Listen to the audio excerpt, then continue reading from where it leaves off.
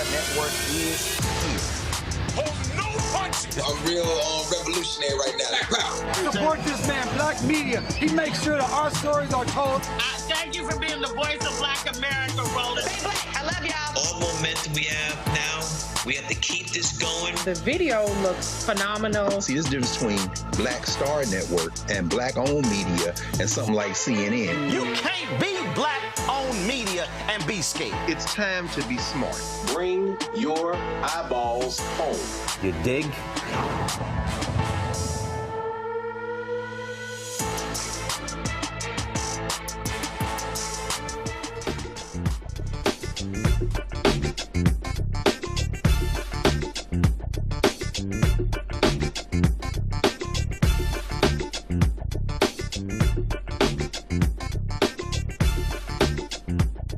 Hey folks, today's Tuesday, February 24th, 2026. Coming up on this special edition of Roland Martin Unfiltered on the Black Star Network, it is a State of Our Union. Tonight, Donald Trump gives his first State of the Union address to Congress since he was re-elected in November 2024.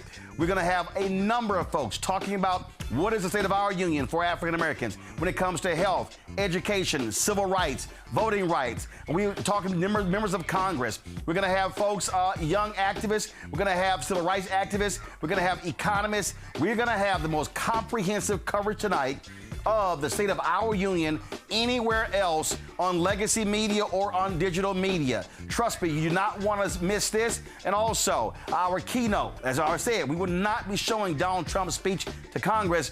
The state of our union will be delivered by Black Voters Matter co-founder Cliff Albright, as well as other officials. And so a lot of stuff we're going to be covering over the next 6 hours.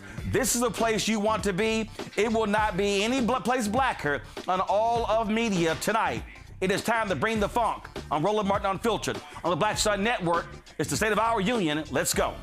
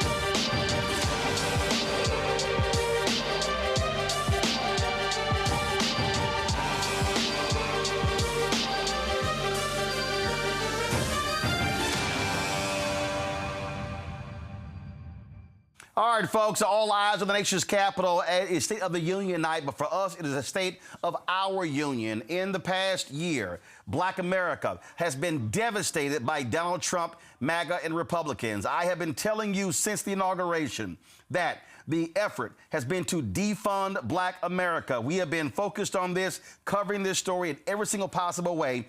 It has been an awful year for African Americans. More than 300,000 Black women have lost their jobs. Black unemployment is at a high rate. We've seen the attacks on African Americans in education, when it comes to history, when it comes to economics. Every facet of Black America has been under attack by Donald Trump and MAGA. Republicans in the House and the Senate have been targeting us in a huge way. Project 2025 has been implemented some 50, 60%, and it has had devastating impact on our people, not only when it comes to economics, but even when we talk about the issue of deportations, it has not just been impacting Latinos. Also, you've had Black immigrants who've been caught up in this. You now have Donald Trump right now trying to target Haitians in Ohio, specifically Springfield, Ohio. We're going to show you what the governor of Ohio, Republican, said on Face the Nation, where he was critical of these impending deportation efforts and the negative impact it could have on his economy. But what did we say here?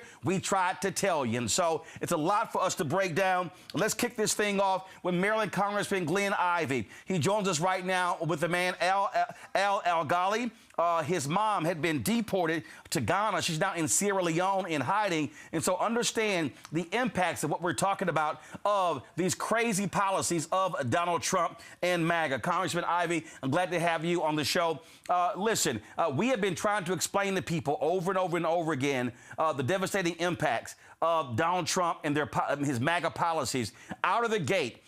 With Doge and the massive cuts, creating mayhem all across this country. It has had a devastating impact on African Americans. Guys, I have no audio of Congressman Ivey. Roland, can you hear me okay? Okay, Congressman, go ahead. Okay, yeah. My district is Prince George's County, Maryland. It's predominantly African American. We've been devastated by the cuts that they made, especially to the federal government.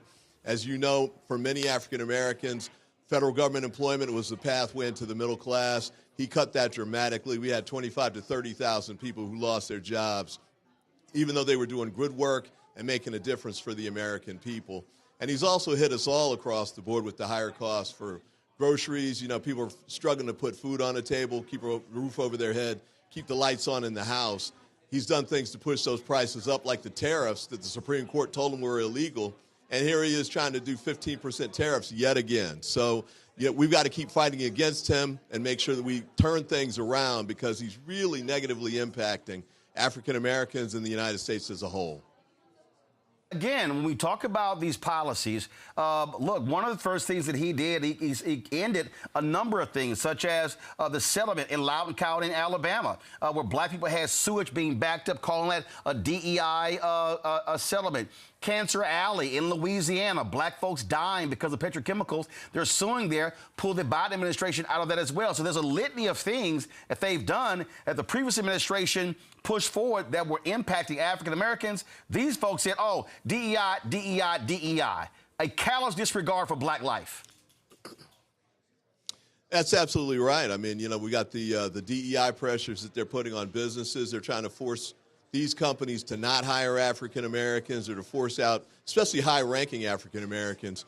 They're squeezing off the pipeline for African Americans coming into the job market, especially into the private sector. And we know, like I said a minute ago, they're pushing people out of the federal government employment opportunities. And then on the other track, with respect to apprenticeships and the like, the Biden administration had been fantastic at making more apprenticeships available for people who didn't want to go to college but wanted to get the good jobs and everything. Biden had put requirements on a lot of the federal government contracts to make sure that they used union labor, and that they made sure that they had good percentages of African Americans in these positions.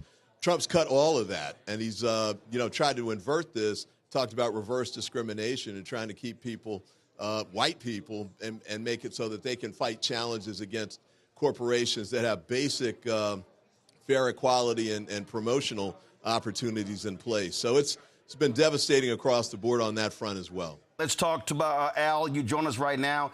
You're constituent of Congressman Ivey's, and tell us how these policies have impacted your mother, who was deported from the United States. Thank you. Thank you, Mr. Martin. Well, my name is Mohammed. My last name's Al-Ghali, but my mother, Rabiatu Kuyate, she's from Sierra Leone, and she's been in this country for over 30 years. Actually been a licensed practical nurse for over 25 years. And she's been checking in to ICE regularly since 2004. So during her regular, annual ICE check-in, and back in 2025, she was actually detained, and I was right along with her. And she was sent to Louisiana a few days later. And although she had won a withholding from removal case stating that she couldn't be deported back to Sierra Leone back in September, she was deported to Ghana. And, we're not from Ghana. We've never been to Ghana before. So she was deported to Ghana then in October.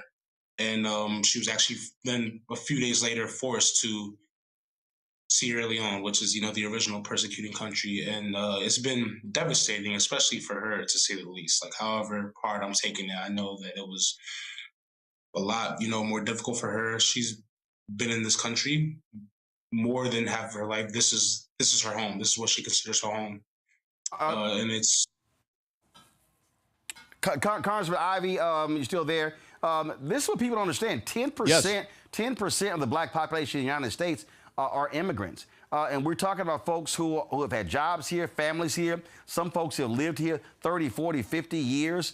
And this crazy uneven policy being shipped out, the removal of temporary status, it has caused mayhem. And the reality is there were more people deported under Obama and Biden, but it was a more sensible plan as opposed to this schizophrenic, chaotic plan of Donald Trump's. Yeah, and the way Trump's going about it with ICE has been, unconstitutional and illegal across the board. These roving patrols that they've been using, targeting the Latino community, but not just them. Like in Minnesota, they also went after the Somali immigrant community too. And they're just grabbing people. They don't have probable cause or anything. They just grab them, detain them, and sort it out later, frequently keeping citizens in some instances for days. With respect to Muhammad's mother, they seized her even though she had been complying with ICE orders for decades, and then sent her, as he said, to Ghana in violation of a court order that had been put in place. They sent her then to Sierra Leone, and she'd been tortured and imprisoned in Sierra Leone. That's why she had the asylum case going, but they sent her there anyway. And they dragged her out by her hair and shackled her when they took her out of here. I mean, it's beyond inhumane. And a lot of the facilities they use, these detention facilities, are animal shelters and, better and more humane than a lot of these places that they're using. So it's awful. It's over the top. We saw the killing of Mr. Preddy and Ms. Good on the streets of Minnesota, but it doesn't stop there. There are people dying in these detention centers, and they're being injured across the board. So it's something we've got to fight, not just in Minnesota, but everywhere in the country. Mohammed, what is your hope of a change that will return your mother back to the United States? Well, I'm absolutely hoping for some type of immigration reform, especially for people that have, been in this country for more than, so many years, more than, a lot of years, especially with, no criminal record. But I'm obviously hoping that everybody that's been unfairly deported, honestly, be able to come back. Like a lot of these people, most of these people, in my opinion, are productive members of society, pay taxes just like everyone else, and they just want the opportunity to be able to take care of their family and escape, hardships and other different kind of hardships in their original home countries. So that's what I'm hoping that, we can accomplish and stop with, all the false rhetoric about criminals. A lot of the immigrants I know are very hardworking people that just take care of their family and, mind their business. And, we're productive members of society, like I said. So I feel like we need to put an end to the whole thing about them being criminals, because that's not the case. All right, then, Mohammed, we certainly appreciate that. We'll be watching the case as well. Congressman Glenn Ivey, we appreciate you joining us as well on this night.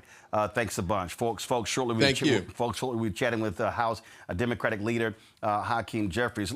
Understand something, folks. What we are looking at, what we are facing, really is a cataclysmic event when you begin to examine all different things. And so even when you talk about this issue of ICE and the Department of Homeland Security in terms of what they've been doing, look, they swooped into Chicago, rappelling down buildings at 2 or 3 o'clock in the morning.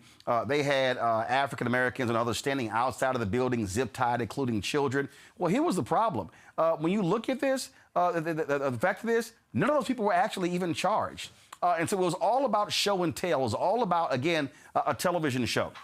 Then when you examine what took place, again, shortly after this heinous administration came in, the attacks they began to level, everything is about DEI. Remember, shortly after the inauguration, you had a plane crash. A plane and a helicopter, an Army helicopter, collided at a national airport here in Washington, D.C. What happened with the Transportation Secretary, Sean Duffy, as well as Pete Hegseth, Secretary of Defense, and Donald Trump? They immediately came out saying DEI, DEI, DEI. That was the cause. Then once we found out the pilot was white, once we found out what really happened, all of a sudden they stopped mentioning DEI. And so what you have seen is a constant attack on black people. So we talk about that. Again, we talk about the issue of voting. We see right now they're trying to push forward the SAVE Act, which will require folks to actually have a passport or their birth certificate, not a driver's license. And so what we need to understand, what is going on? When Donald Trump stands before Congress tonight and gives a long-winded speech, it is going to be, he's going to talk about how amazing it has been, how great it's been, how wonderful the economy has been, but the numbers do not lie. Gas prices, food prices, all those things have been extremely high. In fact, let me know, guys, we have this clip ready. Cindy Hyde-Smith, who is a United States Senator from Mississippi, she was doing an interview and they were asking her about beef prices. And this idiot literally said, oh, there are other forms of protein that folks can eat. Really? Was that the same energy they gave when Joe Biden, when Joe Biden was in the White House? Was that the same level of energy?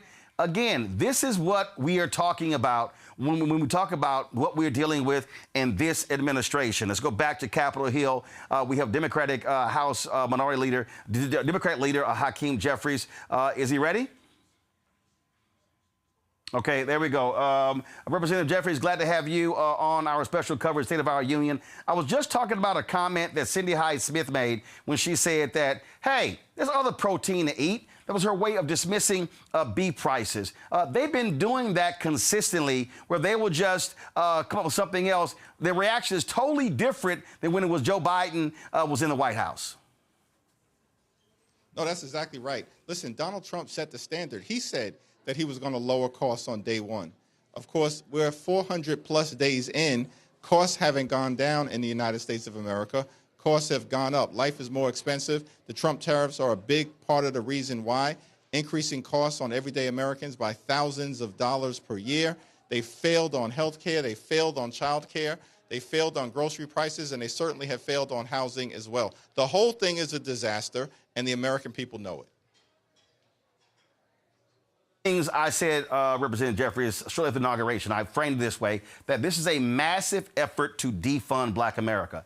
Every facet of Black America has been under attack when it comes to education, when it comes to economics, when it comes to, again, the federal government be pulling out of various lawsuits where there was discrimination that was there. Everything that these folks have done, they've said, oh, it's DEI, DEI. This administration doesn't give a damn about Black people, and we can see that through their policies. It's absolutely correct. You know, this is the most significant attack that we've seen on Black America since the Jim Crow era. And they're not even trying to hide it at this point, right? Their attacks on diversity, equity, and inclusion are an effort to basically get rid of a meritocracy, because they don't care about merit in terms of what you know. They care about merit as it relates to who you know. And if you're not one of the boys, their club, then you're out. And so they've attacked, you know, education programs. They've attacked housing programs. They've attacked small business entrepreneurial programs. They've attacked community-funded banks. They've attacked every single facet of progress that we've been able to make as African Americans on our journey, built upon through the Obama years and the Biden years, and they're trying to roll it all back, which is why these midterm elections are going to be so significant. One of the things that passed the House, is down in the Senate, is the SAVE Act. That's a perfect example of something that again, is about making it more difficult for people to vote in this country. And when Democrats were trying to put some measures in place to protect the elections, Republicans didn't go for it. Now, all of a sudden, they want to claim that this is going to somehow lead us to voter integrity.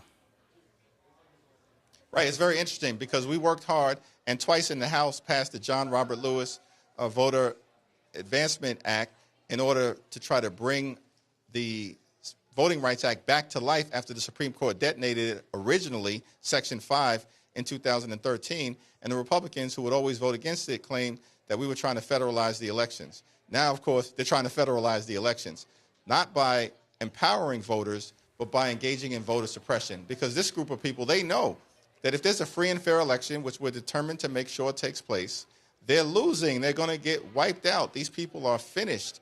And so the so-called SAVE Act is all about trying to intimidate and discourage and prevent people from fully participating in the midterm elections. I'm thankful, however, I've talked to Chuck Schumer about this directly. He's made clear privately and publicly that the so-called Save America Act is dead on arrival in the United States Senate. They're going to make sure it never sees the light of day. All right, Representative Jeffries, we surely appreciate you joining us on tonight. Thanks a lot. Appreciate you, man.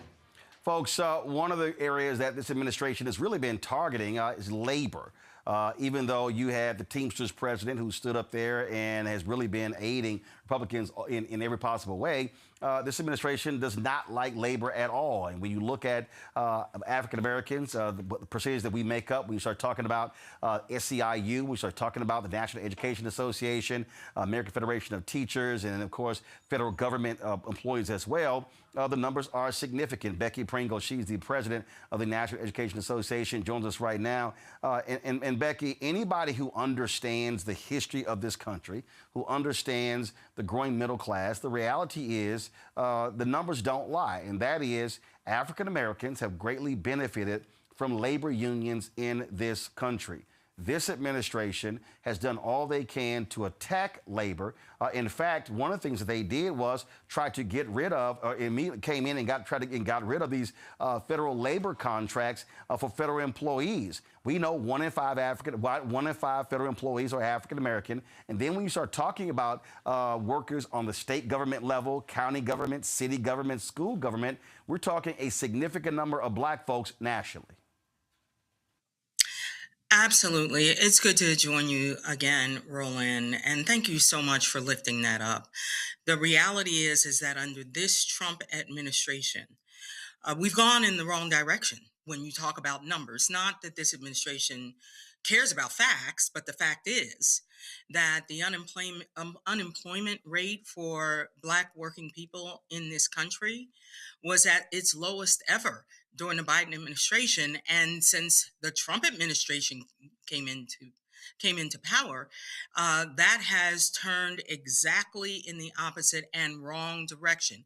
You are right that labor unions have lifted the Black population throughout history into the middle class. And by the way, Roland, it's one of the reasons why the Black percentage of union membership is at the highest point, higher than any other groups, honestly, because they understand the power of coming together in a collective way. And we have the facts, we have the information historically to demonstrate that workers who belong to a union, on average, earn higher wages. But you know, Roland, it's so much more than that, because we understand that as diversity, equity, inclusion is under attack, as literally our public education system is under attack, as our democracy is under attack, we understand our unique role as unionists and especially as educators to fight back against this administration and fight for the vision of the United States of America that we know all people deserve. Right now, early voting is taking place in Texas. We're seeing elections in North Carolina as well, getting ready for March 3rd. More people have already voted early in Texas right now than total folks voted in 2022.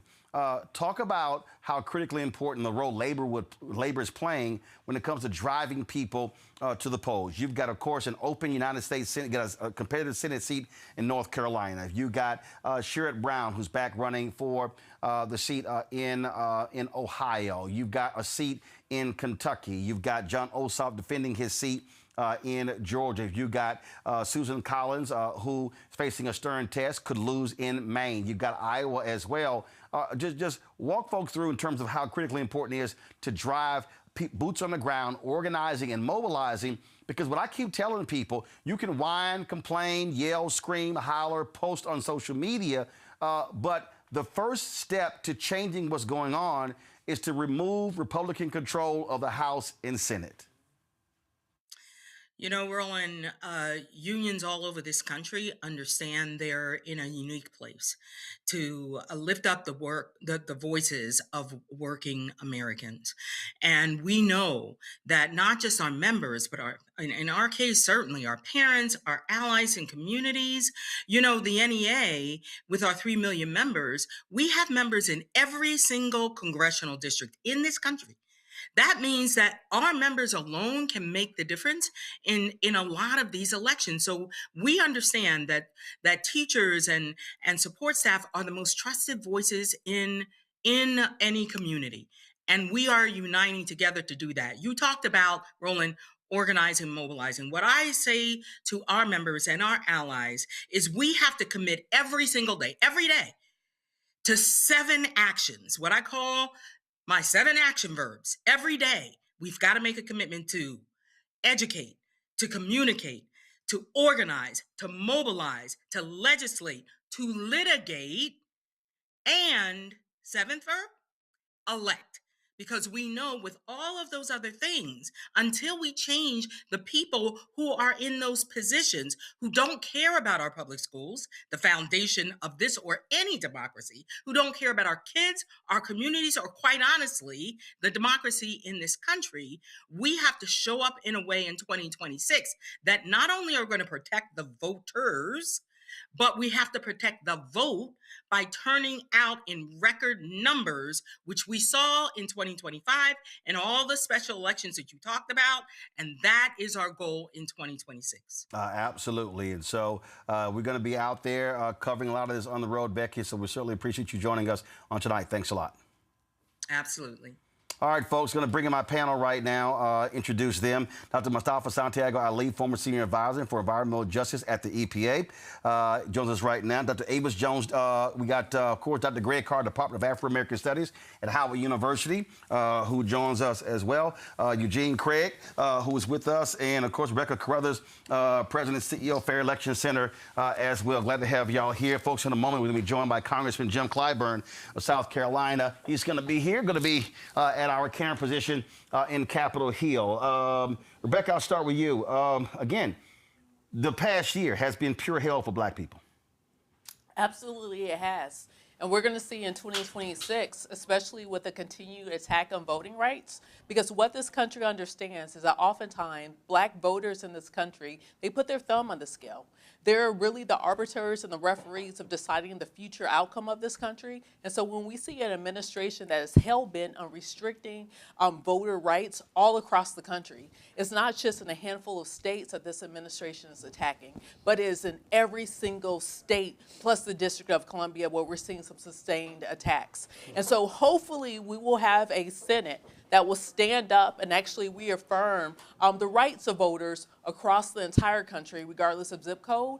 But I'm not going to hold my breath on it. Mustafa, Rebecca mentioned Washington, D.C. Listen, we're just right. Black Lives Matter just outside of our door. One of the first things Republicans did, told D.C., rip apart that street. We don't want that anywhere here. It was completely torn up, cost $800,000. They had to pave it over. They talked about, even floated the idea of naming it after Charlie Kirk, which would have been an abomination. They withheld funds, actually took a lot of money away from Washington, D.C. Money was put back, and so they've been trying to run roughshod as well. They have been forcing universities to do their bidding. They're going to pull research and development funds. These things have been happening. And so what we have seen is, for the last year, we've seen an absolute attack by this administration on numerous institutions in this country. It has been intentional chaos that they've been moving forward on. They've made sure that they change the narrative. You know, they want to keep the mythos of America, you know, that it is fair and equal and everybody has an opportunity to be able to succeed. But that's not the case based upon the sets of actions that they continue to do. You know, we continue to see, whether it's at universities, where they're trying to control the curriculum, they're trying to make sure that they're taking apart diversity, equity, inclusion. They're trying to make sure that there are no jobs that are left. People are hungry in this country and they are crying out every time that they go to the grocery store. And of course, we understand that in our community, we have these disparate impacts that continue to happen around food insecurity that's going on. In Washington, D.C., they stripped away the middle class job apparatus, which was the federal government. So it was intentional Yeah. in being able to do that. Folks, joining us right now, Congressman from South Carolina is Jim Clyburn. Congressman Clyburn, glad to have you on the State of Our Union on this night. The past year, we've been talking about it, has been hell on Black America. Project 2025 put a bullseye on Black folks. They have been instituting their plan of action. They are attacking congressional districts. They're attacking voting rights. They're attacking civil rights. They're attacking economic rights. Donald Trump promised this golden age is going to be amazing. Well, guess what? It's only been amazing for his rich friends as they have been raping and pillaging the federal government. Absolutely, and it's sustaining. This didn't just start, as you know, the Supreme Court handed down a decision, 12 years ago, in the Holder or Shelby v. Holder case, when it took away Section 4 of the Voting Rights Act, so no pre-clearance anymore. States are allowed to do what they want to do, and the Supreme Court is allowing these elections to go forward. Now, they're taking a look at Section 2 of the Voting Rights Act, and that section, that decision is expected to come down between now and June. Now, the only saving grace right now is that if they hold off until their June decisions, it'll probably be too late for lines to be drawn for this year. But it will be a signal for 2 years from now. That's what makes this year so critical.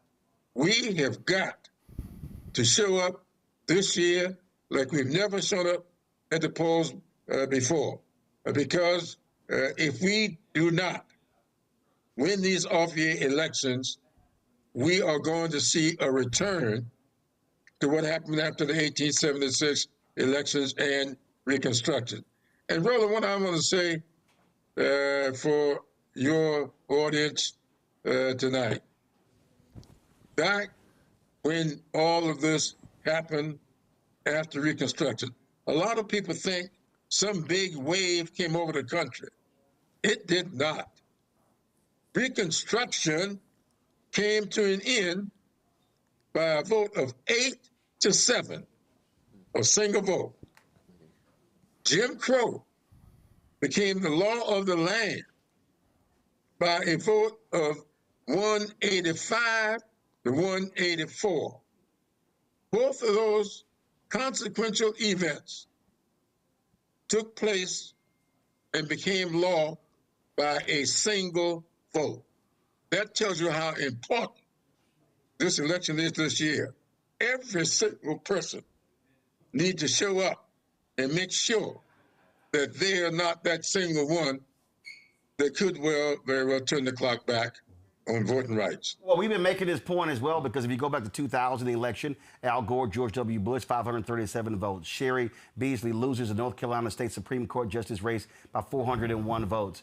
You had the race in Virginia that was actually tied, and the winner's name was pulled out of a hat. When Republican name was chosen, they actually gave them control of the House of Delegates. And so what folk have to understand is that when we talk about what they're doing, the reason that Donald Trump has been able to get away with what he has done is because Republicans in the House and Senate have allowed him to do so. And what is required now is they cannot continue to maintain that power where they can pass any bill they want to and run it up the chain and then have no investigations, no hearings. And that's why this election is so important. That's why it's important for folks to maximize their vote, because if we don't show up, then they can run the table for another 2 years.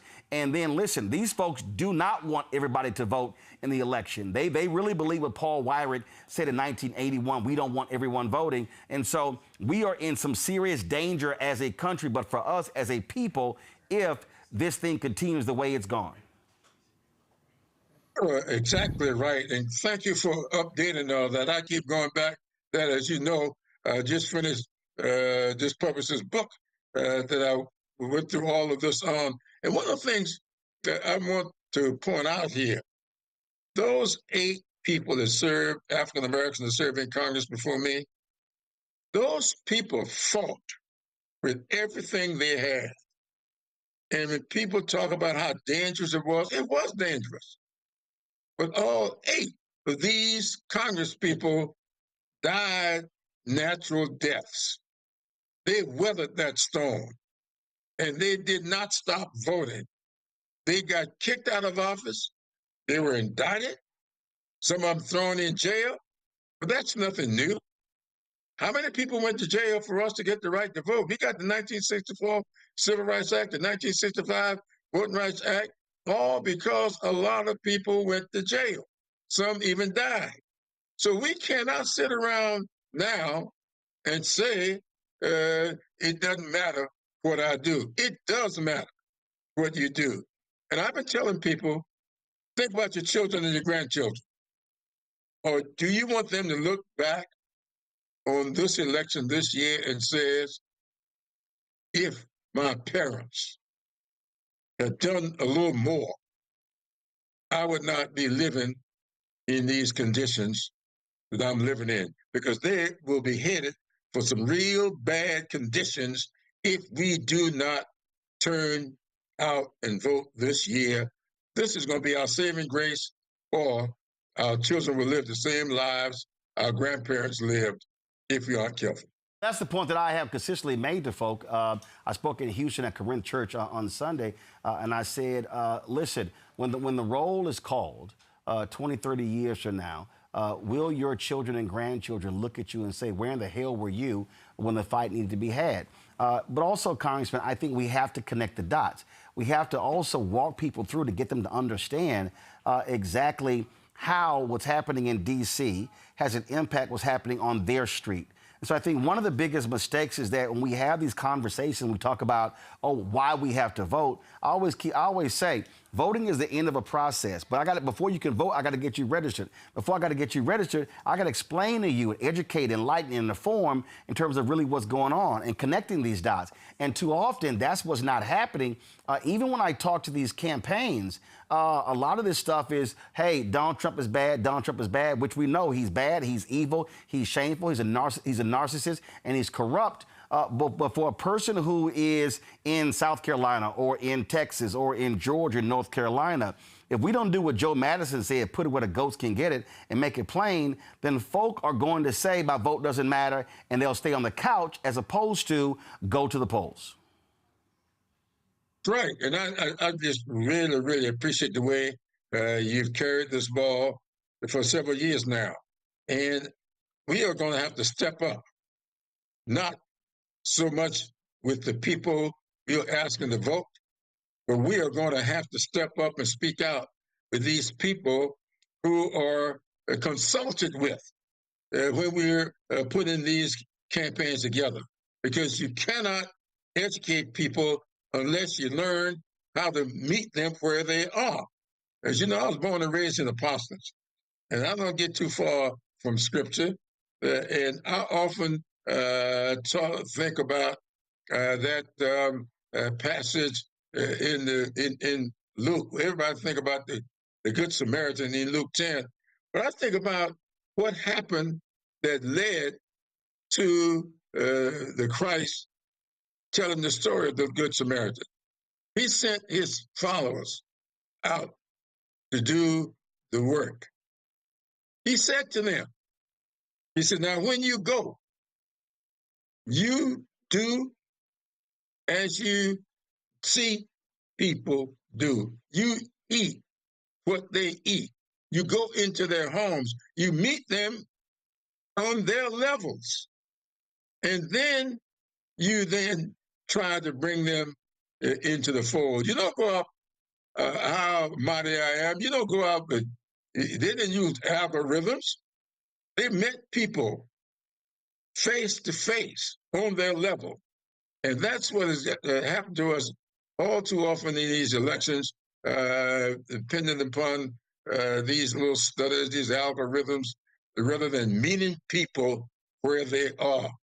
That's what we will have to do in this year, like we've never done before. We cannot afford to lose this election. If we do, my grandchildren will not be happy with their existence in the next 10 to 15 years. Indeed, indeed. Congressman Jim Clyburn, we surely appreciate it and look forward to having you back to talk about your new book. Thanks a lot.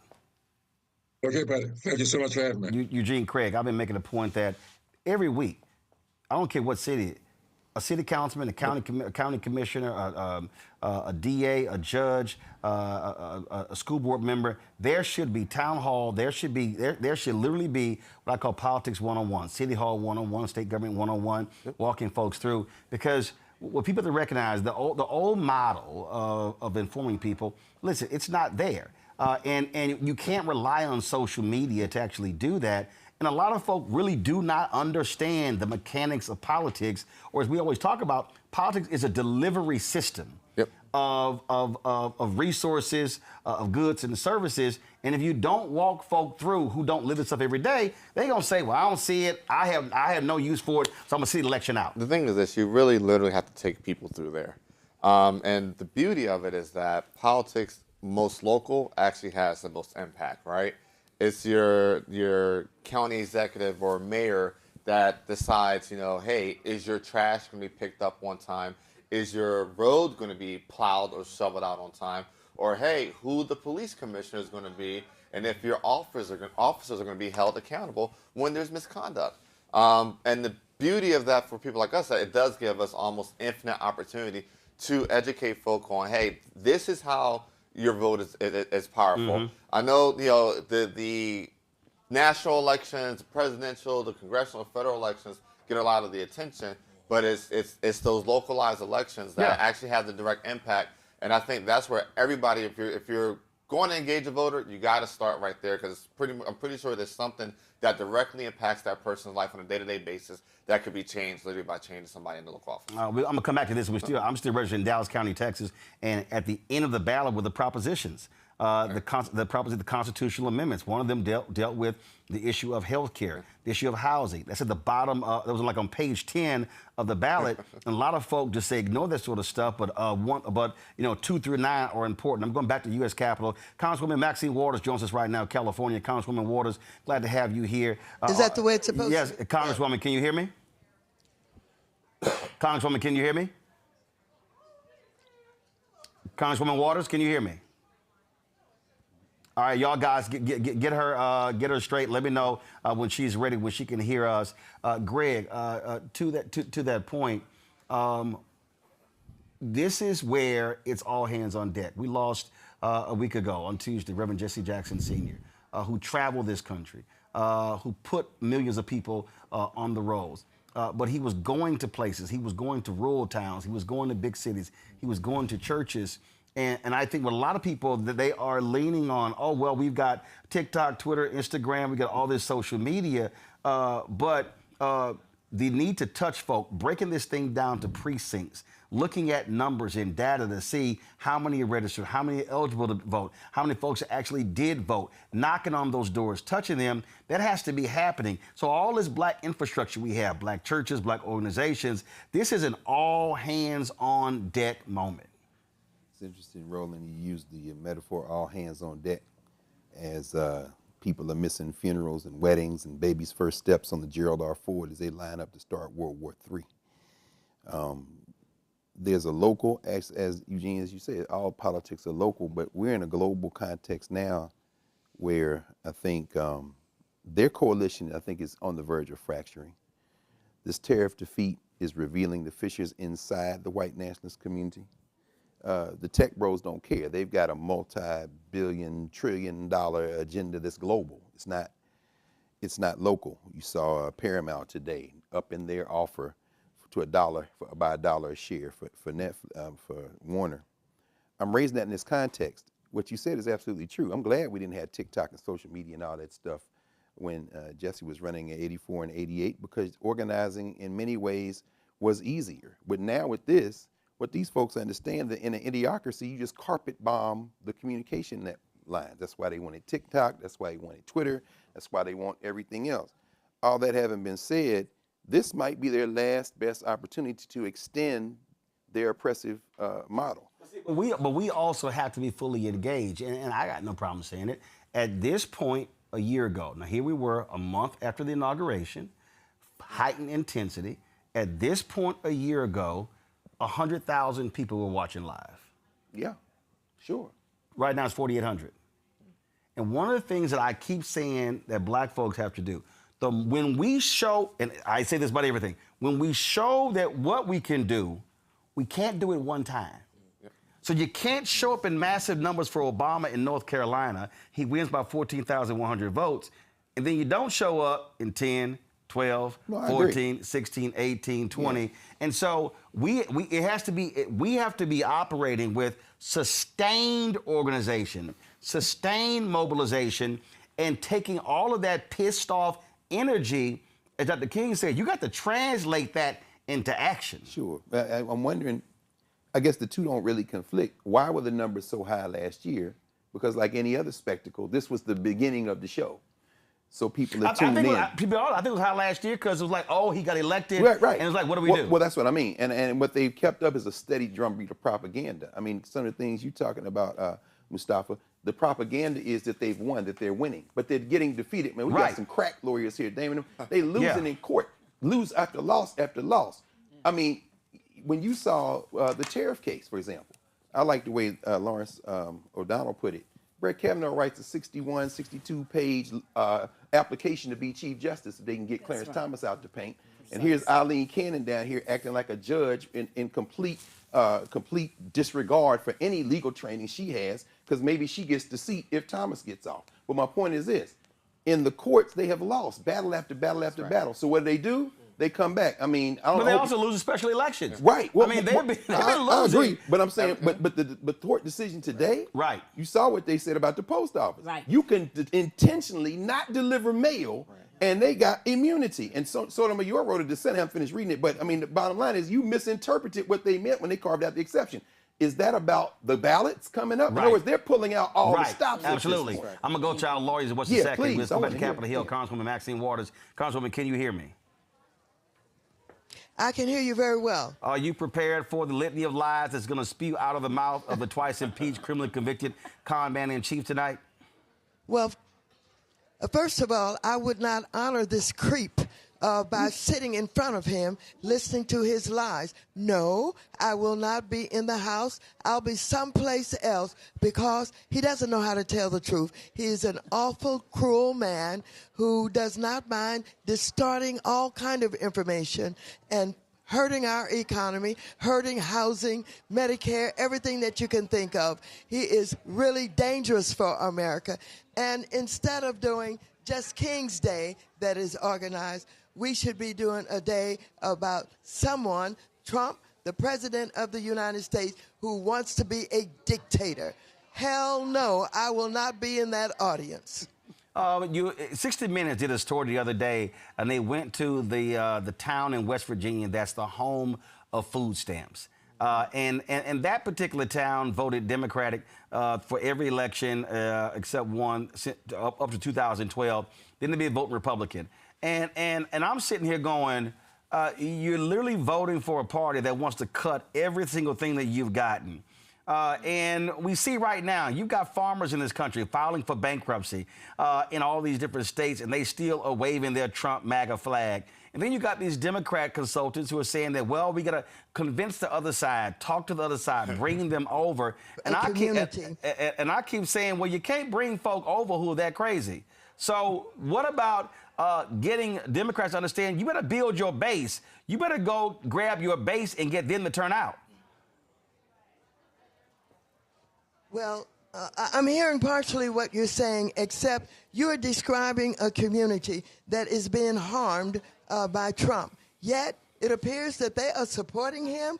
And so one of the things that we know is he's got control of the Proud Boys, the Oath Keepers, the KKK, and all of the domestic terrorists. And he is doing everything that he can to strengthen them so that when he moves on the United States, destructively, they're behind him. And so we cannot count on those people, but we do have some that have voted for him who are sure having buyer's remorse, and they have rethought whether or not they're going to support him. I am looking forward to our being able to beat Trump. First of all, he cannot defy the Constitution and run again. And if he tries it, we got to stop him. Secondly, I want you to know that he is going down in the polls, and it is because we're working so hard.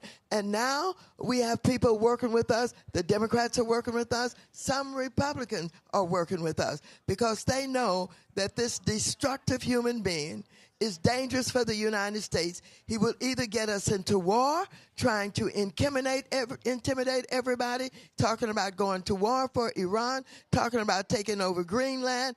And I want you to know our used to be allies are saying, how in the hell did he get to be the president of the United States of America? We're going to say to all of our allies, we are sorry. We are so sorry that he's the president and that he's harming the relationship between us and you. But we're going to stop him. We're going to make sure that we get him out of office and he's never to return again. We're going to do that, and I believe we can be successful at it. All right, Congresswoman Maxine Waters, always ready for the fight and reclaiming your time. We appreciate it. Thanks a lot. Thanks a lot, Congresswoman. Let me introduce Attorney Todd Cox, Associate President, Director Counsel, Legal Defense Fund. Also joining us in studio, Damon Hewitt, President, Executive Director, Laws Committee for Civil Rights Under Law. Barbara Arnwine, President and Founder of Transformative Justice Coalition. And joining us via video, Harry Daniel, Civil Rights Attorney. Glad to have all four of you here. I'll start with you, Todd. Greg made the point, losses in court. And I kept telling the folk, everybody has a role to play. And the reality is our civil rights lawyers have been fighting like hell, and it has been absolute warfare all across this country, federal courts, state courts. It's just been an ongoing battle, state after state after state. That's absolutely right. And we knew it was going to be bad coming into this administration, but I quite honestly can tell you that we didn't anticipate it to be this bad. The onslaught, the attacks on the rule of law, the capitulation of Congress, the capitulation of civil society by and large, universities, law firms, others bending a knee precipitously before this administration has been really disappointing. But the one bright light we can shine has been on the courts, the local courts in particular, the district courts. We brought 7 lawsuits so far. That's more than we brought in the entire first Trump administration. And we've gotten 6 out of 7 very favorable orders. So I think they are worried. I think that the rule of law is still something to be abided by, and we're going to keep pressing and pressing and pressing to make that point. I think we talked a bit before, we stand on the shoulders of ancestors that couldn't imagine to be sitting here right now. And I think LDF would feel it's being remiss if it didn't continue to fight and use the rule of law that we've been relying on for decades to press our rights. Barbara, what was difficult, so many people were saying, well, we survived him the first time, let's do the second time. And I kept saying, no, y'all don't understand. Nothing to lose now. There's no second term. They can do whatever they want, and we're seeing that. And I think a lot of people were extremely complacent, thinking that, oh, this is just going to be a rehash. I remember somebody stopped me. I was at the NBA All-Star Weekend last year in San Francisco. Brother said, yeah, I know they said it, but we ain't believe it. And I'm like, what the hell were you talking about, bruh? I said, when they hand you their playbook and say, we gonna do all this, how in the hell did you not believe them? Because people have a ahistorical approach to life. They have they don't think to analyze what's really going on. They accept the easy answers. And I gotta say that I'm impressed how people are responding to this moment, though.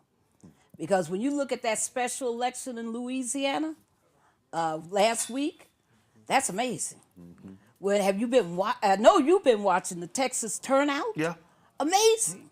And I think that what it's telling us is that people do have a level of contrition. They're contrite. They know that they messed up, and a lot of people do. And they're like, okay, I got to show up and show out this time. And so we can say everything we can about what happened in 2024. And what's happening, but I want to talk about where people are now. Right. I'm focused on where they are now, but what we have to have, Damon, it has to be sustained. Yes. Again, the issue that I have is that when we look at this generation, when you look at the attention span of this generation, in terms of on the right, they have played long game. Yes. They've said, we're thinking 30, 40, 50, 100 years. Right. Too many of our folk are thinking 1, 2 years. And that's the difference here. What they are trying to put in place, they are trying to cement power for the next 50 to 100 years. They ain't just thinking about 2028. Right. Well, you know, there's a whole trial going on about social media addiction. But what technology has done to us and news cycles have done to us is this making us beholden to instant gratification. It's almost a childlike, juvenile sensibility. But we want change now. We want Obama hope all over again right now. And people are not getting that, and they're not going to get that, frankly. Because, frankly, the hope has to be within us. You know, there's a saying about what good is power. If you don't use it, it atrophies and dies, just like a muscle. So democracy and liberation are participatory endeavors. Right. It requires us. We are the fuel. We are the juice. And we got to leverage it, and we got to do it. That means the act of voting, but it also means the act of activism. Right. Right. Even if you're not part of the professional activism class, you have a voice, just like you have a vote. And we need everybody to leverage that. What's happening instead is too many people. I like Barbara. I'm proud of the people who were speaking out and fighting back. And I know even in the height of the civil rights movement, Roland, it wasn't every black person marching. Of right? course not. We know that. but we had just enough people to force a moral clarity. Right. So that those who were on the sidelines or on the wrong side maybe felt indicted enough to change policy, to change law, and to change reality for our people. You know, Harry Daniels, we saw, listen, folks taken to the streets in 2019, 2020, Black Lives Matter. Here we are 6 years later, and I often go, where folks go? You've got civil rights leaders who've actually said that, well, protest is performative. And I'm sitting there going, what are you talking about?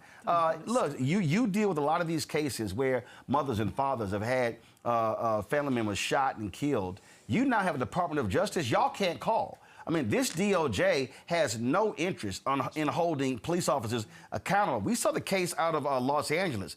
Deputy sheriff who was fired, who beat a woman who was recording, that went to trial, was convicted. Trump's U.S. attorney comes in and wanted to do a post-conviction deal. And they ended up doing that. He pleads to a misdemeanor. They don't care what the evidence says. And so our folk can't just stay inside. And I'm sorry, I keep saying, I don't want to hear this bullshit. Oh, I'm tired. We tired.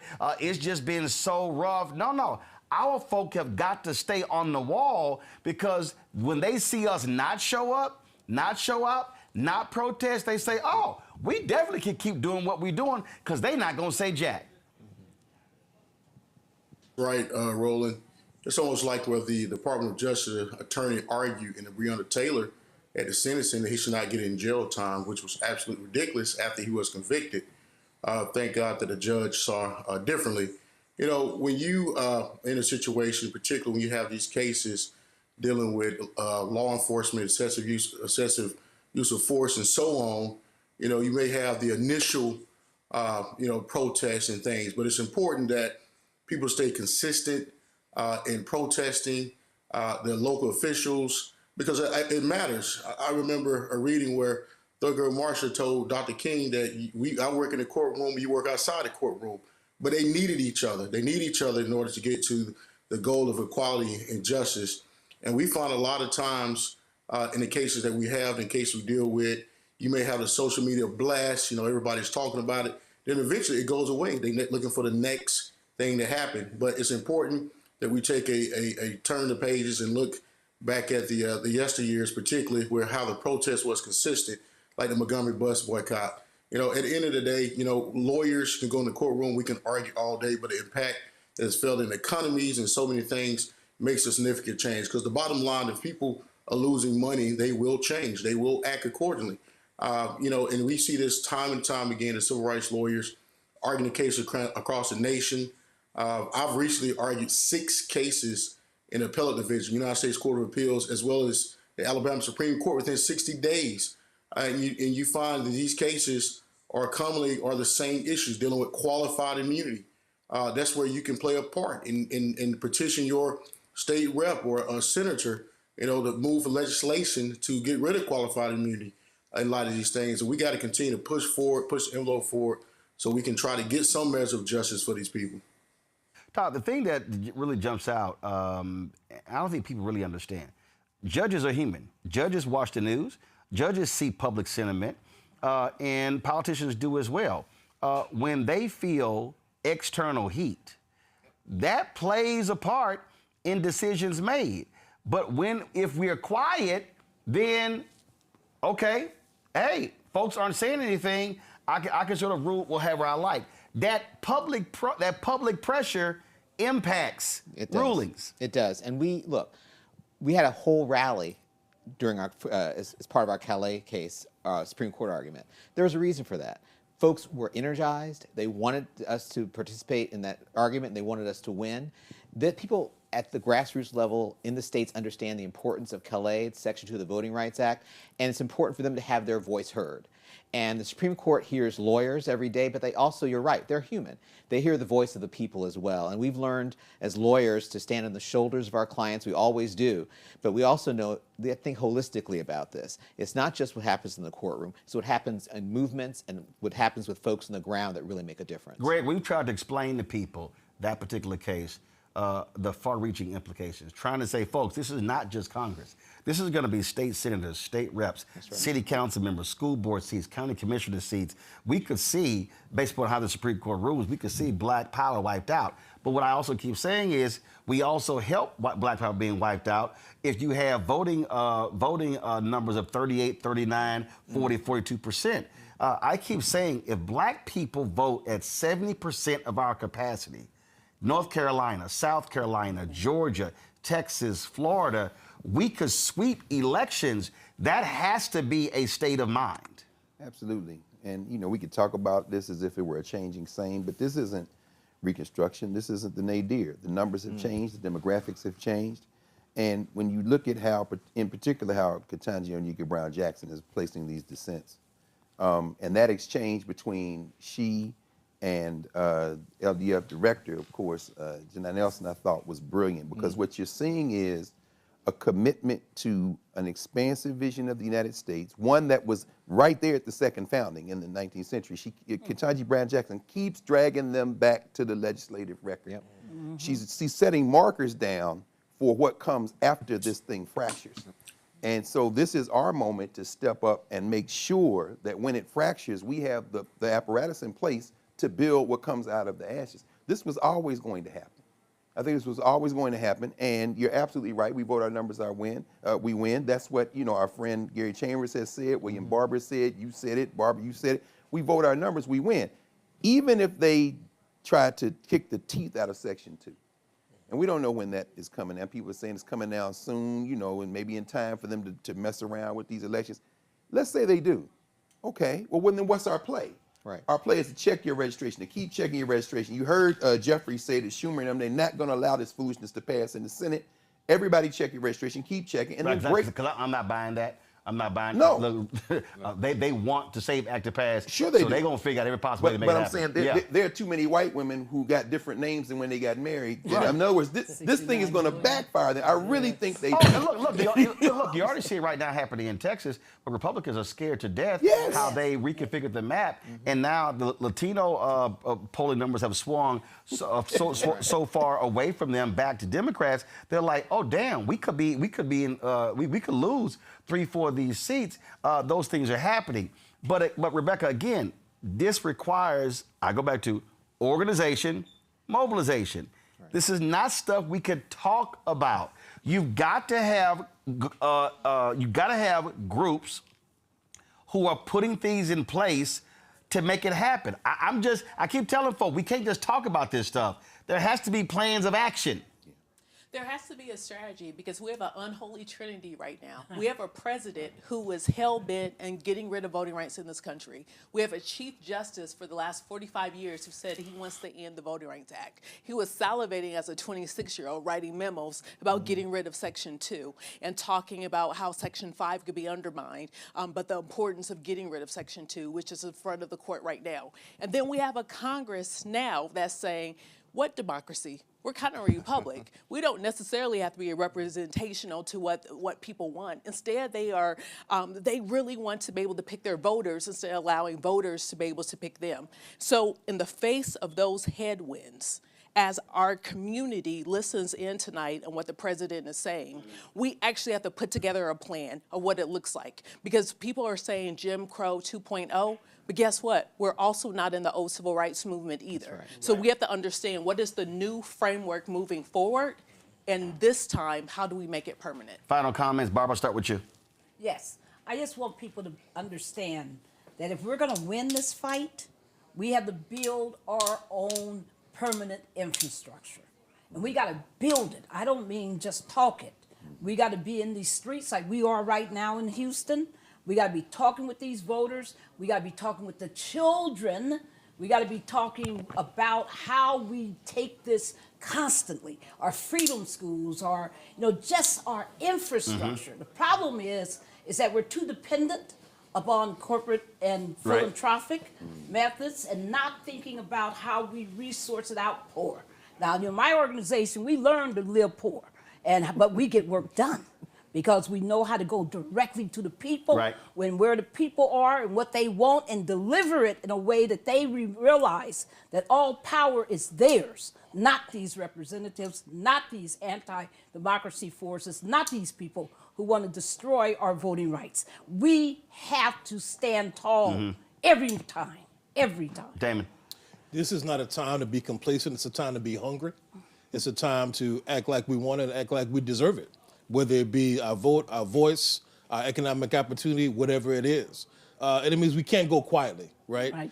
But people have to understand, Roland, it is going to get worse before it gets better. We're fighting in the courts. We're fighting, in the courts of public opinion, in the streets as well, in the courts of law. But it's going to get worse before it gets better. So we have to be ready. A good chance to put in the plug for election protection, which people like Barbara and the late Jacqueline Berrien helped to create the Election Protection Coalition. 866-OUR-VOTE is the number for people to call or go online, 866ourvote.org. If you have any questions, concerns, if you see something that just doesn't look or feel right in our community. Harry? Come on now. Everybody have the spirits of Tobias Carter. That's John Lewis' great-great-grandfather who registered voted in the 1868 president election, and have the spirit to have a voter mobilization, voters registrations that's so large and so vast that they cannot purge the roll in time, no matter if they try to seize everything. It's important that we, as a people, that take this opportunity, take this time. If there's any time to go out and be proactive, here's the time that we have to stay focused and continue to push the envelope forward for all. Absolutely. Todd? I think during this particular time of struggle, we have to rise up during this political process and have our voice be heard. We've talked a lot about engagement, and that engagement has to be year-round, not just at elections. So we have black voters on the rise, an initiative we have where we're down on at the grassroots level with lawyers and organizers, educating voters, but also engaging them on the issues that matter to them. At LDF, we say we've got to defend, disrupt. We also have to dream. And I think what I want to leave folks with is the hope that we need to dream a better future and not just rely on what is currently now, but think ahead about what we want to see in our democracy, our multiracial democracy, and demand it. Todd, Damon, Barbara, Harry, I certainly appreciate it. Thank you so very much. Thank you. Thank you. Folks, y'all know lying is going on, and Senator Tim Scott did all he could to lie on behalf of Donald Trump. I saw this on Fox News, and this is why you got to have black-owned media to correct the lies. They were talking about Gavin Newsom. Listen to what Mushmouth had to say. We have a president who stands strong and tall for the black community in opportunity zones, the highest funding for HBCUs in the history of the country, the lowest unemployment rate ever, first time under 6%, fighting for rare blood diseases like sickle cell anemia. All right, y'all, the reason that is hilarious, first of all, play that again. I want y'all to hear the lies again. Play it again. We have a president who stands strong and tall for the black community in opportunity zones, the highest funding for HBCUs in the history of the country, the lowest unemployment rate ever, first time under 6%, fighting for rare blood diseases like sickle cell anemia. All right, y'all, so let me explain to y'all why Tim Scott is a straight lying. Come on, y'all. Come on, you should, there you go. Here's why he's lying right there. First of all, unemployment rate was at its lowest for African Americans under Joe Biden. Period. That's just a fact. That's a fact. 2, I have asked and I've yet to receive in 5 years the data regarding opportunity zones. Okay? I still haven't seen it. They keep claiming how great opportunity zones are. I have seen no data that shows low-income people benefiting from opportunity zones. 3, he said historic HBCU funding. Where? Where? Donald Trump keeps lying by saying how he put in permanent funding. Y'all, that was a $250 million program, and only $85 million went to HBCUs. It was started under George W. Bush. It was reauthorized under Obama. Then expired. Then expired. Then, of course, it was reinstituted. I'm sitting there going, dude, what are you talking? And that was Congresswoman Alma Adams, who actually was in charge of the bill. So it was all lies. And then you talk about a sickle cell. Y'all, this is what happens when you send a lackey out to play the role of a lawn jockey to tout your efforts when you're a liar. Senator Tim Scott straight lied there, but that's what you want to do when you got to kiss Donald Trump's ass. And so, Eugene, I'm not letting the games be played because, again, if you're going to sit here and lie, you're going to get called out. Facts are facts. You know, you would think that in 16 years, because Tim Scott got elected in 2010 during the wave, that he at some point in time would grow some level of conscience. I would even venture to say that may be like the biggest disappointment of Black Republican history that we've seen. I mean, we can go back a couple weeks ago where he literally, the response was, "I pray this isn't true," that he tweeted out the image of the Obamas as monkeys. We as Black folk, I don't think we can expect anything other than what we've been getting from Tim Scott. But we do have to speak truth to power when it comes to the facts, and the facts are the facts. The Trump administration, doesn't just fail Black people; it actually intentionally assaults Black folk. Whether it's the push for reframing what DEI is, whether it's Black farmers not getting their just due, whether it's Black businesses being under assault from the SBA and the Department of Commerce and others. This is what you get in Trump administration, and that 15%. That C.J. Pearson, Michaela crowd, that rather take some donor money and party it up, than hold these folk accountable to the cause that you say you care about. Shame on you too. I talked about those economic issues. I want to bring in our economic folks right now because, again, the last year has been hellacious for Black folks. Morgan Harper is Director of Policy and Advocacy, American Economic Liberties Project. Out of Columbus, Ohio. Ron Busby, Senior President, CEO, U.S. Black Chambers, Inc. Deidre Asante Mohammed, President, Joint Center for Political and Economic Studies. Morgan, I'll start with you. We've talked about a lot. Again, lies all told right there. When you look at unemployment rate now for African Americans under Donald Trump, second time, significant. When we look at food prices, gas prices, we look at housing crisis. We look at the attacks on Black businesses, the attacks on federal workers as impacting Black people. This has been an absolutely awful year for African Americans under Donald Trump and MAGA Republicans. Yeah, I think that's right. It's kind of hard to deny that what the data is showing here. And look, we know that he's going to try to manipulate it. We're already seeing it. Some of the talking points that have leaked, that this is the best economy ever, that Trump has kept all of his promises. I think you're exactly right, Roland, on a lot of the promises that he was going to make everything cheaper. We've seen that that is not the case. And they're going to point to potentially, oh, gas is going down, eggs are going down. Well, let's look at everything else that's out there. Utility prices that people continue to complain about are going up. He's claiming we drill, we're creating more energy, it's all going down. Well, no, actually the data is showing, we now have data about electricity prices from the entire past year, and you have places like Pennsylvania where they continue to go up, these electricity prices, despite some of the pursuit of things like natural gas. So we call BS on that one. That he's going to bring homes back to people that want to buy more single-family homes. Well, actually, no, quite the opposite. He's making these announcements like he's going to ban institutional investors, private equity, from being able to invest in communities, like we've seen in markets like Atlanta, where there's been a real takeover of some of these private equity firms and owning homes. His idea, actually, not only does it not eliminate the ownership they already have, they don't have to divest anything they have, it also kind of creates this back door for them to continue to do these build to rent type of homes where they still own it and then they lock people into these leases. They can add fees on top of all of it. So we can go market by market where Donald Trump has not kept his promises to make life more affordable in America. And I think you're exactly right. All of these factors are being exacerbated for the Black community. Ron, last week they had this Black History Month reception at the White House. Lots of members of the Help were there cheering him on. He sits here and talks about what he wants from Black folks. And the reality is they've been attacking Black business. The freezing of contracts, the freezing of grants has impacted nonprofits, have impacted numerous businesses. I've talked to folks who have federal contracts who said, hey, my projects are in limbo because of what DOGE did. And there were 2 white men in Indiana who sued to get rid of sued against the federal DBE program. And Donald Trump's folks told the judge in court that their goal is to get rid of the entire DBE program.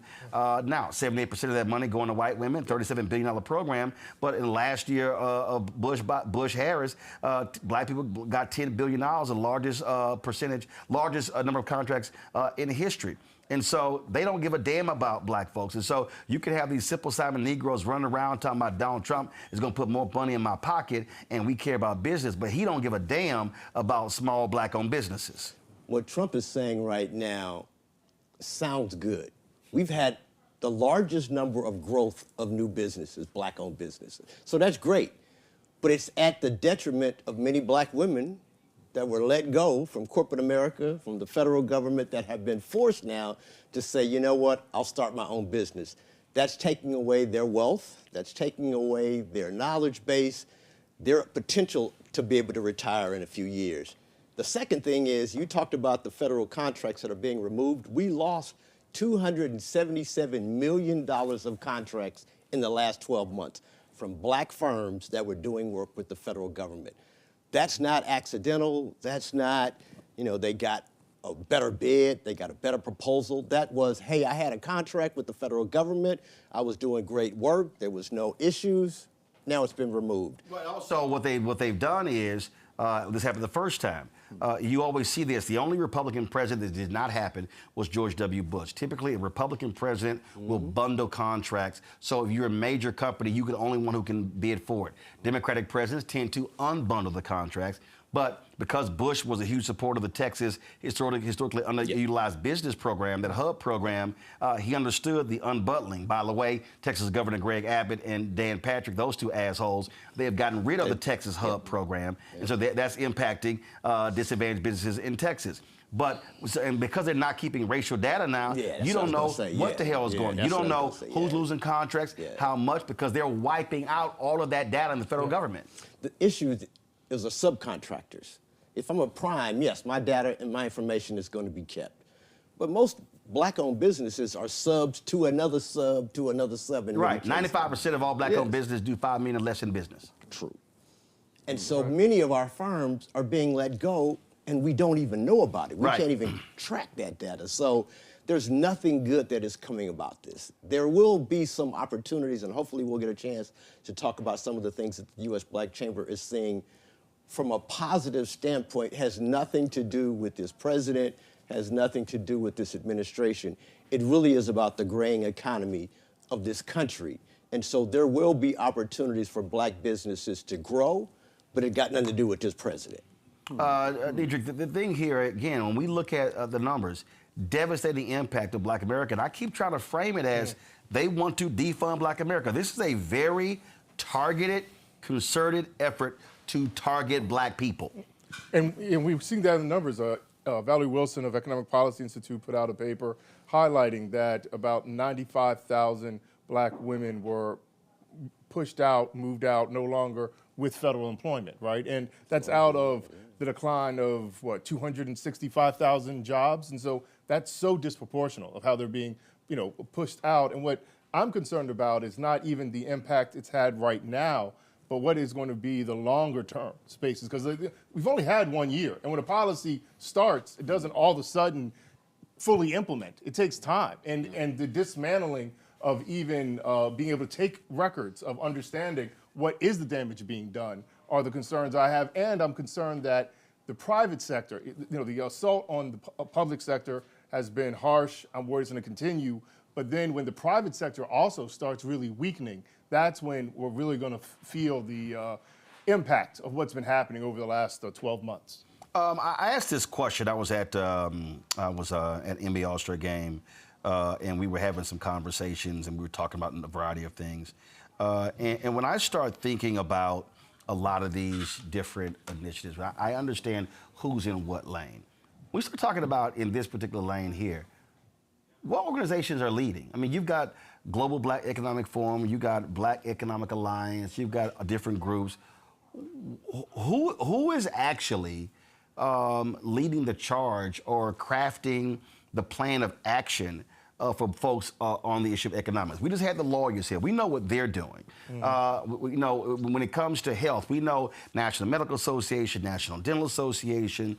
But my problem in the economic space, and Ron, you know this, is that we've had civil rights organizations driving an economic agenda when that ain't their business. I mean, and so if we're talking about who is driving that, who? And what are they doing? And where in the hell are they? I will say this. We are all talking about the death of Reverend Jackson.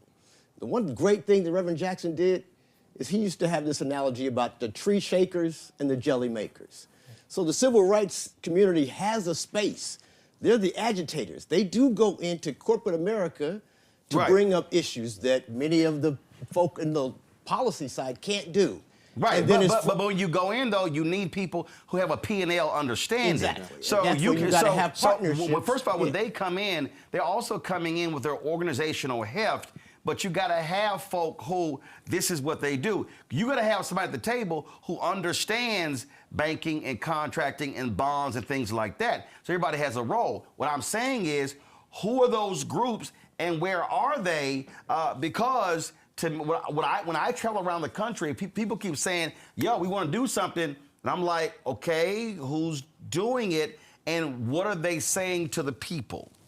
Well, what I'll put forward is that, we did a State of the Dream 2026 from regression to signs of black recession. And, I don't think there is one black economic organization that is bringing it all together. Okay, give me three. Okay. Black Economic Alliance is doing an interesting, they released an interesting paper on state and local policy. Gotcha, that's a paper. But how are they communicating to the public? And I think because we ain't had them on this show since October 2024. And that's their fault? Hell yeah. Okay, I mean, I don't know. I don't know if you didn't invite them. No. Here's my whole deal. If you are advocating on behalf of black people, you need to be communicating to black people. Yeah. And not just in closed meetings. That's my whole point. So the broader black public needs to be hearing from these folks to say, yo, here's the game plan. Yep. Well, a couple of points I would say. One, I'm glad that you brought up the civil rights group because we also have to be careful about the co-opting of civil rights groups to block the economic conversation. Absolutely. And so let's take, for example, AI. That was a big topic on Capitol Hill. I mean, it's a big topic now, but it was a topic a couple years ago. Do you know how many economic groups were invited to be at the table to talk about the future of AI? No. Do you know how many civil rights groups were invited to talk about discrimination within AI, which is an important topic, but it is not getting at the future of that market, how it's impacting jobs, all these other things. And so I do think it's incumbent on some of the folks leading these organizations to be like, I'm happy to join you, but we also need to have the economic conversation. Right. Who's going to be part of it. Second point, on Black Economic Alliance, I think, and this is one of the things that was so powerful about a couple of years ago when we were here for Biden's last State of the Union and hearing from Reverend Jackson about the need to unite our economic agendas. It is not enough for elite black people to succeed in this country. Come on now. We have heard, seen, lived that. That's right. And if we're serious about taking on Donald Trump and winning politically, then we have to be uniting all of the black community's economic interests. And I don't think that some of the organizations that exist share that project. And so here's my whole thing, Ron, and how I look at this again.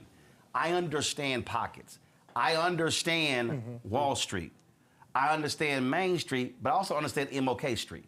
And when we're talking about black economic success, when we talk about getting black, when Earl Graves and Reverend Jackson were talking about getting black folks on board of directors, they weren't saying that for that one Negro to get a check in stock options, what they were saying is, we expect you to change the economic paradigm while you're sitting there. That's not happening. We get a lot of black folks who are sitting on boards of directors, and they are personally benefiting, but not the black community. You got some places where you got black CEOs who, okay, you're a black CEO, but how are black folks benefiting? And so the point I'm raising, and the reason I called certain organizations, what I'm saying is, if you're going to have multiple organizations, that's fine. But folks need to be talking to black people to laying out an agenda, and not just black C-suite folk, because that's not advancing black economics. That's advancing a very small percentage of black people, and where they are personally benefiting, not people at large. And fundamentally white economics, I mean, if we're being honest. So one of the things that I think that we're not talking about is the grain tsunami. There's a lot of great wealth that's getting ready to get transferred, and we're not in that conversation. Historically, we've never talked about buying businesses. Right. You were around in the 1980s when there were 30 black radio stations. In the 10-year period after that, policy that was created that said, hey, I got a white radio station. I get tax credits. I get tax credit. Just take that same methodology and say, you know what, let's make that for manufacturing or distribution or healthcare. First of all, white Republicans got rid of that tax credit because they felt that was unfair. And also the Telecommunications Act of 1996, Bill Clinton said it was one of the worst bills he signed. That just simply eradicated a lot of those black-owned radio stations. Exactly. Butterfield was up on Capitol Hill until he left, trying to put that in place. But I want to go back to the businesses. Okay. Here's the thing with the businesses. Of course, Ryan Glover with the gathering spots has been talking about it. In Atlanta, he says there are a lot of these businesses, these kids don't want to take over, meaning the kids of these family members. Yeah. So what he said is, we've got to be looking at, and I've been saying this too, let's stop talking about needing to start more black businesses. No, let's now take over and acquire the ones that are already existing. These are businesses with positive cash flow that are right there. And so in Houston, in Dallas, in Atlanta, in Charlotte, in all these places, it's there. And so that has to be, again, that conversation. That's why I'm saying it can't be a Wall Street conversation. It has to be a Wall Street and a Main Street and MLK Street, because not everybody's having a conversation with trillion-dollar companies when we're talking about very small businesses. Well, I just want to, I mean, it's the economics of black economic organizations. Civil rights organizations have memberships, oftentimes have some types of support they have to respond to.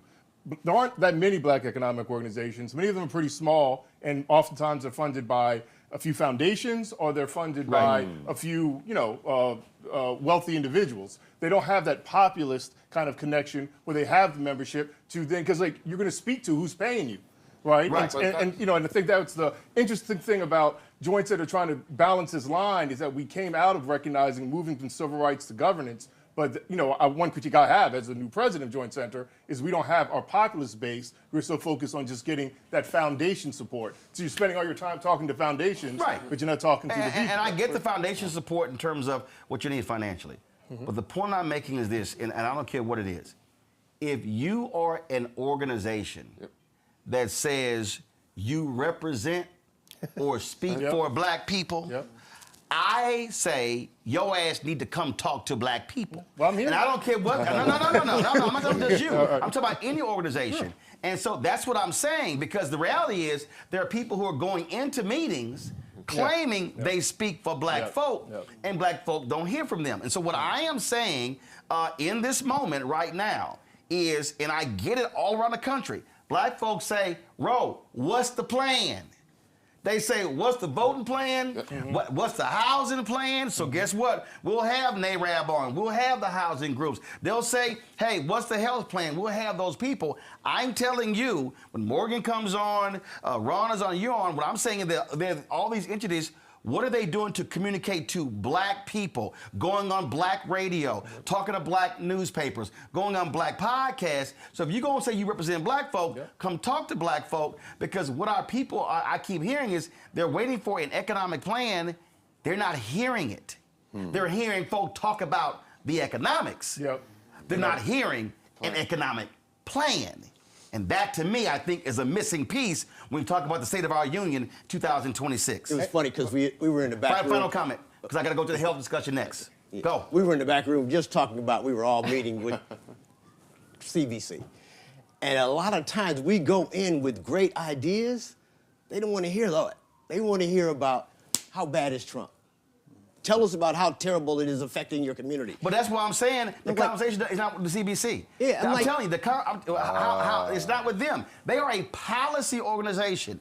You go to them with, here's the policy we need y'all advocating for this end result. That ain't it. I think what has to happen is, and again, y'all should call it. Hey, y'all let us know when y'all call it.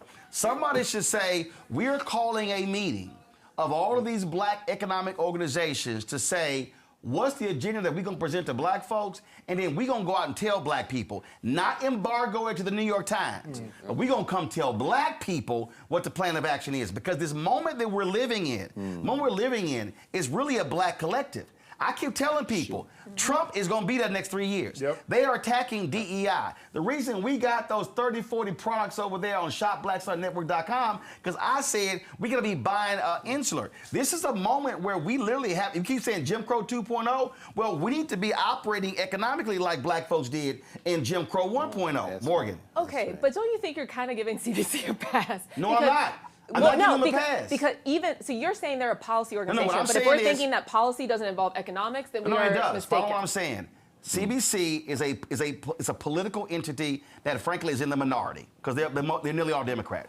So they have a role to play. But what I'm saying is over here, when we say, okay, what direction are we giving African Americans in cities where we make up significant numbers? Okay, what black economic groups are saying, John Whitmire's now the mayor in Houston. How is he doing with contracts following Sylvester Turner, the late Sylvester Turner, who was a black mayor for 2 terms? Okay, the Republicans are targeting what's happening in Atlanta. What's going in Charlotte? Where our economic base? Okay, where are the places where we are driving things so far? We know what's happening in D.C., but how can we impact these certain states? How are we then explaining that to the people? How are we now saying how we want to be buying black, where to go, things along those lines? What I'm saying is, again, you go to the CBC for a purpose, but there still is a broader economic agenda that we have to be articulating to our people because ain't nobody else explaining it to them. And what I want to add to that, too, is it has to be something that's built year after year. I see organizations, everyone will do a black economic program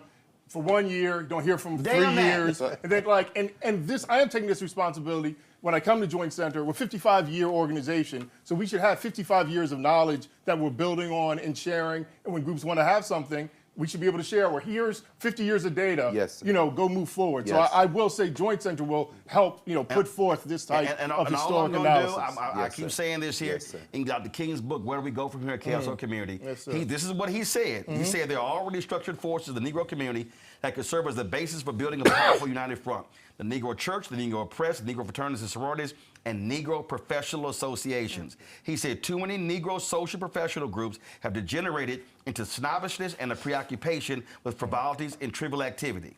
That's what he said. He said, but the failures of the past must not be an excuse for the inaction of the present and the future. To your point, this is what he wrote. These groups must be mobilized and motivated. That's my whole point. What I'm saying is, if folk are having gatherings and having summits, and it's supposed to be for black people, then come back and tell black people, this is what we discussed, here's the plan of action, here's what we want to do for the next year, and when you come back the next year, then you'll be able to say, this is what we accomplished in the last year. My problem is, we got a lot of black meetings, a lot of black gatherings. And a year later, we got black meetings and black gatherings. And a year later, we got black meetings and black gatherings. I ain't heard no goddamn plan. I ain't heard no success stories. It's just, we plan for the next meeting and the next gathering. But isn't that a leadership problem that you're identifying? No, I'm identifying, it's a leadership problem. But I'm also saying, if you gonna say you speak for black people, well, you better come talk to black people, and we gotta be willing to call out the folks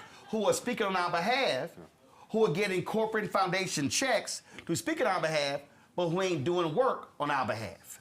They just ignore them. That's what I'm saying. And part of the leadership should be black Part of the economic challenge organizations. is getting money from white corporations. So stay right there. Yeah, right? real quick, 'cause I gotta go to hell real quick.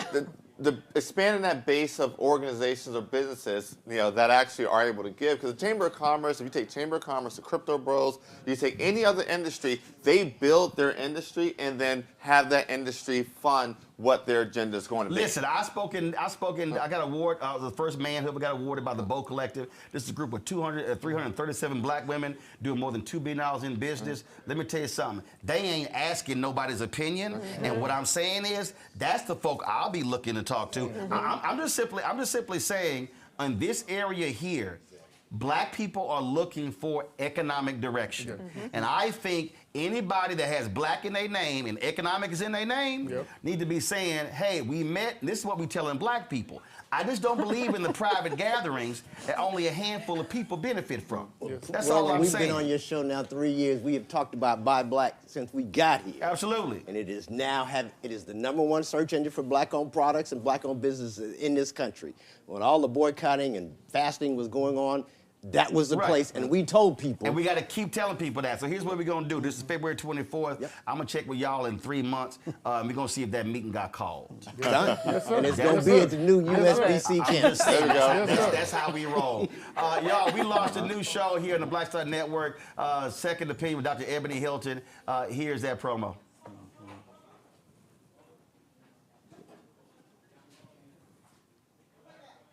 Hey, can I hear audio? Well, you know you're on a black show.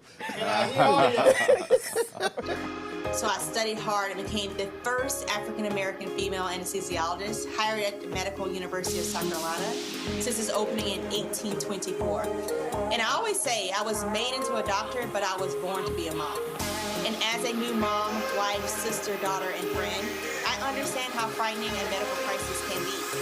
I care for individuals on some of the worst days of their lives, and it's my mission to provide you with a safe space to gain clarity on issues affecting your mind, body, and soul.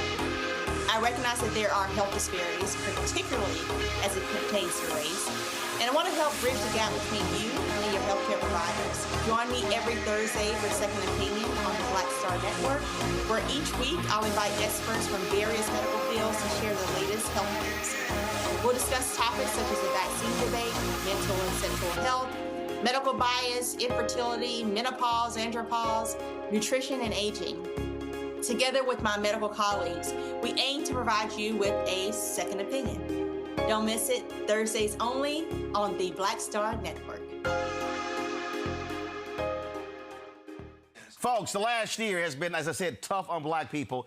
Black health has been massive. The attack on black health, the cutting of grants on the federal level in so many different areas is having a negative impact on research, on development, on nonprofits. Dr. Ebony Hilton is the host of Second Opinion. She's an anesthesiologist. She joins us right now. Glad to have you here. Roger Mitchell, President, National Medical Association. He joins us in studio as well. Ebony, I'll start with you. These folk don't care. I mentioned Cancer Alley. That was a lawsuit in Louisiana, and praise the Lord, the federal judges just let them know. We had them on the show 2 weeks ago saying that that class action lawsuit can go forward. These are mostly black people who are dying, high rates of cancer in Louisiana because of the petrochemical companies. The Biden administration was part of the lawsuit. Trump comes in, pulls the federal government out of that lawsuit, but they are proceeding. They're getting no help whatsoever. You've got basically a burgeoning new cancer alley in Mississippi. We've had them on the show as well. We've got these data centers that are opening, significant health issues that could be impacted in these rural counties. In South Carolina, this white community said no. That company moved right to a black community, and they're trying to build it there. And a lot of these local black elected officials are saying, hey, we need the jobs. But I'm like, what? It's going to produce 50, 60 jobs, but it's going to kill 200, 300, 400, 500 people. And so all of these things are there. And again, the last year under Trump and Republicans controlling Congress has been awful for black health. Right. I mean, you've listed it all. My family lives in South Carolina, and in Spartanburg, South Carolina, they are planting one of those data centers, and we know the health consequences that follows. And with Trump, we can depend on one thing from him, that he is going to lie, that he's going to distract, right? We first heard that, oh, we're going to remove food coloring, and oh, we're going to take out mercury from vaccines, and we're going to do all these things to make America healthy again. But that slogan was nothing but a grift. It was nothing but a Mexico is going to build a wall for healthcare. And what we've seen is he's rolled back, and now dyes are back in foods. We see that he's now just now gave the check mark for the production of Roundup to be elevated in our foods and the pesticides and the herbicides that are literally linked to cancers. He said, yeah, we can go back to putting those everywhere. We know that he has lifted the limits on mercury and other heavy metals that can be spewed into the air, put into the water from the EPA. He has single-handedly, in the last few months, rolled back so many protections that the Biden administration implemented. And the consequence of that will be people getting sick. We will have cancer alleys throughout the United States of America. And that's not a threat. That is a very known fact that these chemicals and these toxins, they poison you. And the fact that this is allowed to happen, that Congress, that there's no checks and balances, it really does blow my mind. Just because the research is so blatantly obvious that there's no way that he can lie his way out of this. But yet, here we are in 2026. Roger, we talk about the issue of Medicare hospitals. I mean, we could go on and on and on. And you have Republicans in Congress who say, oh, you know, we could just give you some money. You can get your own health care, whatever. They still have no health care plan at all to help people. You got these white conservative Republicans running around saying, damn it, get rid of that Obamacare. I hate it, but don't touch my Affordable Care Act. That's right. Trump's lying about prescription drugs, saying, oh, we're lowering the cost when the data shows how many prescription drugs have been increased by these companies. We are literally in a health crisis. Well, you know, the fact of the big, beautiful bill, the H.R. 1, it was never intended to be a health bill. This is a tax bill that is now changing the landscape of health delivery in this country by removing people off of the rolls. The reality of it is that if you want to decrease the cost of health care, and we all agree, there's no one that disagrees that we need to decrease the cost of health care in this country based upon the outcomes that we're seeing in the health delivery for our community. Sure. But you don't decrease it by pulling people off. You decrease the cost by making people healthier. That's what you do. So take the measles outbreak that we have in the Carolinas. Let's right now we have over 1,000 measles cases. That is more than half of the measles cases that we had in 2025. 1,000 measles cases, and it's only going to get worse because our doctors don't recognize measles. You go into the emergency department, it may take, there's a story where it took 26 hours for 2 kids that were suffering from measles to get diagnosed and quarantined for the measles. There was a room full of emergency room patients that got exposed to that measles, right? And so now Oz wants to say, go get vaccinated, when the Secretary of Health has decimated the vaccination protocols in this country.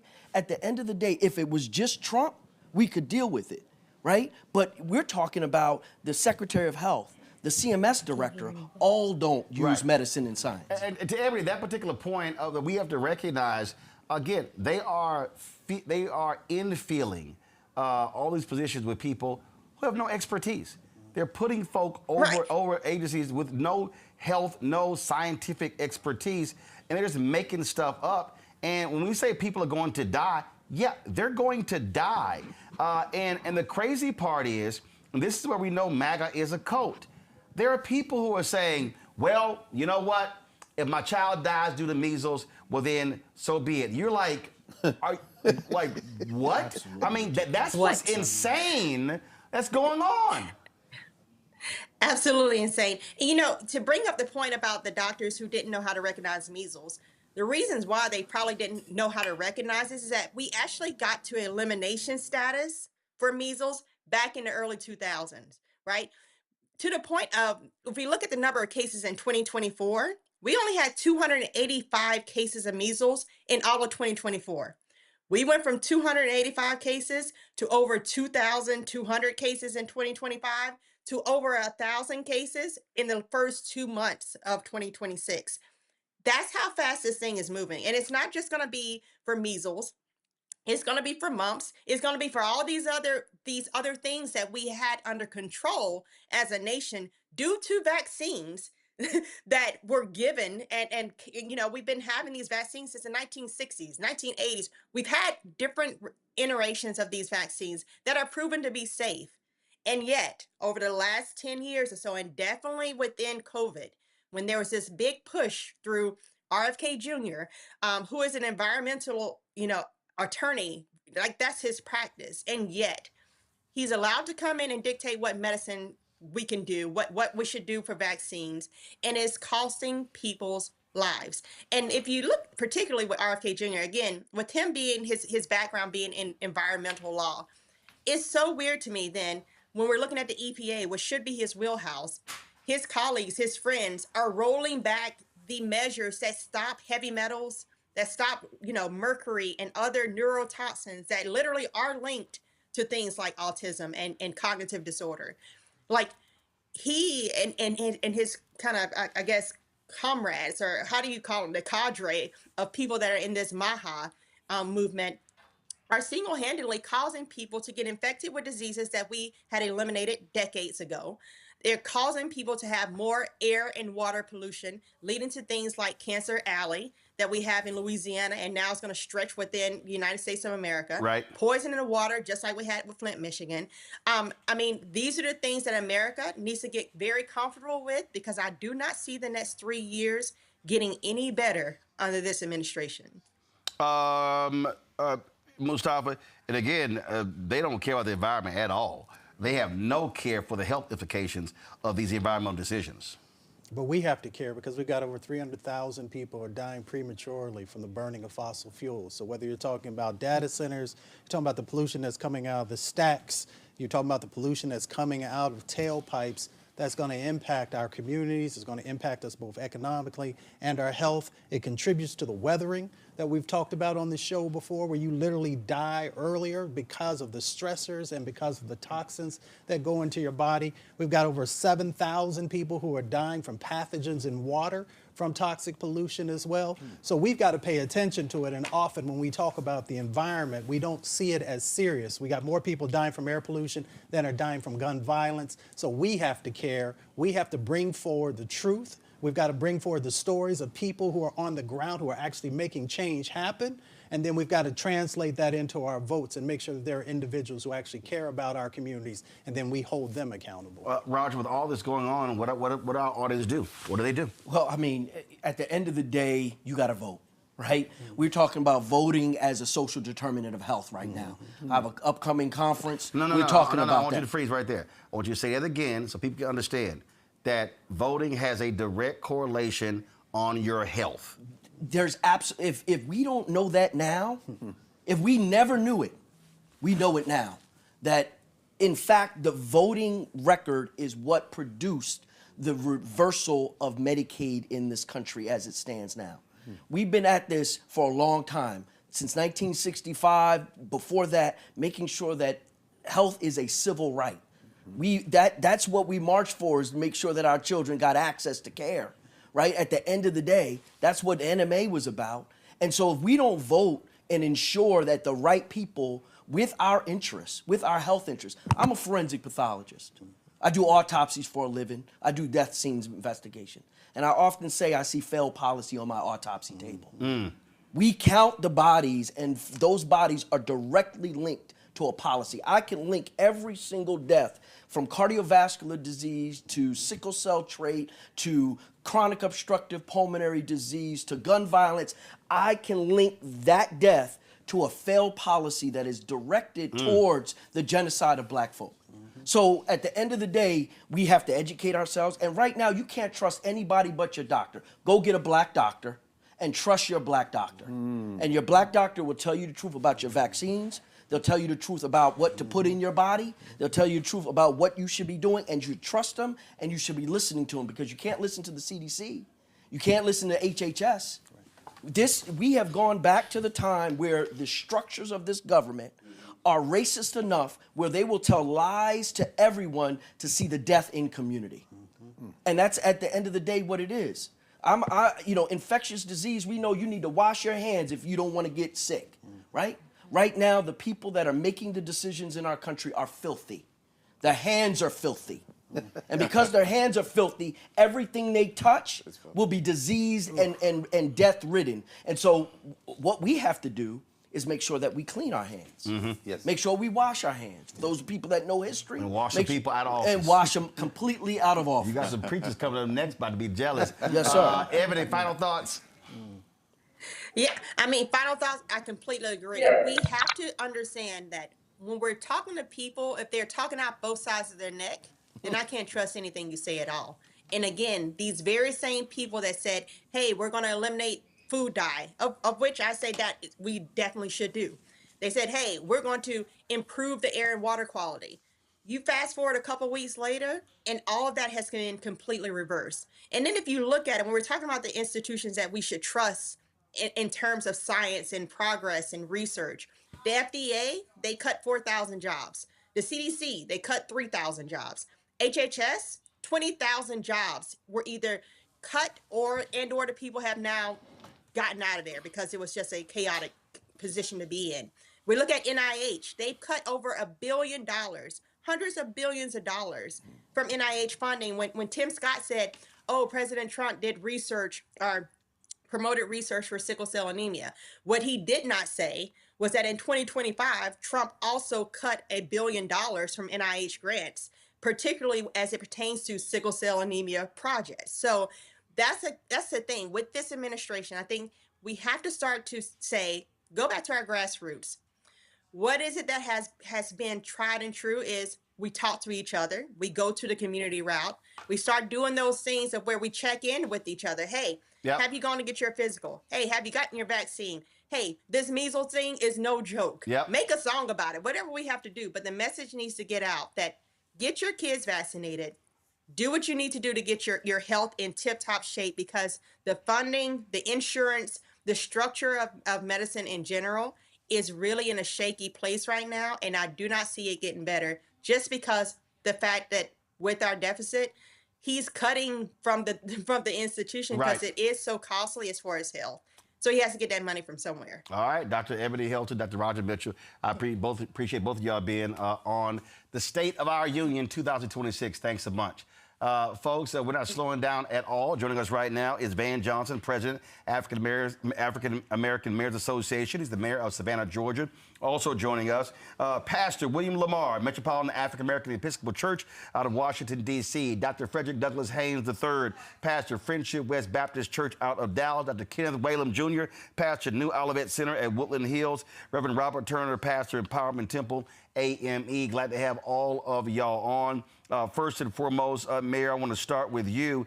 Just give us a sense of the Mayors Association. What a black mayor is saying with the assault happening in so many areas on black folks coming out of this administration in D.C. Well, thank you, first of all, for the opportunity. Our reality is very, very clear. We have faced unprecedented assaults from our federal government, both economically and the health space as it relates to our voting rights, also in terms of the ICE and DHS agents coming into our communities, National Guard. I mean, it's been an unprecedented time in our cities from our own federal government. It's been nothing like it that we've seen in our lifetime. Freddie Haynes, I'm going to go to you. The reality is this here. The church has a role to play when it comes to mobilizing and organizing. Earlier, I talked about what Dr. King wrote in Chaos Our Community. And frankly, what I'm hearing from people, and I travel all around the country, they're just trying to understand where's leadership. I mean, everywhere I go, they're asking, where are civil rights leaders? Where are church leaders? Where are fraternities and sororities? Where are business groups? People are saying, man, you know, we want to know what's the plan. They're not seeing folk lay out the plan of action. Right. Now, and again, Roland, I want to say thank you for giving us a microphone in juxtaposition to what will take place or is going on tonight in Washington, D.C., close to you where you are right now. Thank you not only for the microphone, but also for giving us this opportunity to dissect the sickness that is America, that is infecting our community, as well as to challenge us to offer a prescription for where it is we need to go. And the question you raise is pertinent, it's on point. In too many instances, the church has been infected by what John Kinney calls plantation theology, where we eliminate the social from the spiritual and are so caught up in personal piety for us that we don't get around to social policy and how it infects our personal piety. And so that plantation theology is dangerous, but there are churches. You got William Lamar on this call. You have others on this call right now in this session who are mobilizing sites for the Black church, who are doing what is necessary for the Black church to be that mobilizing force, that gathering space. We are hosting right now at Friendship West both a voting site, but also a conversation around history with Michael Harriot. All that's going on right now because there are some churches, and Roland, let's be real. A lot of times we talk about the Black church being that gathering spot during the civil rights movement, but we overlook the fact it was only 15% of Black churches, if that many, that were actually mobilizing and engaging in the work. And so as we salute a Reverend Jesse Jackson, at the same time, we've got to remember that Jesse Jackson was always trying to push the church to do more, to be more, and to recognize we are the one gathering space every single week. And if all we do is worship and we don't strategize to do the work to impact and influence the community, then that's poor stewardship of the hearts, minds, and resources of our people. And so a part of our prescription is to call the Black church back to being what Henry Mitchell called that gathering spot, that during Black church beginnings, every Black church became, according to Henry Mitchell, a platform for abolition. And we've got to be that platform for abolition, empowerment, and liberation. Pastor Lamar, the thing that I have been saying to folk is that if pastors are concerned with dwindling numbers, that if folk move beyond their church walls and begin to touch the folks in a 0.25, 0.5 mile radius around them, then they might realize that people are actually seeing the church move out beyond the walls and not inside. This is a moment right now where our people really are yelling and screaming for leadership because of what's happening in D.C., what's happening in state capitals. And if there's a moment where Black pastors, the church could really lead, this is it. But they got to be willing to accept the mantle. Exactly. And Roland, thank you for the opportunity. I think the first thing to say is that the masses of Black people are not connected to the Black church because they are clear that we are not in love with them as we ought be. Many pastors and much of our theology is chasing capitalism, it is chasing whiteness, and what it also does is it penalizes rhetorically and theologically the Black masses. We have, in the words of Willie Jennings, wed salvation to middle class uplift. When the masses know that we are in love with them, they will return. And it can't just be rhetoric.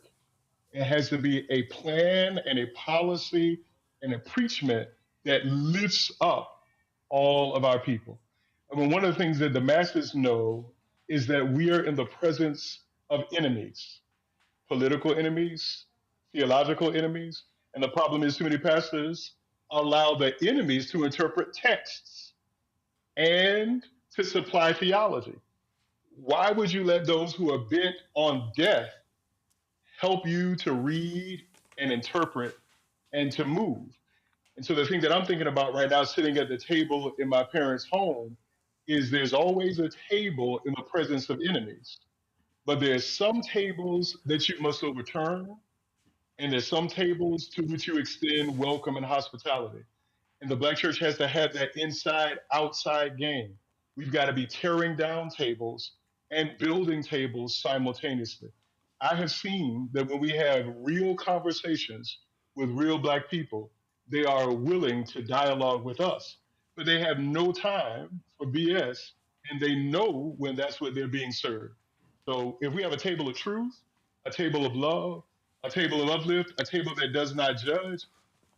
Dr. Haynes brought up the story of Reverend Jesse Jackson, and I've been reading deeply about his life. His mother was 16, his father was 33, and when he was born, his mother had to take him to their home church, put him on the altar, and beg for forgiveness. And what kind of foolishness is that? Jesus was born under the same circumstances. Reverend Jackson said, every child in every belly is a child of God. So until we move beyond that kind of bourgeois craziness, those kind of bourgeois values, and embrace like Big Mama, like Grandmama, all of who we are, then the church will remain anemic. But the masses will return when they know that they are loved. Pastor Whalum, we're dealing with this ideologically driven white right-wing Christian nationalism. And it's abundantly clear they have infected, they have affected the federal government, and we know exactly what their agenda is. It is an anti-black agenda. And so what do you say to the black church, to black preachers, where they need to be in this moment when it comes to the state of our union 2026? Thank you, Roland. We got to go back to the old landmark, man. Got to go back. That's right. To the old landmark. Without the black church, there would have been no civil rights movement. I just heard Hakeem Jeffries talk about how black people are under attack in a worse way than we were during Jim Crow. Well, how did Black America deal with Jim Crow? We didn't beg Jim Crow. We boycotted Jim Crow. Black America did what Roland S. Martin is doing with the Black Star Network. We didn't beg white folk. We did our own thing. It was church-led, though, Roland. And black pastors today have got to stop being so lazy and roll up our sleeves and support each other in business. Black Star Network is a behemoth because Roland Martin put in the work. We have got to put in the work. I'm disappointed, Roland. The last time we talked, the last time we did the State of Our Union right here on this particular set, I told you about an exciting meeting that Mayor Paul Young had with other black pastors initiating economic empowerment where black churches across the city would support black-owned businesses. Roland, it didn't happen, man. And we can't blame that on white folk, Roland. And see, about what white people are doing. But that's what I was saying earlier. I don't want to bring Robert Turner in. That's what I was saying earlier when I had the conversation with the economic people. I'm tired of folk meeting and gathering and then nothing happening. And listen, the point that you made, I was in Memphis. I gave a Juneteenth speech 8 months ago that went viral. And it got people wanting to run you out of town. Well, first of all, they understand there's a lot of places I can stay in Memphis, so they can't run me out of town. And they were all mad because I told the truth. And again, you told the truth. And listen, to your point, I've tried to get Mayor Paul Young on this show numerous times. And I made it clear I ain't got nothing against him, but I'm sorry, if you're gonna be the mayor of a majority black city, I'm gonna ask you some black economic questions. And I can't believe what you just laid out, that there was a meeting announcing we gonna do this, and it didn't happen. And this is what I spoke to. I'm gonna bring Pastor Turner in here right now. I spoke to a private group, it was pulled together in Chicago, of all these ministerial leaders, and this is what I told them, Pastor. I said point blank, if y'all meet and y'all talk about doing something and you don't do it, black folk gonna be pissed off. And I outlined to them the multiple times that happened before where black people gathered and people said we're gonna do this, and nothing ever happened. I said, I'm telling y'all, if that's what y'all gonna do, stop meeting now, go home, and don't waste nobody's energy. Pastor Turner? Hit your button. There you go. I couldn't agree more. And first, thank you for having me once more. Greetings. This is a time that reminds me of a Bible study I just did, taken out of Psalms 44, where it speaks about when the children of God speak about a loss that they just occurred, that they just went through, and how the first thing they did was remember what their fathers, their ancestors taught them about God, what they were taught about God, and the victories that they got being children of God by their faith, not by their might, but by their faith.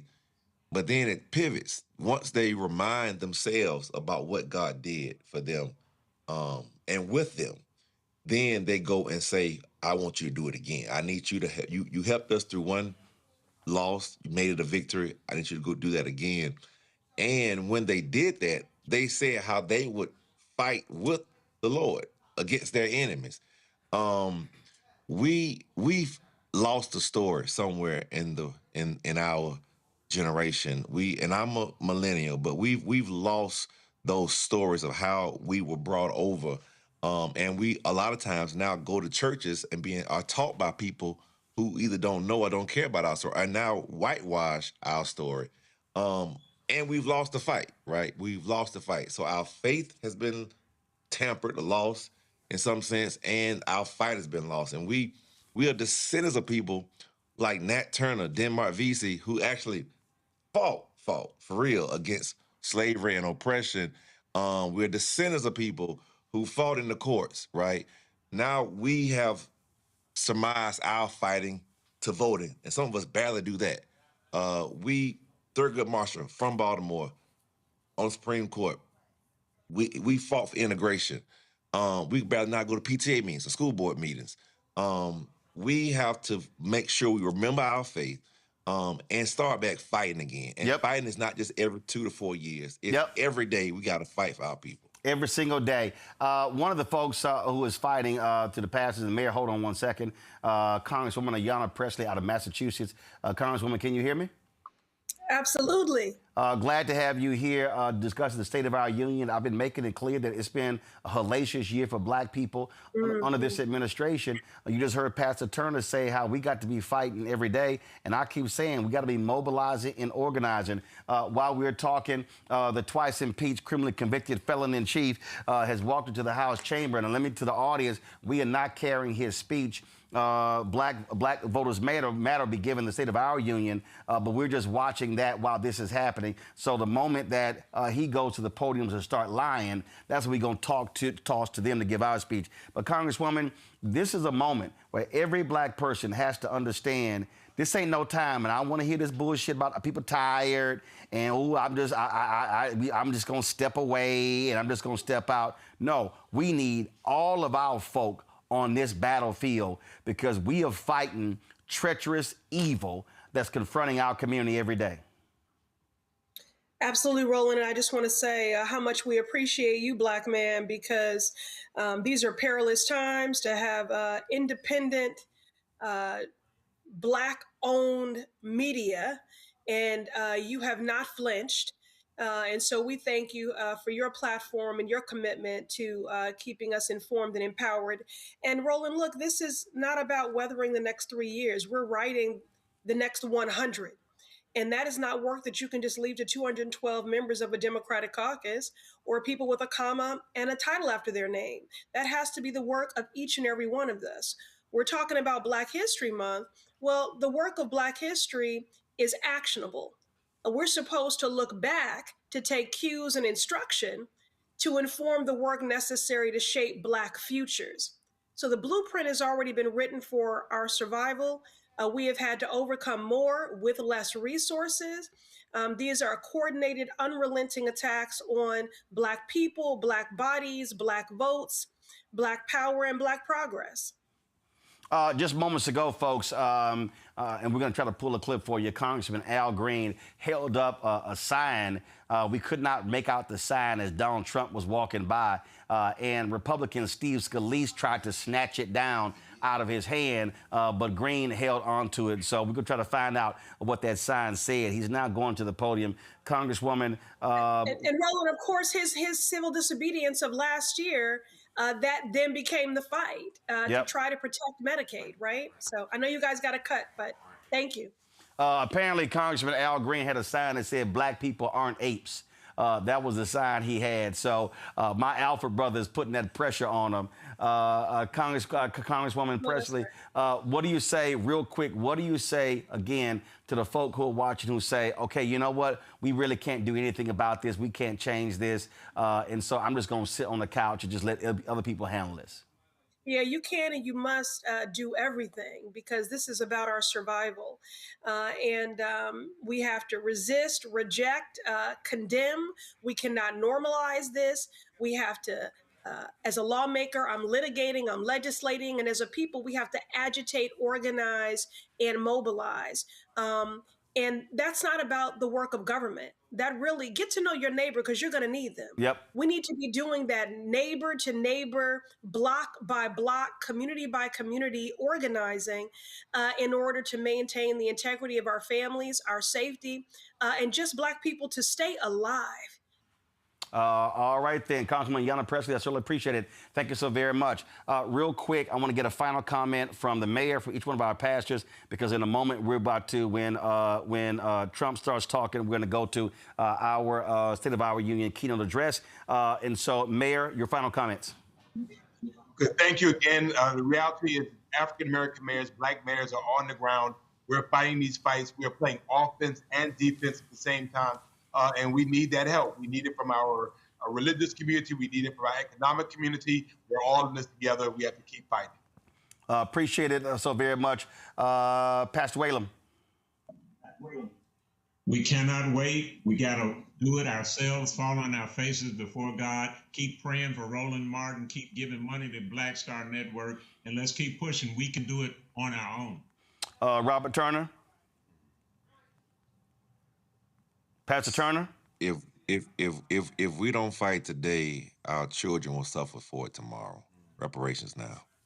All right. I certainly appreciate it. Thank you so very much. All right, folks.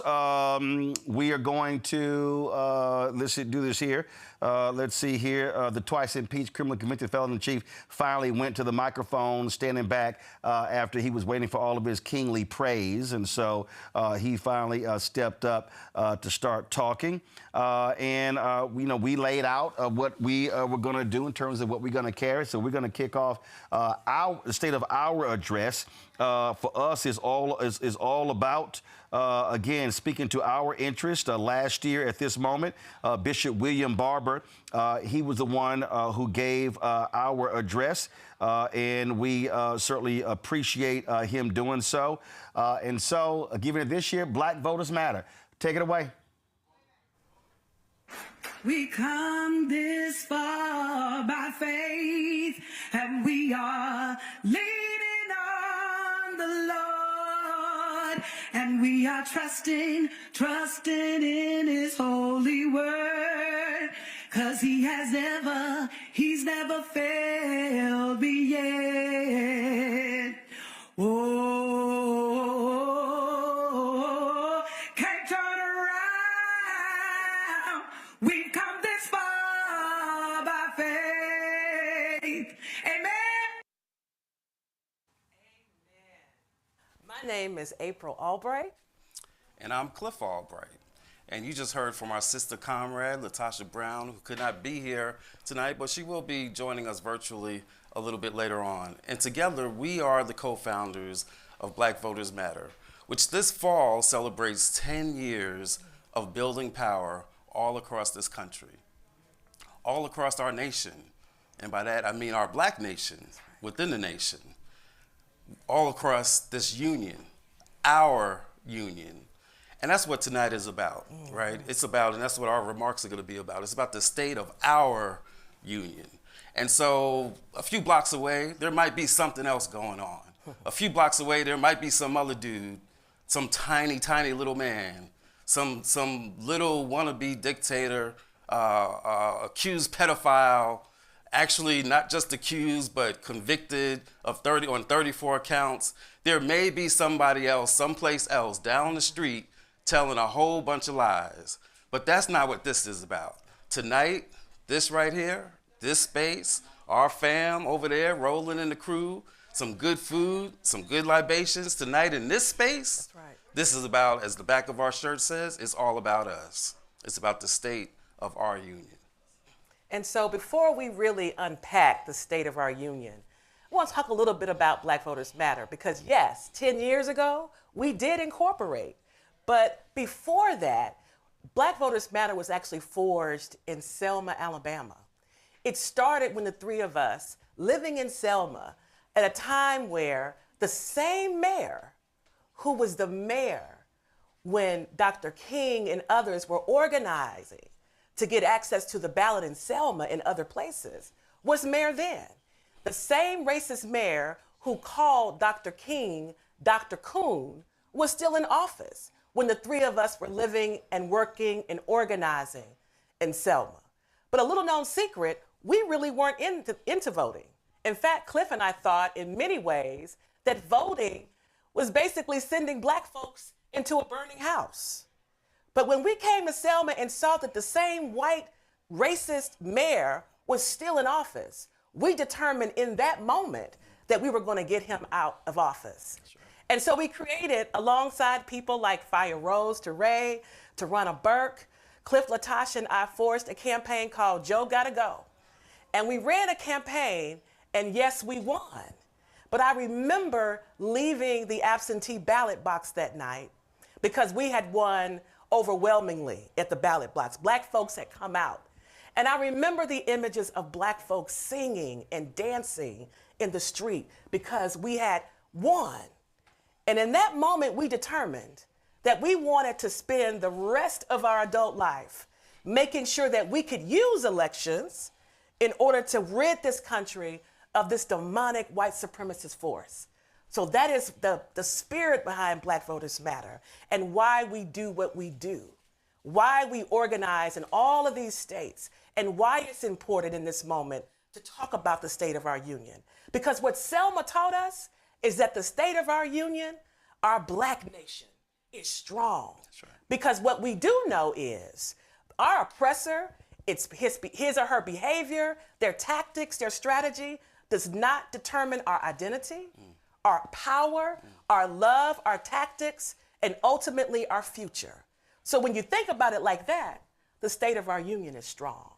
But it still means that we must be sober-minded and very clear about what our enemy is doing.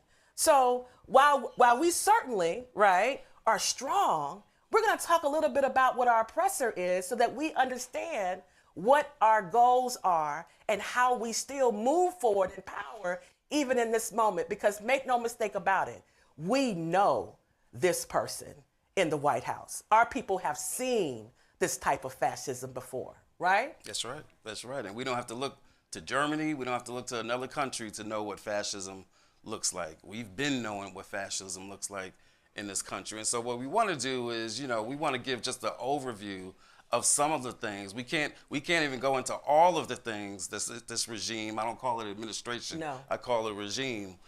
We can't even go into all the things that this regime has done, but we're going to give an overview and try to hit some of the main points. And more importantly, you make it very clear how it's rooted in anti-Blackness and how it's actually affecting our community. Because you got some folks that say, well, yeah, I know he's doing all this stuff, but I'm not really seeing how it affects us, how it affects me, right? Mm-hmm. And so we want to talk about it. Yeah. One of the first things that he did when he came in was that he started passing all these executive orders. And it's hard to believe that, a year ago at this time, many of us, like, our heads were spinning because there was so much going on. It was like drinking water out of a fire hydrant. It was just, just every day, executive order after executive order after executive order. One of those early executive orders that he did was around getting rid of DEI, yeah. Right? Y'all remember this. Everything became DEI, right? There's a plane crash in DC and they call it DEI, right? If anything went wrong anywhere, it would be called DEI, no matter how many white folks were involved in whatever the thing was, everything became DEI. But what they did was, one of the things that they did was that they got rid of so-called DEI within federal policy. That included within hiring, that included positions. You had a lot of folks that had been in these DEI, these equity positions, who all of a sudden lost their jobs, right? But more than that, contracts, like some of the very things that became an avenue for some Black businesses, all of a sudden that was wiped out. And so from very early on, they made it very clear that they were going to get rid of, as Roland always talks about, he talks about that this regime has been a war on Black folks. One of the very first things they did was to do that in regards to federal policy, federal hiring, federal contracts regarding so-called DEI. But he didn't stop there, right? The goal wasn't just to erase opportunities for black folk in the federal government, he wanted to make sure that that also trickled out into the public, forum and sector. And he did so by starting with our school systems, right? He decided that he was going to direct college and universities, right, to end all of their DEI programs. On the back of what the Supreme Court had done earlier, which was remove affirmative action, he decided that he was going to direct and use the power of the Department of Education to do so. And so he told universities and colleges that if you have diversity and equity and inclusion programs at your school, you're going to lose federal funding. And he did so immediately. And schools, unfortunately, complied. They bent the knee. And so many of those schools, the record shows over 400 immediately began to either abolish, right, alter, or take away completely programs that supported things like black student unions, like courses that focused on black studies. Those were the types of things that fell under diversity, equity, and inclusion. And so he did so with a razor-sharp precision at universities. And at least 27 schools in the South completely abolished those types of programs that focused on black folks. So we wonder sometimes, are these policies directed and geared to black folks? Be certain that they are. But he didn't even stop there, right? Because we know that what he also wanted to do in the public forum was remove evidence that we even existed. And so he began to challenge things like our exhibits in our museums, the Smithsonian, talking about slavery didn't exist, and that talking about slavery was anti-quote unquote American. And so we saw even recently as 2 or 3 weeks ago in Pennsylvania, he actually removed an entire exhibit on slavery. And so yes, when he says DEI, we know what he's talking about. We know he's talking about the black nation, our history and our power, and he's determined in every public forum that there's jurisdiction of the federal system to make sure that our voices and our history are not told. And there's some people that say, well, I see what's going on with, he disrespects us. He's trying to eliminate our history. He's trying to eliminate our humanity. But at the end of the day, all I really care about is what? I care about the money. I care about the economy. I care about jobs. That's what we heard some folks say, even as we were mobilizing voters last year, right? Not a whole lot of them, but some of them were out there, right? And so what do we have now after this first year? What is the state of our union economically after a year of this Trump regime? Well, what we know is that black unemployment has skyrocketed. Yes. It's gone from a situation where under President Biden, we had reached a historic low in black unemployment, to now we're looking at rapidly increasing unemployment. 7.2 estimates right now are between 7.2, 8.3%. And as always, twice as much as white unemployment, right? And so he's done nothing for us. All he has done is hurt our economy. But in addition to that, it's been particularly focused on black women. We know that there are estimates that around 300,000 black women lost jobs under this regime. But it's our entire community that's feeling the job losses. But this is happening in a time of what? In a time of inflation. Y'all remember that story, right? Oh, inflation's out of control under the previous president, right? He's gonna come in and fix it. He's come in and he's made it worse. He's come in with stupid policies, ignorant tariffs, which were just proven even by a corrupt Supreme Court who said that his tariffs were unconstitutional and that he had gone too far. But meanwhile, this comes a year too late because we've already seen the impact of these tariffs in terms of rising prices. So again, if you're somebody out there who's saying, well, I don't really see how what he's doing is connected. Oh, but by the way, everything is a lot more expensive. The housing is unaffordable. Then this is a result of policy. So what the policies are is not just that they're anti-black, they are, but it's because they're anti-black and they actually are impacting our lives. White supremacy is like a violent crime against our lives. And it doesn't stop there, right? Because historically in this country, what they have known is that our political power is important. That's right. Political power is important so that we can change the dynamics of our community, respond to the oppression, and build. And so what do we know? What do they usually do is they go after our ability to vote. And so we've seen under this administration or this regime, as Cliff has said repeatedly, an effort to stifle that, to take that away. And we know that the Supreme Court of this country had already started with that, right? We knew that as early as 2013, under the Shelby v. Holder decision, the Voting Rights Act, which is some major legislation that has at least allowed for black folk in this country to have access to the ballot, to increase political representation, to have some means to bring resources into our community. Well, we saw in 2013, the Supreme Court saying, hey, Section 5 and Section 4, that pre-clearance power, that's gone away. And since that time, year after year, we have seen SCOTUS, right, the Supreme Court, attack other important provisions of that act, like Section 2, right? Weaponizing, allowing states to weaponize the administration of elections. And so this administration, this regime, when it came in power, it joined the effort and creating an executive order that basically now said,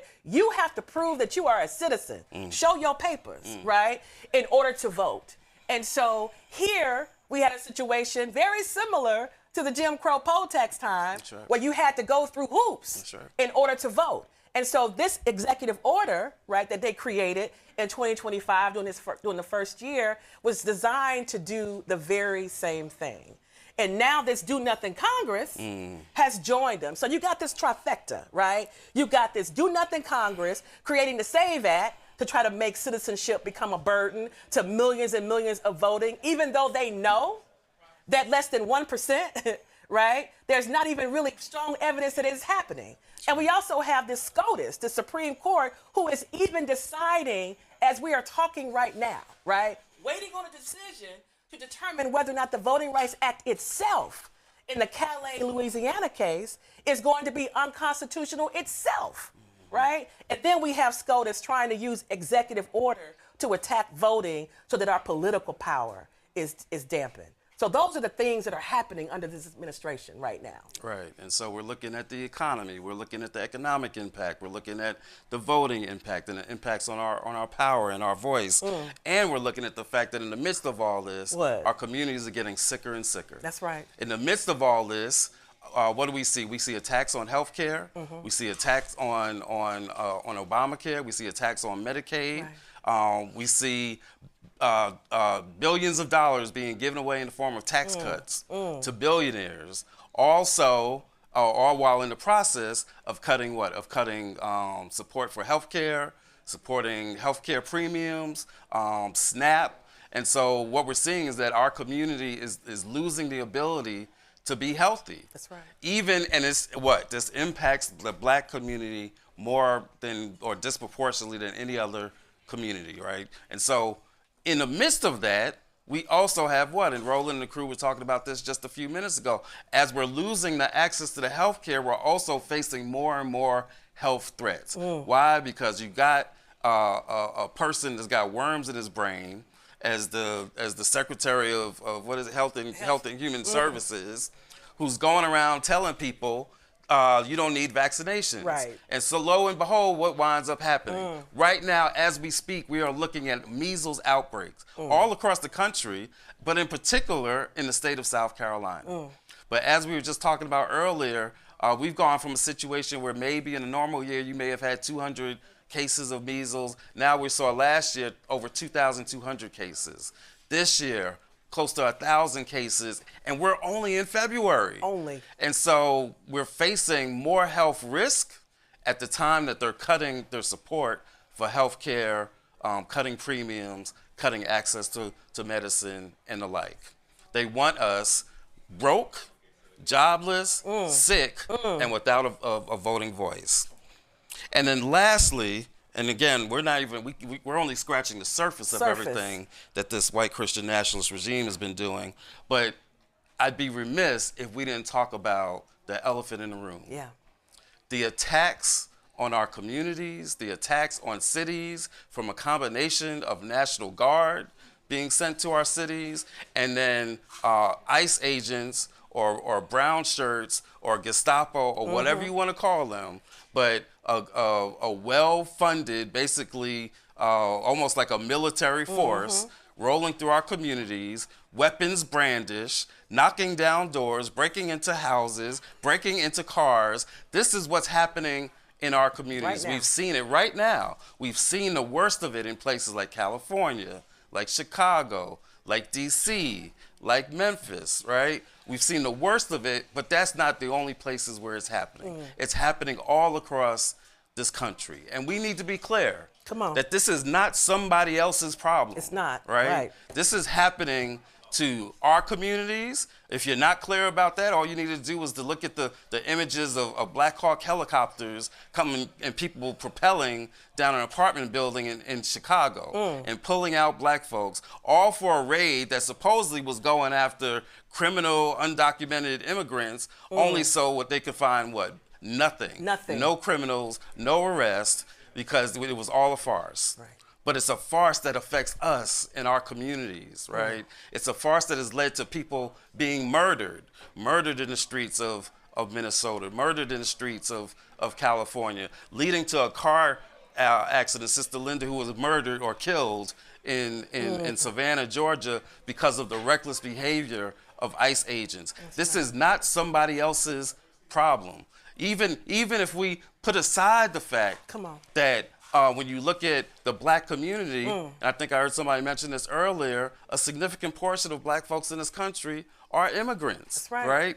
10% estimates, right? And so when you look at who's being impacted by this, this is not somebody else's problem. And that ought to be enough, right? Just the principle of the thing ought to be enough, because as we know, and as Dr. King used to tell us, injustice anywhere is a threat to justice everywhere. That's right. So it ought to be enough that it's just wrong. But even if nothing else than self-preservation, we cannot stand by and allow this rogue criminal agency to just go out and continue to harass people. If for no other reason, it ought to be reminiscent to us of the slave catchers that used to go around trying to round up people in the same way that they weren't being beholden to something legal, the same way that they might scoop up anybody, even if you had your papers. That's the way that this force is operating. That's right. And any of us can be subject to it at any time. That's right. It's not somebody else's problem.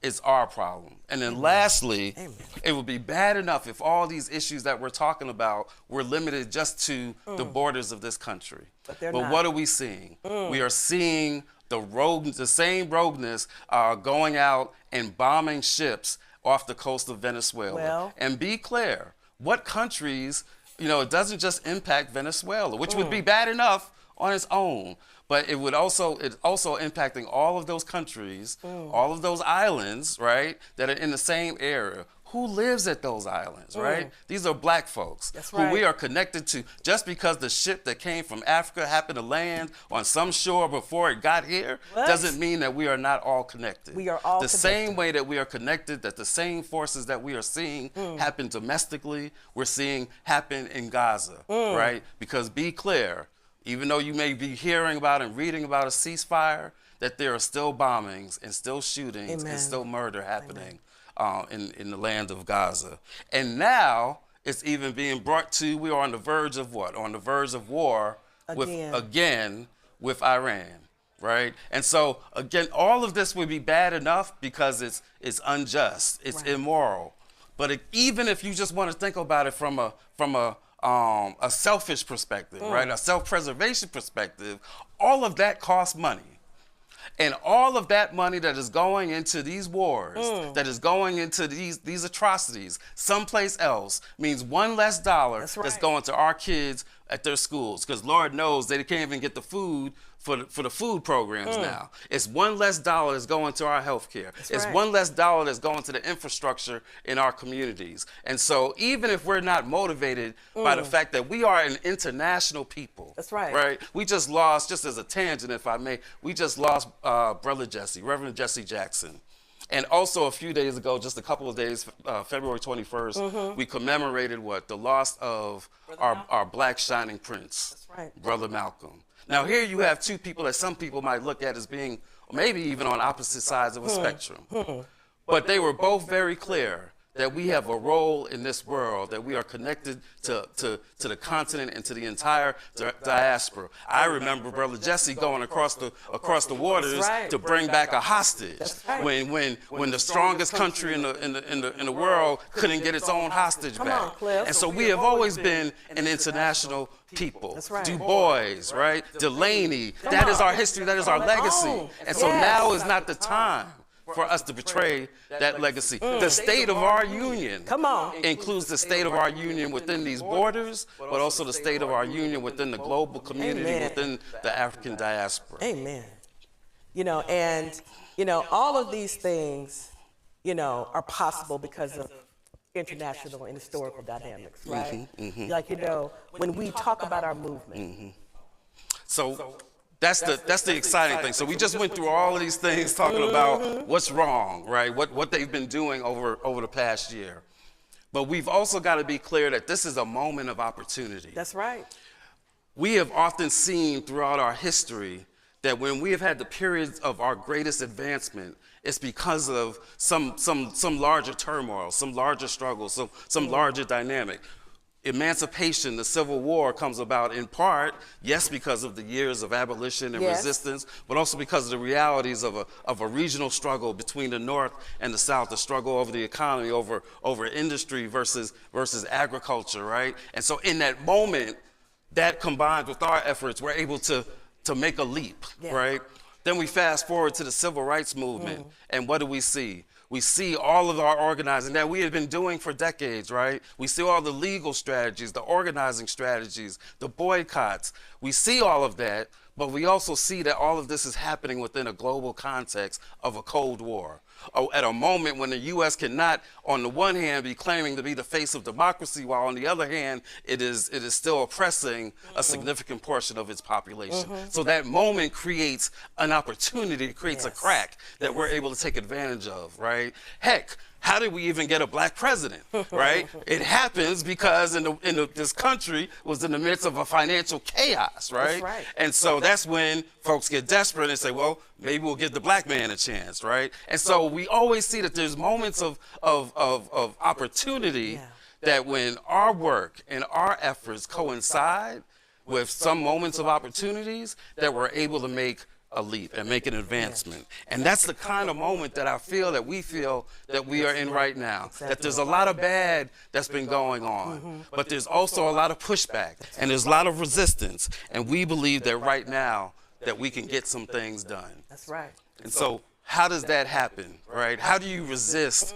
a slide into dictatorship, a slide into fascism, a slide into authoritarianism? Well, there's a lot of research that's been done, some of it from other countries, that says that there's certain strategies that you have to follow. And I'm gonna just talk for a second about something that we refer to as the 4 Ds. That when you're going through a slide like this, that you gotta have a few different strategies that you can categorize under 4 Ds. 1, disruption, right? And I'm gonna repeat that, disruption. There is no path out of a slide to dictatorship and fascism that does not have to be responded to with some type of disruption. That means protest. That means getting in the machinery and messing up the ways that things are usually done, right? It means not obeying in advance. But all efforts, or all successful efforts to push through a slide into authoritarianism involve some level of disruption. What are the other Ds? Defection, right? Some of the work has to be not just about disrupting, but how do you get people that are supportive to try to defect, right? To try to switch sides. Now, I'm not one to go and try to organize MAGA. Right, that ain't happening. We're not doing that. Right, we're not doing that, right? And I'm really not going to try to organize Black MAGA either, We're not doing that. We're not doing that. We're not doing that. But what we can do strategically is try to take opportunities where they have wedges, where they have disagreements. Maybe it's a disagreement about Epstein. Get up in that wedge. Maybe it's a disagreement over what we were just talking about, spending money like they sold America first. So, you know, why are you spending money over here? Get up in that wedge. And so part of defection means that you take any crack, any light that you, look, they have used divide and conquer against us since we were brought over here. Right. And so I think that it can be used in the reverse. It doesn't have to use up a whole lot of our time, but if you can strategically do the things that we need to do to build while also taking advantage of their wedges, that's got to be a part of the process. So the second D is defection. The third D is delegitimization. Right? And that means any types of organizing or any types of efforts that delegitimizes the authoritarian, right? Delegitimizes the fascist, delegitimizes the wannabe dictator. And there's lots of different ways that you can delegitimize them. You can show, you can do things that show that their policies are illegal. That delegitimizes them, right? You could even do it with humor. South Park, every time they do a cartoon and they show the wannabe dictator in a certain kind of way with small body parts, right? That's delegitimizing. Anything that we do that makes them small, that's right, is a part of the process, right? And so we've got to be able to do that. And then the fourth D is this, and this is critical, and we're going to talk more about this later on. The fourth D is critical.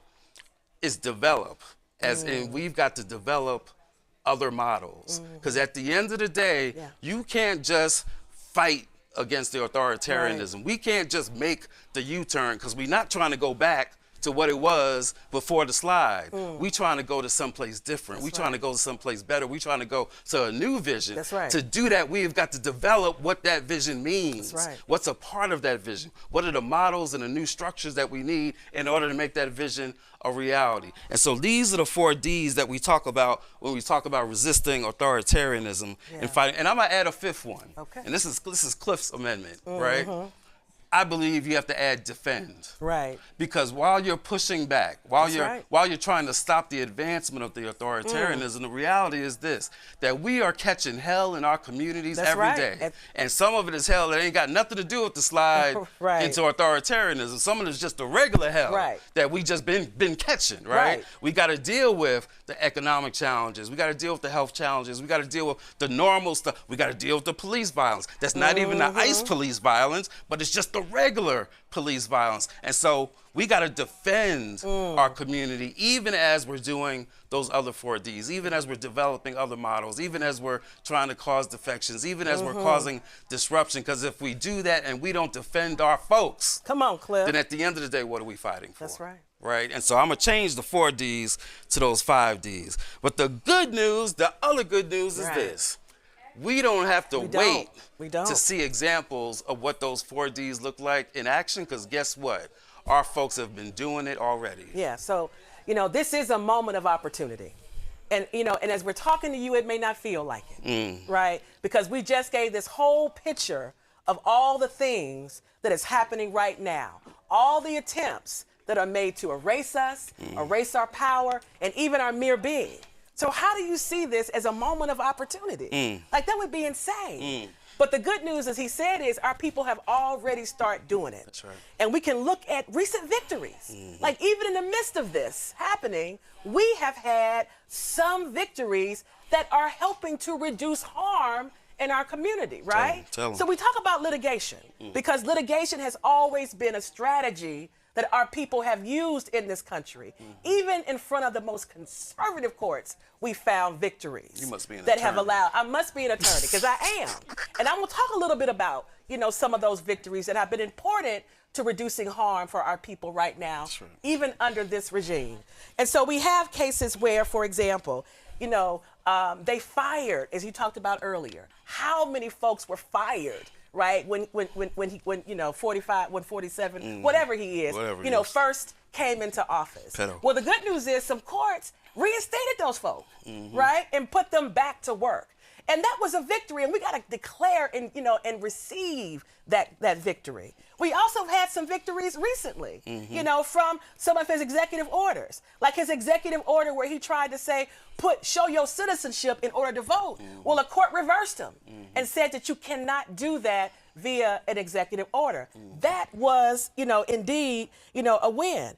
And, we see him doing other rogue activities, but we also know that, the courts have been giving and handing over victories. We saw the victory with the tariffs just this past week, and we also saw, some victories where the court has stopped and blocked his executive order trying to say that mail-in voting, right, is not going to be lawful in this country. And we've seen courts, step back and say no.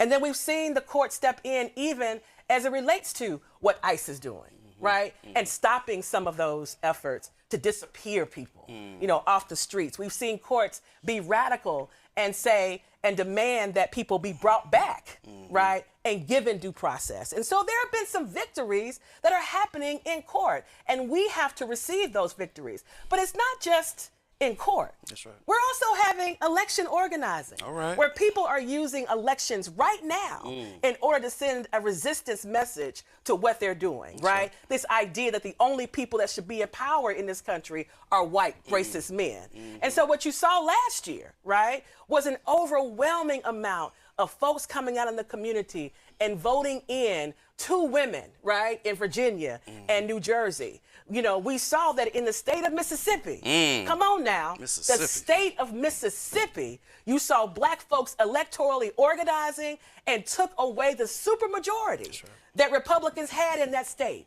And a brother and a sister did it, right? And then we saw in Georgia, something extraordinarily happened. What'd they do? A lot of folks didn't talk about it and not saying much about it, but there was a black woman who won a statewide office, but not just to any position. She won a position, you know, in the Service Commission, which has power in our communities, a very important issue in Georgia, regulating, right, utilities. And so we saw 2 Democrats win. Black folks delivered that. That's right. But we didn't stop there What because else? all across the country, there were black women who became mayors. In the state of New York, Albany, right? In the state of Michigan, Detroit, you know, we saw in Georgia, there were, you know, and even in Kansas, there was a sister who won mayor. So I give those examples because it's important for us to understand that our power and our identity and our future has never been determined by the actions, the mindsets,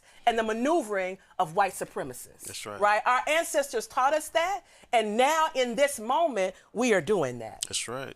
And those local, I just want to, you know, co-sign on, you know, that last part about the local power with those mayor's positions, because as we are fighting, as we are resisting, as we're seeing this regime try to insert itself into cities, a lot of times those mayors are the first ones on the front line. Yes. They're the ones that are determining how much the city is going to push back, whether the city is going to file suit, whether the city is going to go to the state and try to get some support from the state, right? And so having that local power is not meaningless. It means something. And so all those efforts that Sister April just shared with us are a critical part of how we're resisting by using that voting power.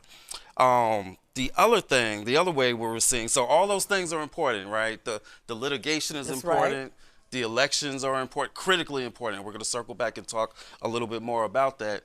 But we also have to recognize that the other ways of resisting are just as important because, again, when you're fighting against dictatorship and fascism and authoritarianism, when you're fighting against that, what our history shows, what research shows, what other countries shows, is that you can't just use the traditional mechanisms. That's right. You can't just use the traditional institutions. It's a part of the battle, right? The courts are a part of the battle. The voting is a part of the battle, but you've got to also use some of the non-traditional. You got to be able to use the disruption that we talked about a little bit earlier. And so as part of that, the movement work that we've seen, the resistance that we've seen in different forms, right? Because it's not always about the protesting on the front lines, but let's take, for example, the Target boycott. That's right. Right? Target's been getting a lot of attention recently because of the role that they've been playing in supporting the ICE actions. And so you've seen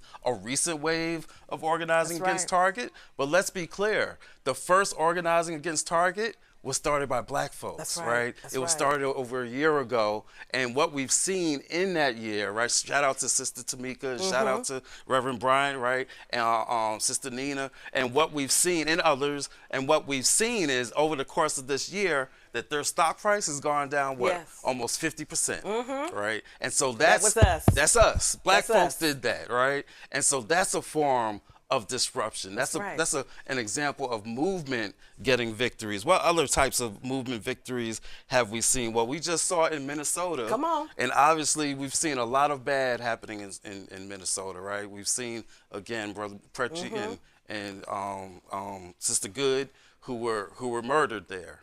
and we still got to get justice for them, right? But what we also saw was one of the largest actions. Some folks say general strike, some people don't want to call it a general strike.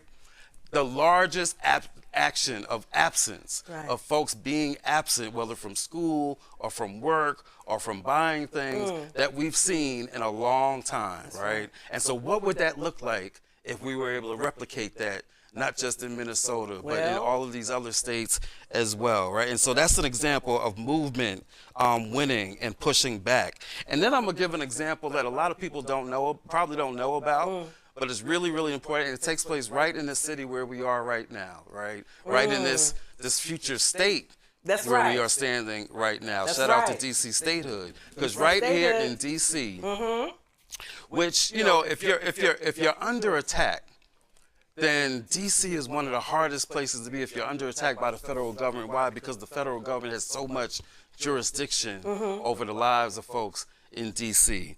And yet, in spite of that, when they were bringing the National Guard, and the National Guard is still present, right? And when they were bringing ICE and bringing all this law enforcement, the people of DC didn't shrink. That's right. Right, and so our friends, our partners over at Free DC, our fam over at Harriet's Wildest Dreams, right? That they organized and they got folks out. And they didn't just get folks out, but they got folks out and they used every tool that they had. They used their joy, their culture, they used a little bit of go-go, right? But they used every tool that they have to push back. And something happened a couple of weeks ago that was really important. When this regime passed the big ugly bill, doing all of the cuts that they were doing, they tried to, the DC basically, the local people and the local government of DC basically disconnected their budget from those cuts. Now, MAGA didn't like that. And so they tried to come back and undo it. And they actually wound up passing a resolution that, normally, if they had done it fast enough, it might have taken away that local power that DC and that local legislation that DC has passed. But guess what? They waited too long, right? And part of it is because DC and all the DC folks who love and support the organizing in DC had gone into action. And so even though they passed the thing, they passed it too late. And so the law that the DC government passed, that the people wanted, that was able to protect their budget, protect their services, right? That stands. Yes. That's an example of movement working, right? Even though a lot of the country doesn't know about it, it's victories like that. It's small victories at the local level. It's that drip that April talks about. Because a little steady drip, I don't want to say what happens when you got a drip of water. Just a little drip. You don't always need a bomb, right? Just a consistent, sustained drip of water will break concrete. That's right. That's right. And so these are some examples of things that have already happened. But guess what? Our call tonight, that's right, is we need more of that. We got to have it. We got to have more of that, y'all. We got to have more of every type of resistance that there can be. We got to have more of the voting, right? We got to be able to these are midterm elections. And I know some people are tired of hearing about it. We say it a lot, oh, this is the most critical elections. But this election will determine whether or not this regime continues unchecked and unfettered and doubles down on the things that it does, or whether we're able to get control of a House or a Senate that might actually hold this regime accountable, or at the bare minimum slows down the slide towards authoritarianism, even if they don't reverse it. But whether or not that happens is up to us and whether or not we come out. So this election is critical. But let's also be clear that voting, again, cannot be the only tool. It's a critically important, look, we Black Voters Matter. We ain't gonna tell you that it ain't important, but we've gotta have other forms of activism to go along with it. Because at the end of the day, and we're coming up on the 61st commemoration of Bloody Sunday, right? We'll be in Selma in a couple of weeks commemorating and going across next week. Oh my God. It's next week. It's coming up, y'all. So we'll be there. But guess what? The people of Selma didn't vote for the Voting Rights Act. They did not. They had to organize for it. They had to march for it. They had to sacrifice for it. They had to push for it. That's right. They had to they had to disrupt.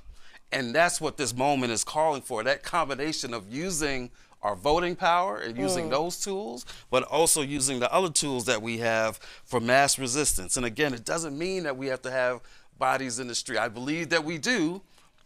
And if you can, if you're down for it, if you know how to do it and you can do it safely, we'll be there with you. But guess what?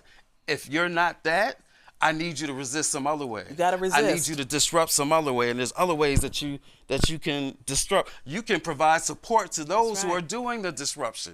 That has always been a part of our movement. That's always been a part of our legacy, right? Providing support to the people that the abolitionists, so supporting those who were the ones who were more vocal, right? The Underground Railroad was a way of providing support to those who were being more active and may have been more vocal. And so there's other ways to support those who might be out front doing some resisting. But that's not all. You can use your voice.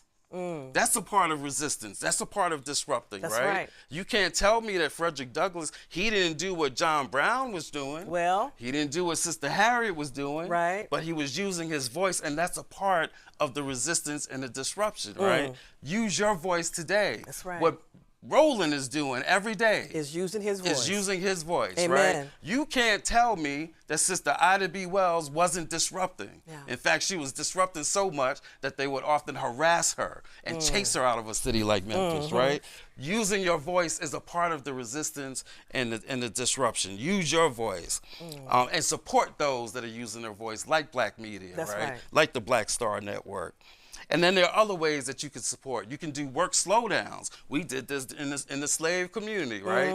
Where sometimes folks wouldn't resist necessarily by doing what Brother Nat did, right? Or by doing what Sister Harriet was doing. But it was it was that drip of slowing down the production, right? Making it so that the entire system had to slow down just a little bit. You can slow it down. You can clog it up, right? I'm thinking about the people who have been protesting at Target, right, and Home Depot, and going there and buying stuff and then doing what? Getting in line to return it. Slowing down and clogging up the mechanisms so that those systems can't operate the way that they're supposed to. I'm thinking of people that call in.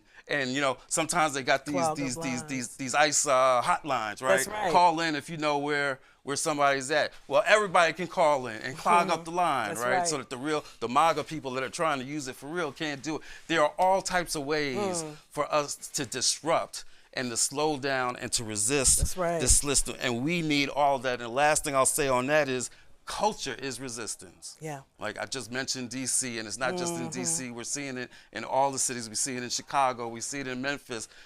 We saw it from Bad Bunny, right? We saw it last year from Kendrick. Our culture is resistance. Our culture has always been resistance. From the times when they tried to get rid of us playing the drums, or when we were using the spirituals that we were singing out in the plantation and thought that we was just moaning and groaning and singing, but we were really sending messages about liberation. Our culture has always been resistance, and it must continue to be. Don't tell me you don't have a role to play in this resistance, That's right. The state of our union is strong if we use the power that we have. All right. Is it me? You know, so, you know, all of that could happen, right? All of that can happen, and we could slow down the slide into authoritarianism, right? Or fascism. But it's not enough. Right. But is that all? Right? Let's say we do all this mass resistance. We, you know, slow down. We use our culture and our voice. We use our bodies in the streets, you know, and we vote and we slow it down. Right. Do we want to go back to what was? I got you. You know? And so it reminds me, and we were talking about this the other day, it reminds me of a story that Dr. King told in 1968. He gives a speech to SCLC at their convention. It's called Where Do We Go From Here, right? And towards the end of the speech, you know, he's talking about where do we go from here? And he's already talked about all these issues. He's talked about Operation Breadbasket. He's talked about power, right? Love and power. And he's talked about all this stuff. But ultimately what he gets up to is this. And he tells this story from the Bible around Jesus and Nicodemus. And Nicodemus comes to Jesus, and, you know, and Jesus is trying to tell him what he needs to do. And he doesn't tell him the little things that you need to not do. He doesn't tell him, well, you know, to get to the kingdom of heaven, you gotta not lie. You gotta stop committing adultery. You gotta stop cheating. If he doesn't go through all the individual little things. He doesn't say you gotta stop ICE. He doesn't say that you gotta put the DEI back. He doesn't say all of these little things, because at the end of the day, it's bigger than those little things. Exactly. And what he says is to Nicodemus is, you must be reborn. That's right. That it's not enough to do each of these little things, but you've got to start over from scratch. That's right. And be reborn. You have got to be transformed. That's right. That the previous was so flawed that you have got to start over. That's right. And that's what he tells Nicodemus. And it very much reminds me of the message that we have for this country as we talk about the state of our union and our existence in this wider union. It must be transformed and it must be reborn. Exactly. And so that's not inconsistent, right? This concept of being reborn is not inconsistent with what this country, or the quote unquote founders of their version of America, said. Because buried deep in the Declaration of Independence, right, is this phrase not often talked about, but it's there.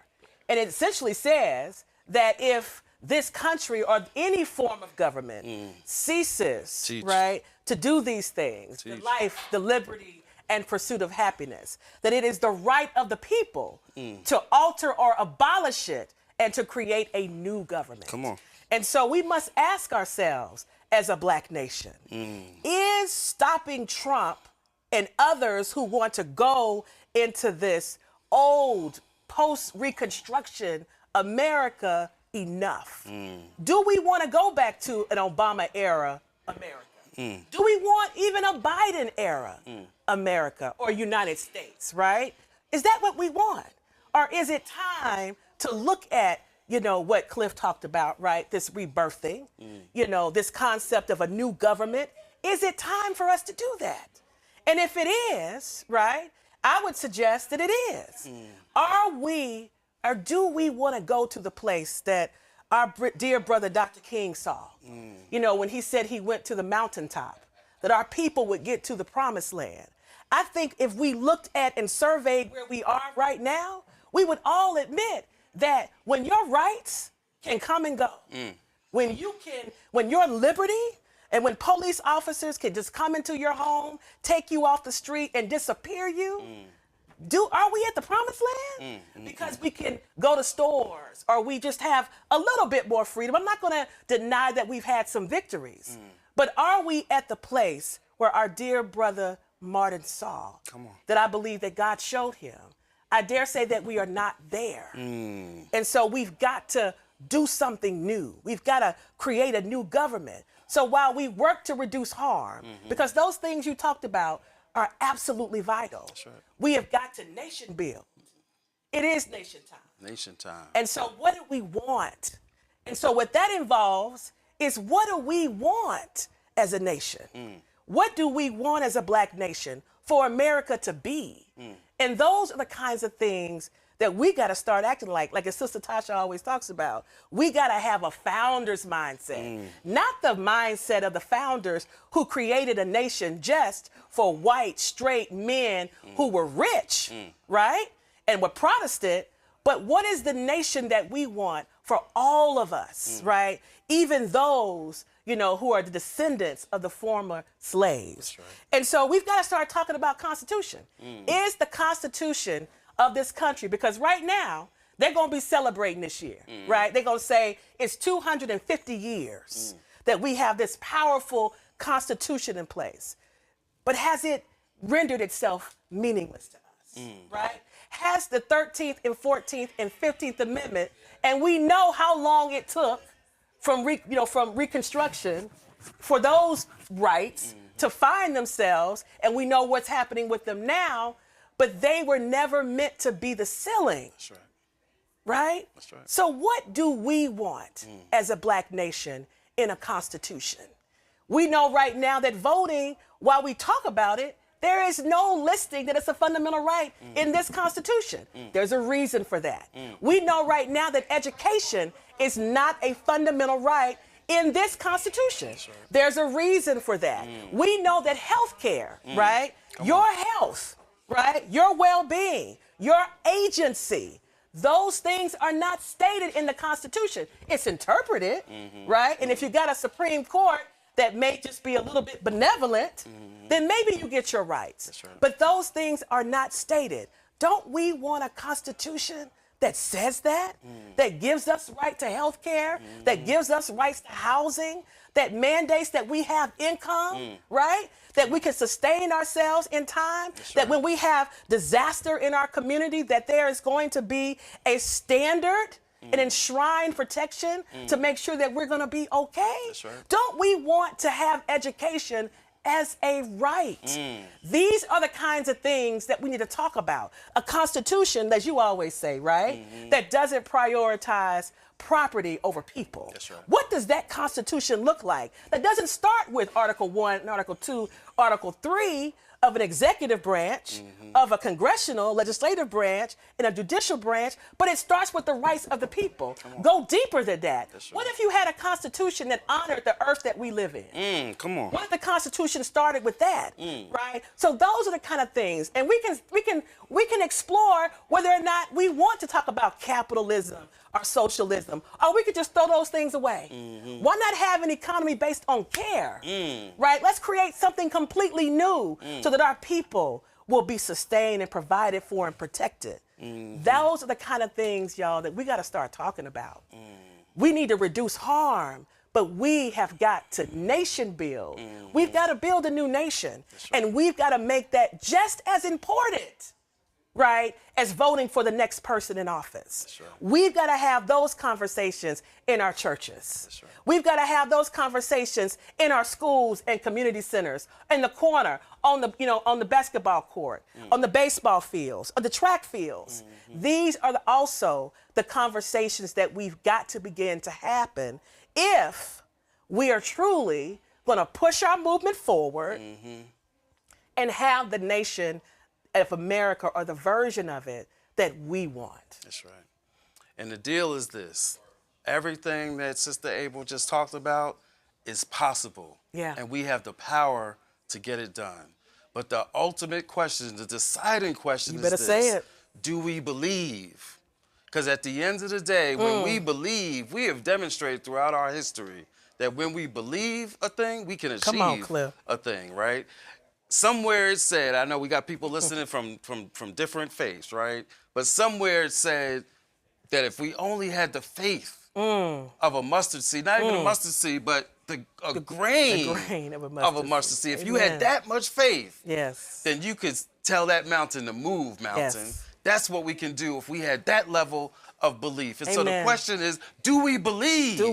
Do we believe that we are a generation, that we are a people can achieve the things that Sister Abel just described? Do we believe that we are descendants of those who had the audacity to believe after they were brought here on slave ships that one day that they could run this country? That's right. That they could shape this That's country. right.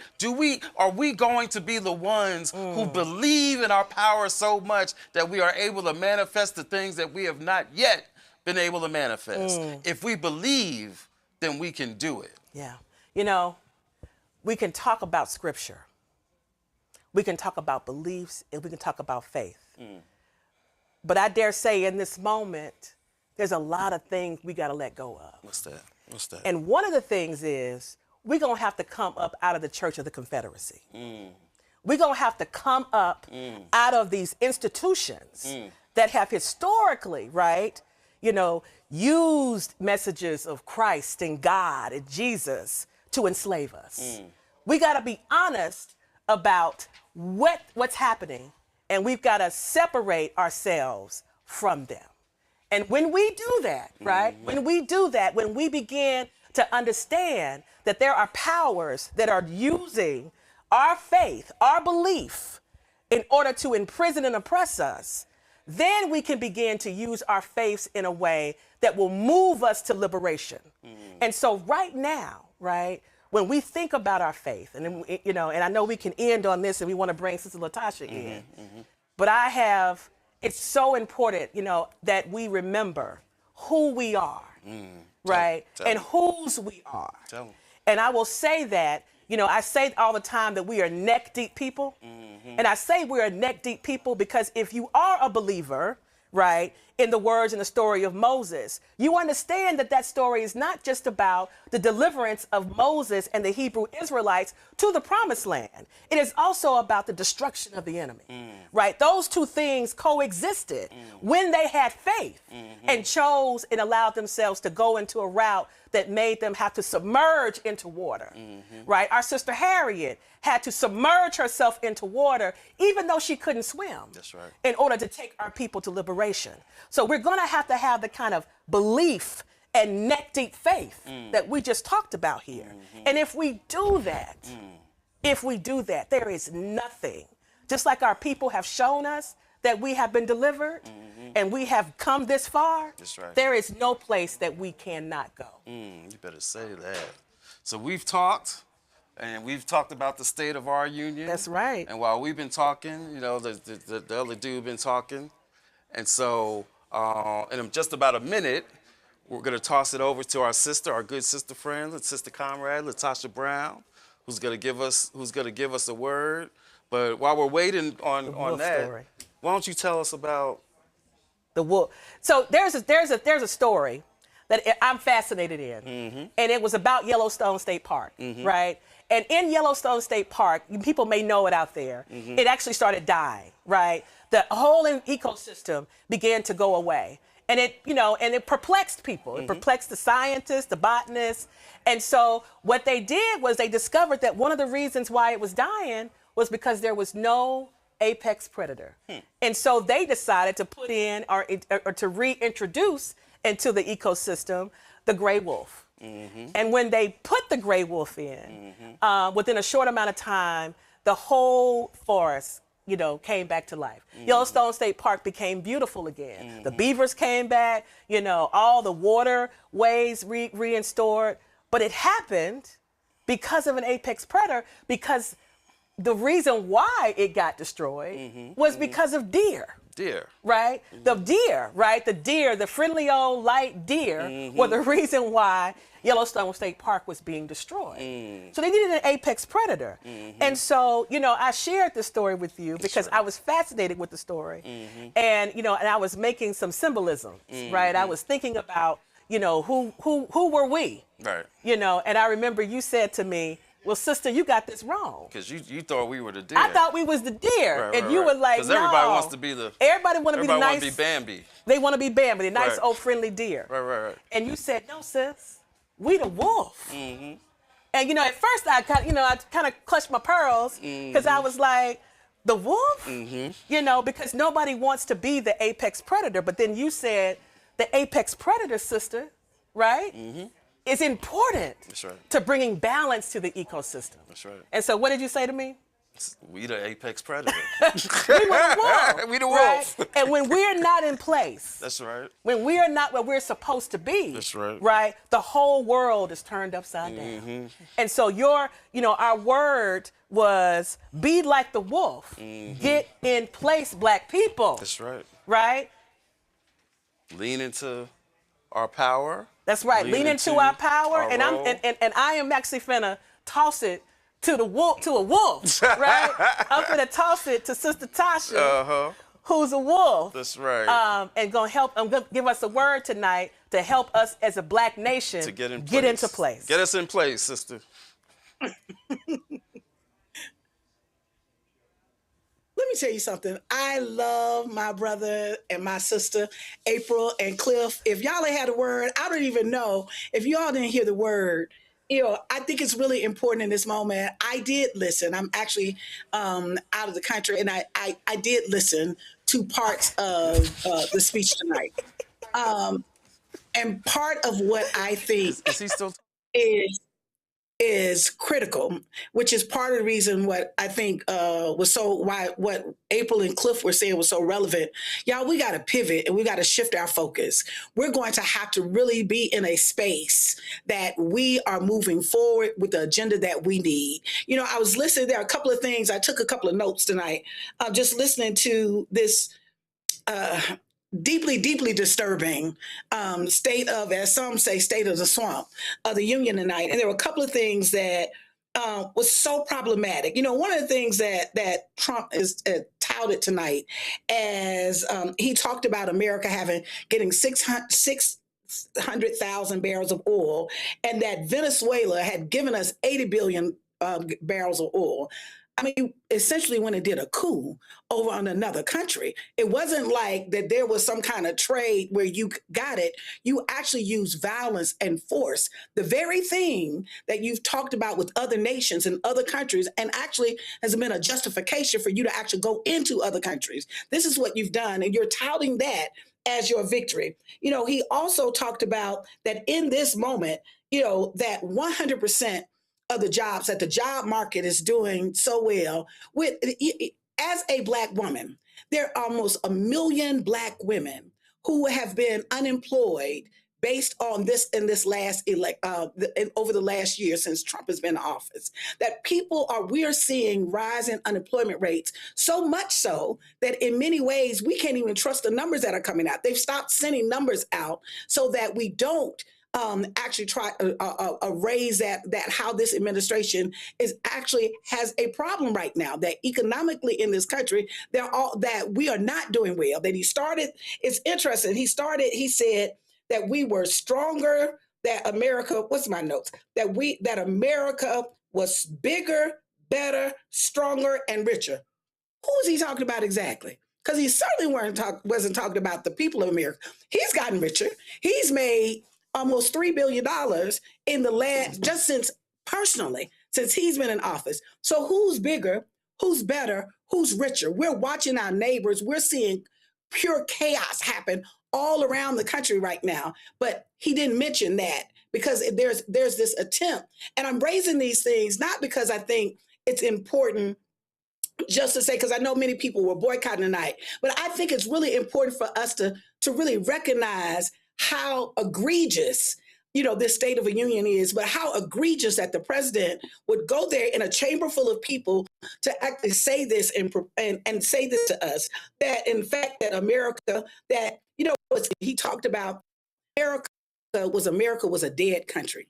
Under the Biden administration, America was dead.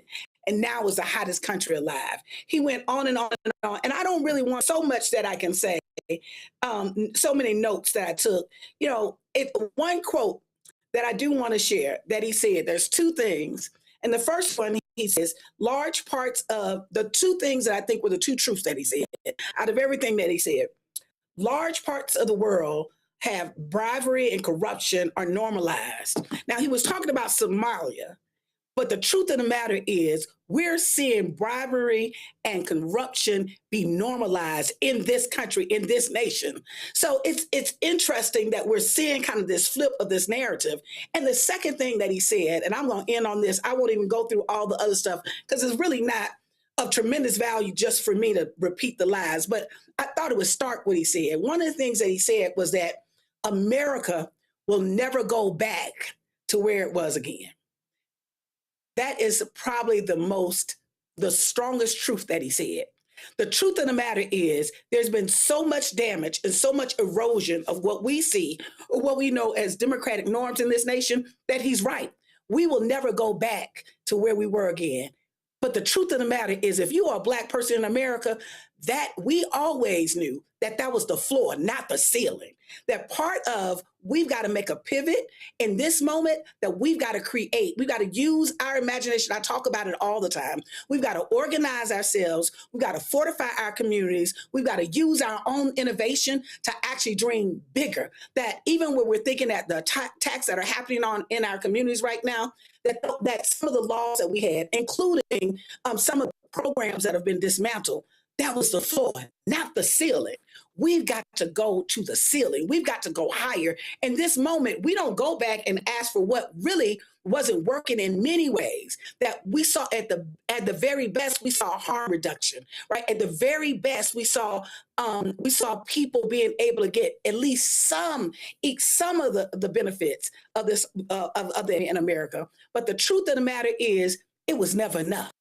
It was never enough. That the laws that we had, even when we're talking about the Voting Rights Act, part of the reason why we find ourselves in this moment right now, where we're looking at on the eve of the Louisiana versus Calais case. In any day now, we're seeing a case that can possibly come and that the Supreme Court, depending on how they rule, it can wipe out 19 seats of Black people who are in Congress right now, 19 African American districts, right? And also it can impact and weaken the Voting Rights Act in such a way that when you take away Section 2, that it takes the teeth out of it, right? And that's essentially what they've been trying to do. That's essentially what Chief Roberts has been trying to do, that to actually take away the gains that we fought hard for, that we earned, that we deserve, that the very thing that actually has given and opened up and created democracy. I would say it has been the Voting Rights Act and the work of Black people and the work of folks who have been, those who have been on the front lines fighting for democracy,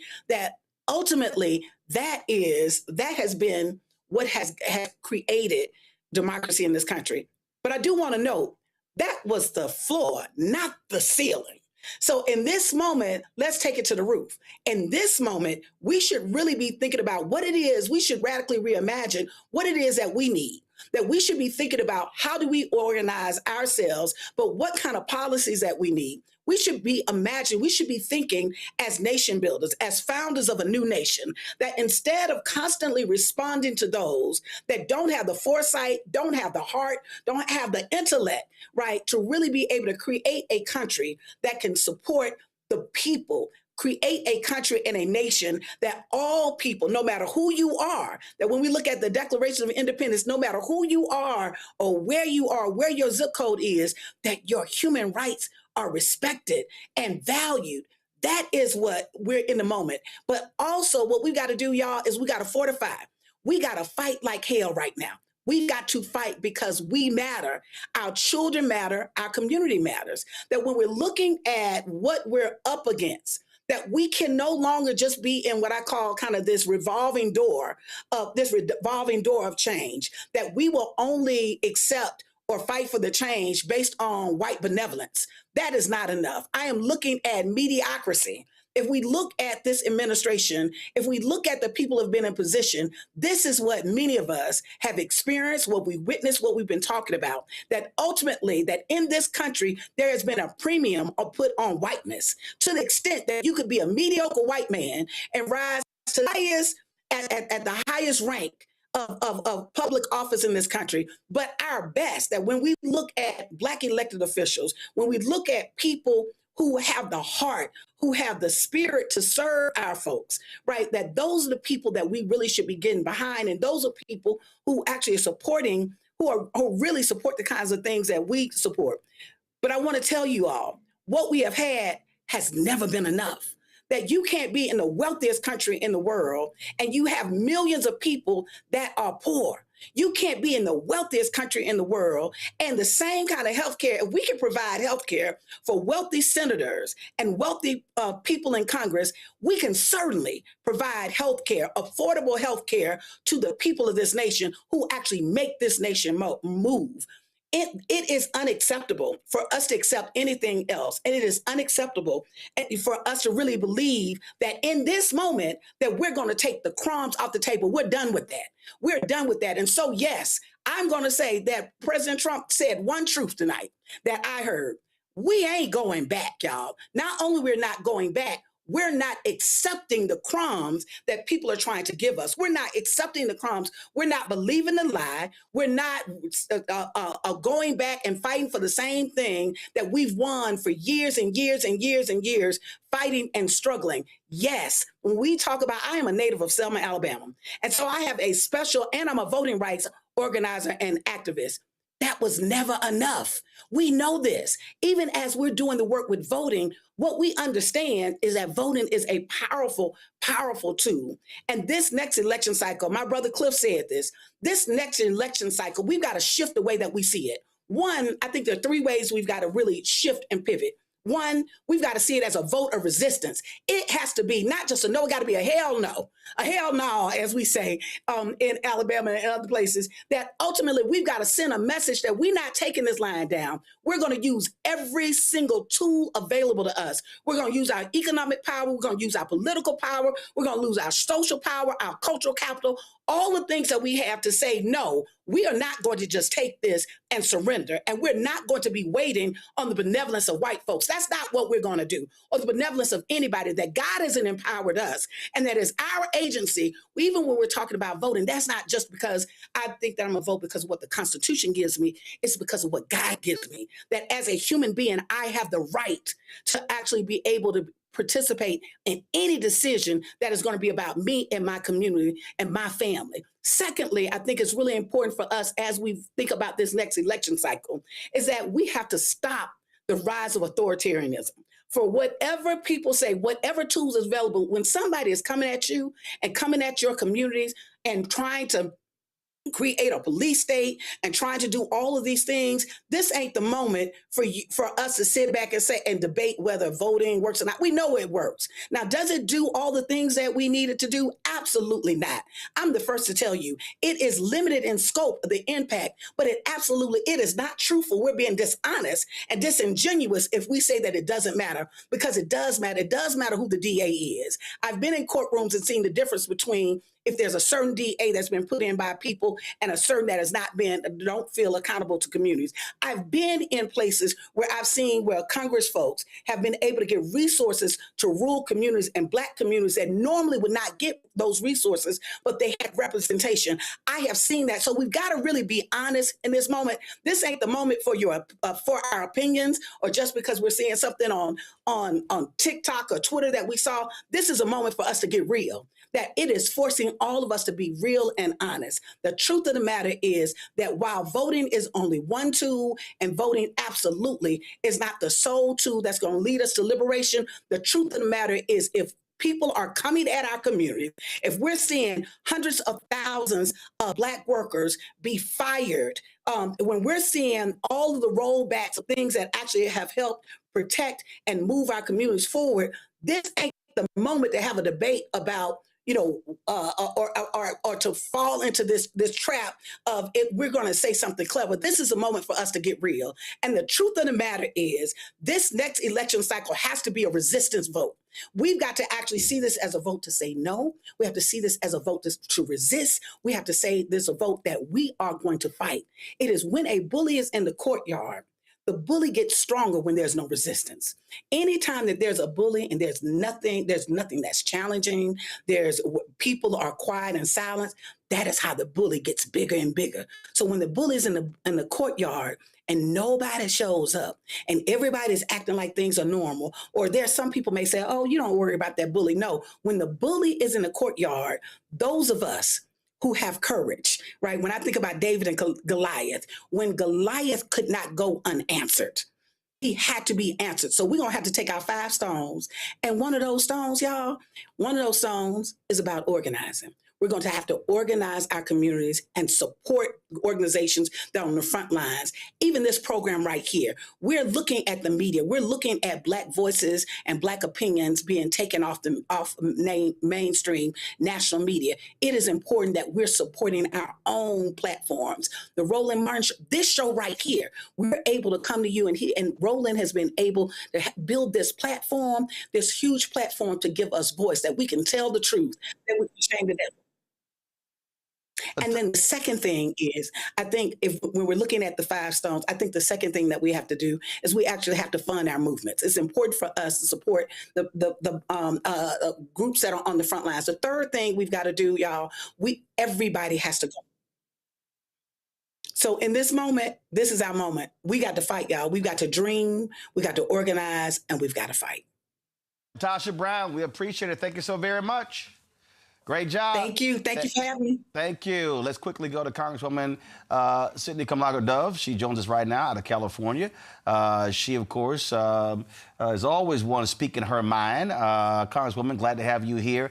It's a whole lot of line going down the street at the U.S. Capitol.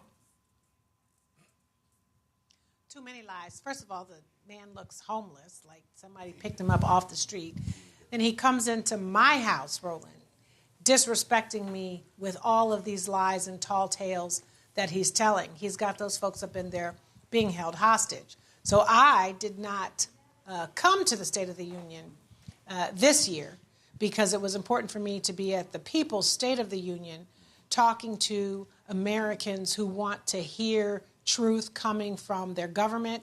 They want real talk, they want honesty, and they want us to deliver on the American promise. And you're not getting any of that with his State of the Union speech right now. He is talking to sycophants, he is hunting for applause, and he is just lying, straight up lying about what bills are going to do, what he has done, and what he will do.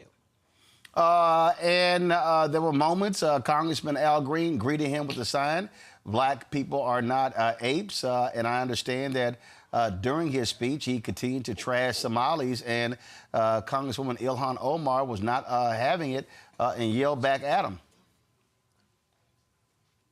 Good for her. And that's what we have to continue to do. You know, he is hoping that we will continue to be civil, to respect his disrespect of us. And American people, Democrats, all folks are saying enough is enough. You have raised the price of gas, of groceries, of onions, of rent. You have given us higher costs because of your arbitrary tariffs, while you are finding ways to get richer and richer every day. And you are belittling Americans. You are detaining us, you are deporting us, you are killing us, you are sending out your armies of ICE and DHS agents and DOJ agents to intimidate us. You know, the thing here is what people have to understand. You can whine and complain, you can do all of those different things, but the bottom line is folks have to be organized and mobilized and really understand the power of the vote. These people can be stopped. They can absolutely be stopped. People cannot sit on the sidelines. So, Roland, that's why these Republicans and Donald Trump are trying so desperately to push the SAVE Act. That's why DOJ tried to get the voter rolls in Oregon. That's why Kristi Noem said, we'll leave Minneapolis if you give us access to the Minnesota voter rolls. That is why they are trying to intimidate states by coming after our voter registration data, because they know that his approval ratings are in the toilet, and they also know that black folks and other folks are not saying a lot, but we are taking ourselves to the polls. Proposition 50, we had that in California. 91% of black men came out to vote for it. 88% of black women came out to vote for it. We weren't dancing in the streets. We weren't shucking and jiving and trying to be on every TV station we could find, but we were reading the ballot, talking to our friends and neighbors at our barbershops and beauty salons and in our churches, and going to the polls. And you are seeing that happen across the country. We have been winning all of the special elections, and we are keeping the receipts. And he knows that, and he's afraid, because he knows that when we are in power come November, he will not be able to continue to roll over Congress like he has been doing under this Republican majority. So people have got to understand how important their vote is. It is the great equalizer, regardless of your zip code, regardless of your bank account, regardless of your address, regardless of your degrees. We all have one vote that we have to use at each and every election. And he knows that, and the Republicans know that. That's why they're doing all they can to suppress it. So y'all can't give up your power. You have to use it. That's how we get the gavels back, and that's how we can fight for the things that are important to us. The power of the purse, the ability to hold people accountable, the ability to subpoena folks, to tell the real story of truth to the American people so we can rebuild a government that we respect and that respects us. Absolutely. Well, hopefully that is the case. And so looks like the twice impeached, criminally convicted felon in chief is still talking, and so he's probably, as you say, he's going to hold them hostage for probably another 30 minutes to an hour. So, and so it goes. I mean, why would anybody want to listen to him? Why would you want to listen to him for that long? I cannot imagine somebody's head not exploding up in that room. Absolutely. Absolutely. We appreciate it, Congresswoman. Thanks a lot. Thank you so much, Roland. All right, folks. When Donald Trump was walking into the House chamber, he was met with a sign from Congressman Al Green of Houston. Watch this.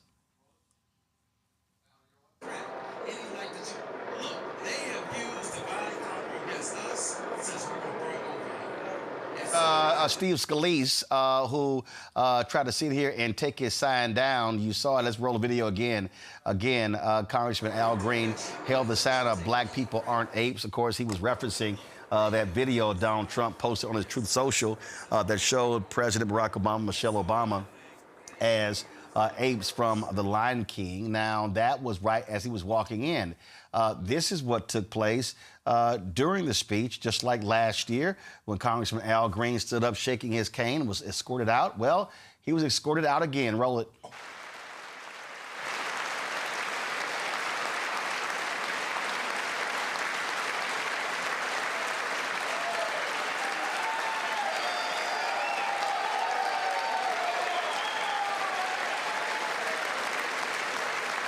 And we will never go back to where we were just a very short time ago. We're not going back. Today, our border is secure.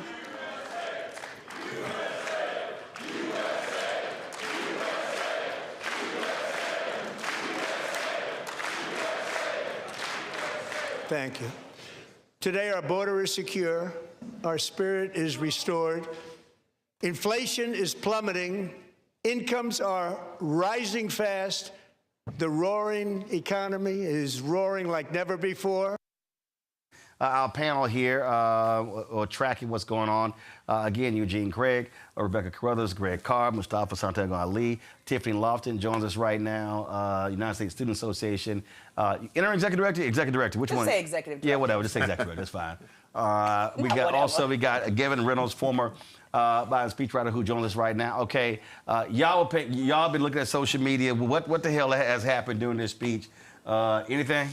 This fool said that he's making America great again, and the borders have been successfully restored and secured, and nobody illegal has entered into the country. And Representative Ilhan Omar shouted and said, "You've been killing Americans," and he shouted back something like, "Something is wrong with you." And everybody just kept talking. And I can't understand how you can kick out elected officials from their very own meeting that they are in because they are protesting what the president says, when he is in fact lying, when he is in fact being racist and calling people out in the meeting and in the room. There's a bunch of stuff that happened, but he's been continuing a lot, like everybody's been saying. Anybody else?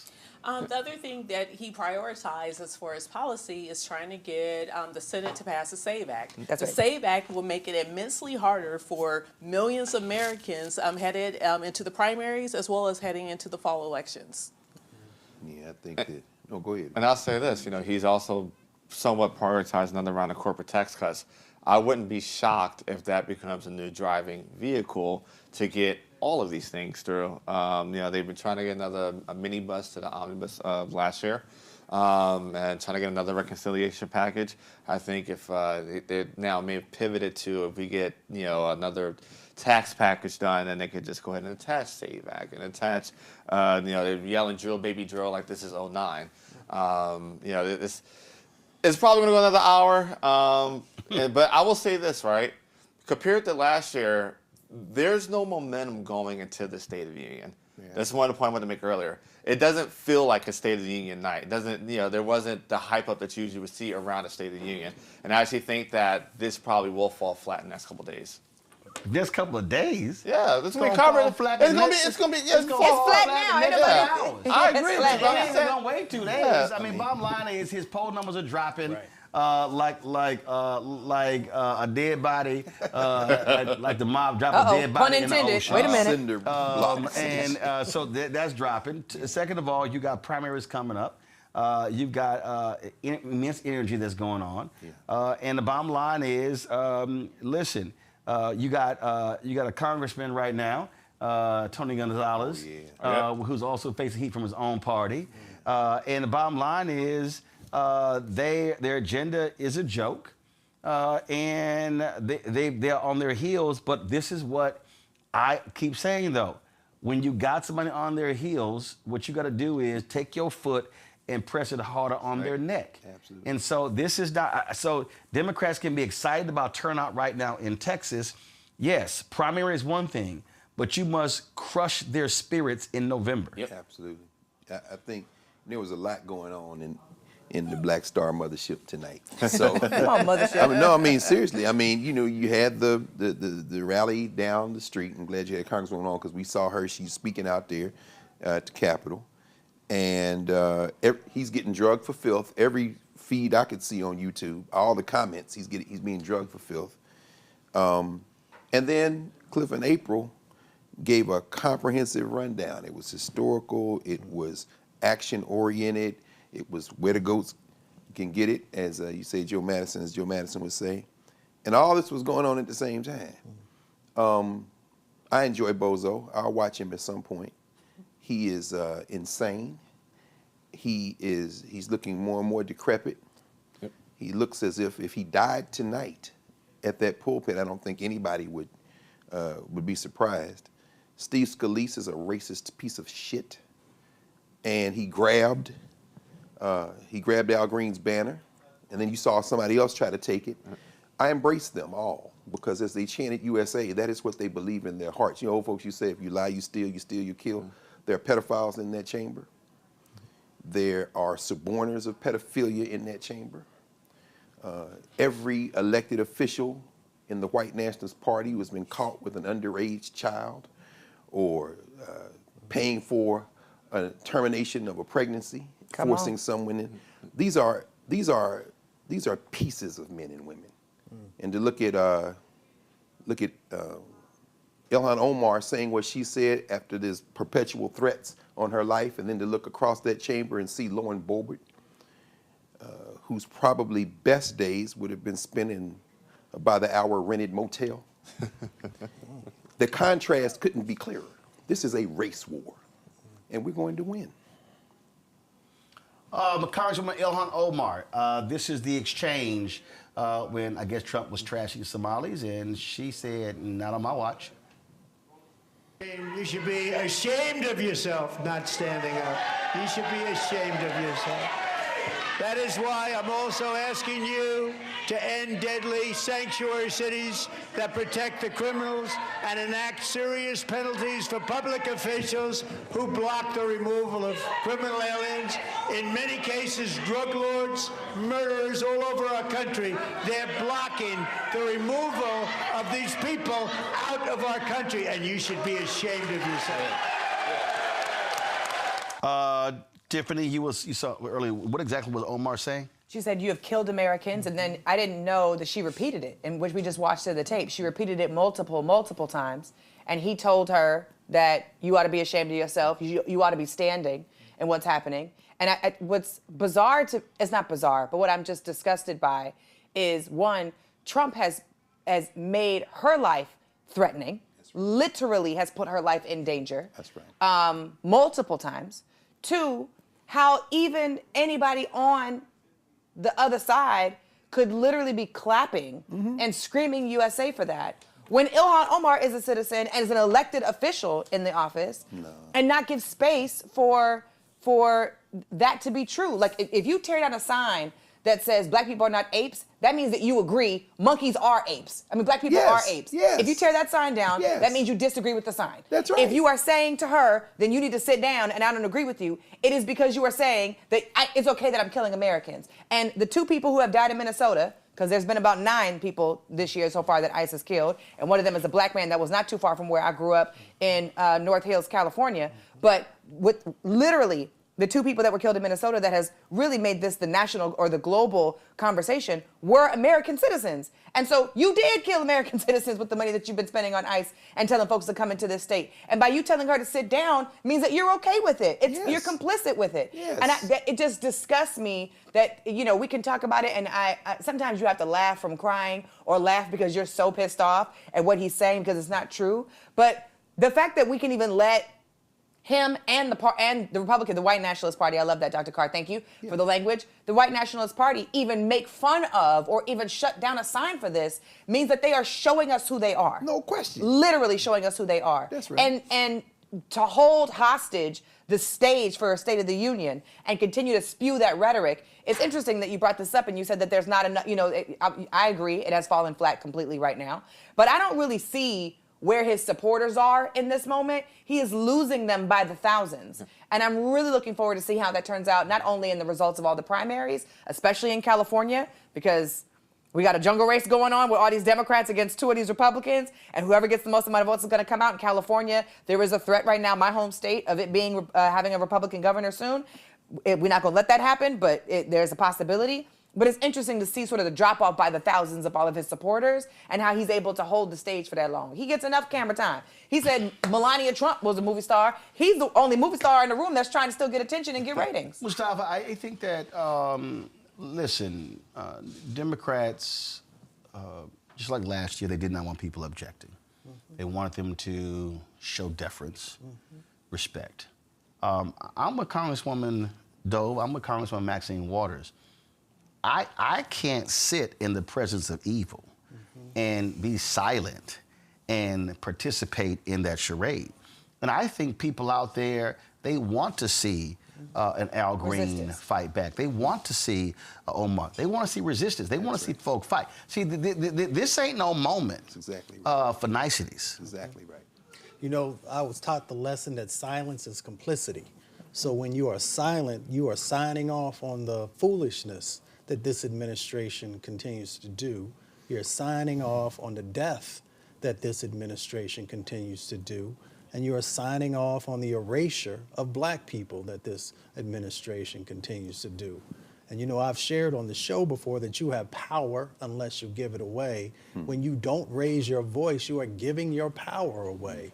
And we just have to change that dynamic. And we've got to make sure that folks understand that we can actually make real change happen. We can hold people accountable, and that we can actually create a tomorrow where folks actually see themselves reflected in the decisions that are being made. That's right. Gavin, in this moment, this is February.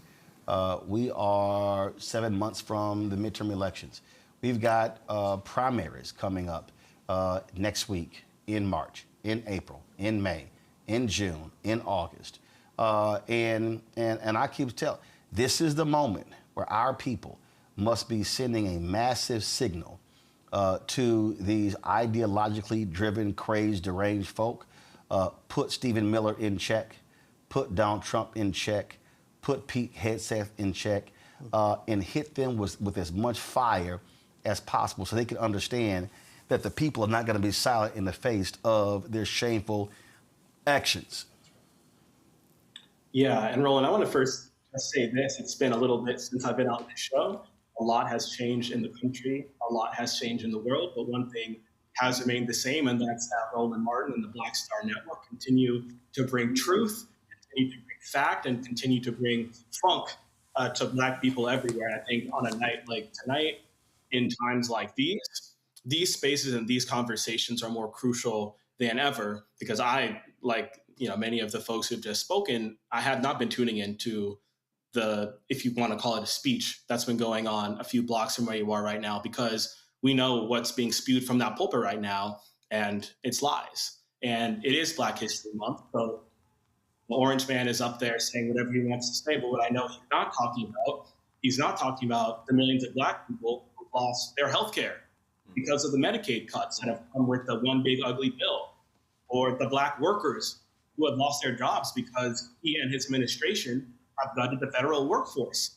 He's not talking about the Black history that he and his administration are erasing from the walls and the halls of our hallowed Smithsonian institutions or the executive orders that he signed against diversity, equity, and inclusion. I don't need to remind your audience about any of this, but what you said could not be more true, and what LaTosha Brown said a few minutes ago could not be more true either. We have to organize. We have to mobilize.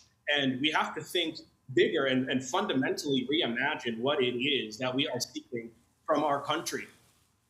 Our deliverance is not going to come ultimately, I think, from some candidates, or some elected official. It might, but what I think fundamentally is going to come from our deliverance as a community is going to come from our community coming together and pooling our resources and building. I think that the days of us trying to secure our seats at the table are over. And I'm speaking on this as someone of my generation, right? I'm on the cusp of Gen Z, but I think where we are right now is that this whole establishment is burning down.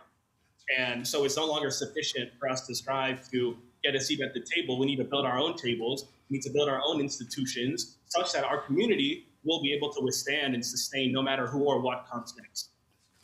One of the things, I was having a conversation earlier today, Eugene, and I was asked, it was today, but also when I was in Houston on Sunday, I was asked, okay, in this moment, what then has to be done?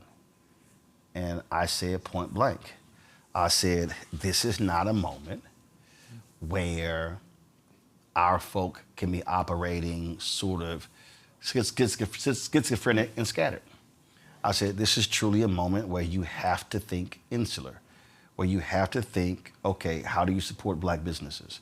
Okay, Black Voters Matter last year experienced a significant drop in donations. Okay, how are we supporting the work that they do?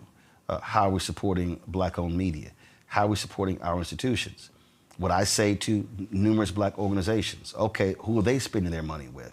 I'll be very clear. If you are civil rights organizations, you're black business organizations, if you are major black organizations, okay, what PR companies are you hiring? Yep. Are they black-owned? What vendors are you using? How are you actually recirculating dollars? If we're talking about, how do we support?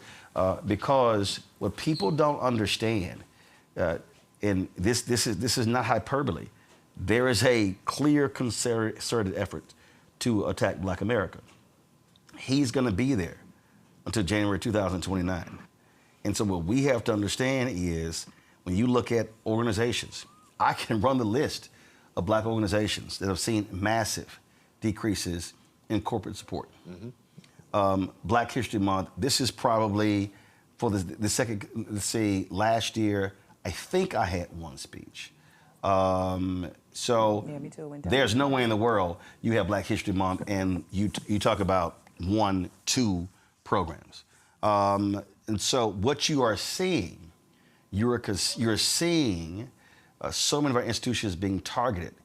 This is where our people are going to have to learn to say, you've been talking about all this do for self. Now let's see if you practice it. And I told somebody, I was just texting with somebody, so tonight, if you look, it was, so Midas Touches, this people rally on the mall. They got like 137,000 people who are watching. I literally said, a year ago we had 250,000. And the point here is what I keep saying to our people, this is not a moment where we can treat everything as a moment. Yep. It literally has to be, how do we practice it every single day? What do we do every single day? That has to be what we are doing. I agree 100% with you. Because the thing is this, right? Even if you look at a timeline of history, right? It's made up of moments that turn into a reality. And we're at a point where you got to either sustain the hype, and that sustained hype has to turn into actual material results, which means that, okay, if you're pissed off about Trump, go figure out a candidate to volunteer support. You're pissed off about your congressman, go find some black media support. You're pissed off about a corporate media. Right. There are black-owned, independent black-owned media outlets where that dollar will go 100 times, not a 5x, not a 10x, 100 times Right. x. I mean, we should be living in a world where an Isaac Hayes shouldn't have to spend 2-3 years, crowdfunding $12 million for fan base. Right. Where we actually own the means of production. And then when we do it, we should be subscribing in record numbers like we are to Instagram and TikTok and those particular platforms. Hold tight 1 second. Joining us right now from Capitol Hill, Congressman Eric Swalwell from California. Congressman, glad to have you here on the State of Our Union. Yeah, of course, of course. This is, I've been saying this since the night of the election, 2024, that Democrats, progressives have to be in a fighting mood every day from what's happening with MAGA. And I think that for 2025, I frankly felt, and I said that the Democratic Party was bewildered, was walking around aimlessly trying to figure out what to say and what to do. And it was finally with the government shutdown, focusing on health care, that they finally began to realize there was a message to speak to the people. But this is the moment where people are saying, are you going to fight evil or are you going to give in? That is the moment that we are living in right now. That's right. Are you wartime generals or peacetime generals? That's what I'm hearing as well. And we may have started 2025 bewildered, but we finished strong, right? We had the No Kings rallies in California. We matched the rigged districting in Texas by getting 5 congressional seats of our own, winning statewide, Virginia, New Jersey, Pennsylvania.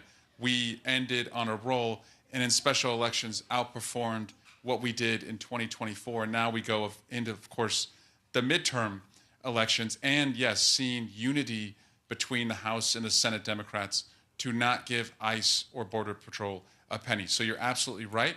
We have to lead and not let the people get ahead of us. They want to see leadership from us, and I think you're seeing that right now. Also, I think when we talk about, I say this all the time on this show, that I hate when elections happen because I hate most consultants because they focus on talking to people in October and November, in last 2 weeks of September, then October. And what I've always been saying is that there has to be a period of educate, enlighten, and inform. And the reason I believe Democrats were successful in the conversation when it came to health care during the government shutdown is they took the time to educate people. When you live and breathe this stuff, you just assume folks know. And I think it was the resonance was built up and it continued and people were beginning to understand that. And you literally saw polling numbers change. You saw sentiment change. You saw Republicans getting nailed in town halls. That has to continue. That has to go forward. I get the Epstein files and everything else, but I think we have to be in a state of mind between now and October of educating, enlightening, informing, leading up to when people get registered, and then leading up to when they vote. Otherwise, if you say just vote, well, I haven't prepared folk as to why they're voting. Yeah, that's right. And the number that I would give you now is I think about what do we educate people on for the midterms? It's $1,700 because that's what the Trump tariffs cost every family on average. And so the president promised he would bring down your costs. And instead, the costs have risen in everything in our lives, literally and figuratively, obviously on groceries, home goods, housing, and then figuratively, women losing rights over their body, immigrants literally losing their lives, public executions happening in our streets, and of course, public safety completely eroding as the president goes after his political opponents. It just costs too damn much. To me, that's a message that sticks with everyone, and we're going to be the side that lowers the cost. Well, and, I mean, this idiot is speaking tonight saying, oh, tariffs are going to replace income taxes. Like, dude, are you on crack? What the hell are you talking about? Yeah. Like, how do you think you're going to fund America? That's right. And so we have to tell that story. And I would tell Americans, send your grocery bill to the White House. Send it to your Republican representatives. Send your utility bill. Show them the costs associated with that. And you mentioned healthcare. And it wasn't just that we socialized what the cost was going to be. We aligned it with open enrollment. And that's why it worked, because people actually were looking at an increase in costs, sometimes up to 300, 400% more from the last year. And we showed that we were the side that we're going to bring the cost down. He was the one that, frankly, didn't give a shit. Absolutely. Well, Congressman, listen, there's a reason I'm wearing this shirt. Don't blame me. I voted for the black woman. I wear this. Y'all drop that lower third. I wear Same. this. I wear this all the time when I'm traveling and people stop me. They say, "Hey, I need to get that shirt," because I want to be real public on record. I did not vote for this fool who's 2 blocks away from my studio. That's right. And we're better than this, and we're going to get through this. And that's the work we do from now until November. All right, Congressman Swalwell, we appreciate it. Thanks a lot. This is a battle. You know, Joe Biden kept talking about this is a battle for the soul of America. That's a joke. What I need our people to understand is this is a battle of the future of Black America. Yeah, absolutely. And this is about. That's right. And I keep telling folks. That's right. And I'm sick of these little simple Simon Negroes, Greg, who are so fixated on their pocketbooks. When I'm saying no. What is this world going to be for our nieces and nephews, for our children and grandchildren? And if you look at public policy right now, it is not going to be a good one for them if we do not stop this nonsense now. That's right. You're right. And you're right, this world. Rebecca, during when we were watching this Bozo Obama, where you were talking about Tucker Carlson and Mike Huckabee. These are religious zealots. Their attack on the environment is because they don't expect that the resources that we have are permanent and eternal. They're expecting to go somewhere else with their white nationalist God. If they were Muslims, they would be Al-Qaeda. They are not Muslims, and they are not Christians. They are, in fact, religious zealots. Some of them. There are a lot of things going on. The tech bros, the billionaires, as you say. And so they're all about harvesting our resources. Congressman Swalwell, with all due respect, we are not better than that. And America doesn't have a soul. It's human beings living in a place trying to figure out how to live. Either we're going to live together or we're not. When I say that this is a race war, it's absolutely a race war. The human race versus them. These people have given up any concept of humanity. They are warped. They're dangerous. And tonight, their avatar, Donald Trump is not the cause of this. He's a symptom. And when they chant USA, I embrace that because that is the United States. Ilhan Omar can never be an American. None of us can ever be Americans. And anybody who says that we can be Americans is with us, lumped in the people against the United States. They are getting ready literally to bomb another country. They have murdered people in the Caribbean Sea and in the Pacific Ocean. They have cut the head off leadership in Venezuela. They don't give a damn how many Cubans die because a white man named Marco Rubio, I don't give a damn if he speaks Spanish or not. He went to Munich 2 weeks ago and declared himself an open white supremacist. And if it were up to him, all of us would be subject to his white nationalist thumb as he stood there in Germany and said, I long for the good old days when colonialism ruled the earth and them Africans and every damn body else was under our thumb. And you know who cheered? Them funky ass Europeans. So when you say that, Roland, it's a very serious thing. It's only 2 sides in this. The people of the world and these people right here. And that goes for Bibi Netanyahu, the mass murdering prime minister of Israel. And when Ilhan Omar, this is what I love about Ilhan Omar. I say it unreservedly. The look in her eye is the same look she put on that white boy that threw whatever that was on her. And she's going to dot his eye. What saved his ass was security. Apple vinegar, whatever. Apple vinegar, whatever it was. She didn't even back up. She was looking at Donald Trump the same way. And I'm telling you, 10 toes down next to her was Rashida Tlaib. And I'm saying any Negro in this country, y'all go back and listen to what Cliff and April ran down to us. If you are not standing with them, you need to get your mind right or get the hell out of the way because this, you're absolutely right. This is for all the marbles this time. Greg, I want to start, and then we'll go around. Mm-hmm. We keep saying this, and, you know, when you have these grossly misinformed, uneducated, clueless, simple Simon Negroes who say, y'all ain't nothing but a bunch of Democrats. What they don't understand, one, they don't understand American politics. No. 2, they don't understand the history of Black people. 3, they also don't understand what politics really is. We talk about it all the time, that political parties are delivery systems. Yes, sir. That's what they are. These right-wing ideological folk, they said, deliver us Roe v. Wade. Deliver us a right-wing Supreme Court. Deliver us more tax cuts. What that means, if you want that, you going through the Republican Party. That's it. If you say, I believe in civil rights, I believe in expanding Medicaid, if you say that I believe in caring for the poor, you going through a Democratic lane. Yes, sir. So this issue people don't understand. I tell people all the time, this show is not a progressive show. It's not a conservative show. It's not a liberal show. It's not a conservative. It ain't red or blue. It's black. And if you showed me a set of policies that, a multiple number of policies that positively impacted black people, when all these Republicans talk about, the radical Republicans back in the day, I'm like, please show me a modern-day Thaddeus Stevens. If you showed me a modern-day Thaddeus Stevens, I'll be happy to say I'll vote for him. There are no modern-day Thaddeus Stevens. For all of y'all who ain't got no clue about American history, Thaddeus Stevens was the most radical Republican, the most ardent opponent of slavery in the U.S. Congress.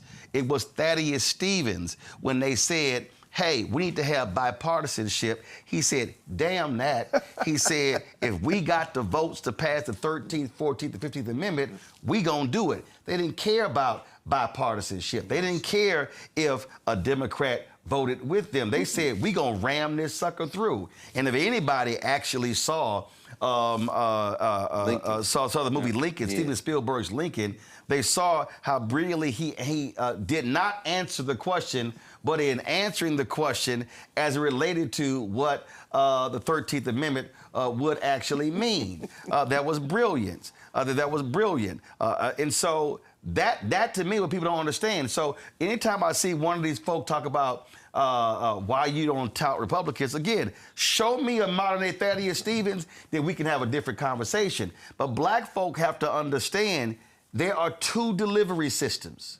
That's it. That's it. You could talk about we need our own, whatever. And let me also, to that point, let me also say this here, because I don't think people understand. The Tea Party picked a delivery system. Exactly. Yep. MAGA picked a delivery system. Absolutely. It was Republicans. That's right. So if you want to mobilize and organize black people to have a contingent, to have a group dynamic power, that's fine. But you're going to have to pick a delivery system. Why just Roland? This is really going to make their heads blow up. The Nation of Islam picked a delivery system. Jesse Jackson. Jesse didn't have security. Farrakhan, he spoke at Savior's Day over the weekend. Yes. This man is in his 90s. He stood there at that podium and said, y'all not going to talk bad about my brother. And then he walked through the whole thing. Our friend and brother Ron Walters, the ancestor, in 1988, he wrote a book called Black Electoral Politics in America, where he went through like 70 years of politics, lingering on Gary, talking about the Jackson campaigns of 84 and 88, and he ends the book by quoting, of all people, Martin Delany from the 1850s. And he says, Martin Delany said, as long as we are in this country, we have to participate in the politics of seizing power in this country because we are in this country. That was in the 1850s, before the Civil War. Ron Walters, who earned the right to talk like that because he was a scholar activist, said, you're going to have to capture one of these parties to wield power. So all these Negroes, Jesse, you should have been an independent party. Fool, do you understand that the Working Families Party is an independent party? And in New York, they seized power through a delivery system called Zohan Mamdani, and they fell out with Mamdani over the last couple of days because Mamdani wanted somebody, and they didn't want, and they said, Mamdani got a vote, but everybody got one vote. So in other words, what you're saying is so important. Do not confuse party politics with electoral party politics. Right. Don't be stupid. You can have a million different parties, but it ain't gonna be but one of these two parties that's gonna win an election and at the national level. Right, and I think, Rebecca, that I say to, if somebody's black and they say, well, I don't like these existing Democrats. Run. Okay, you got a primary. You got a primary system. So let's just take congressional. Each congressional district is anywhere from 750 to 850,000 people. Now, when you check the numbers, you probably are going to, you may get to 100,000 that actually vote. So that means that's total in a primary. That's total. That's not even like that's that's not 100,000 for you. That might be a damn general election number. Okay, total. I'm just being straight up. Yeah. So the point here is, I'll say to those people, find your candidate, run them in the primary, go beat the streets, go door knock, go uncover your votes, find the people you agree with you. That's how AOC beat a very prominent Democrat in New York City. That's right. He was shocked his ass lost. But that's what they did. So it trips me out when these Simple Simon Negroes start yakking on YouTube and Instagram about all this nonsense, and I'm sitting there going, okay, I don't recall y'all getting behind somebody in the primary. I don't recall y'all pulling the voting data and say, okay, we're going to go out and get our people to come out to vote. That's how you do it. And then if your candidate wins in the primary, they're on the ballot in the general. And if it's a largely Democratic, they're guaranteed to win in November. But the issue I have is a bunch of folk who just want to run their mouths and run other black people down, and they ain't got nothing, no skin in this game.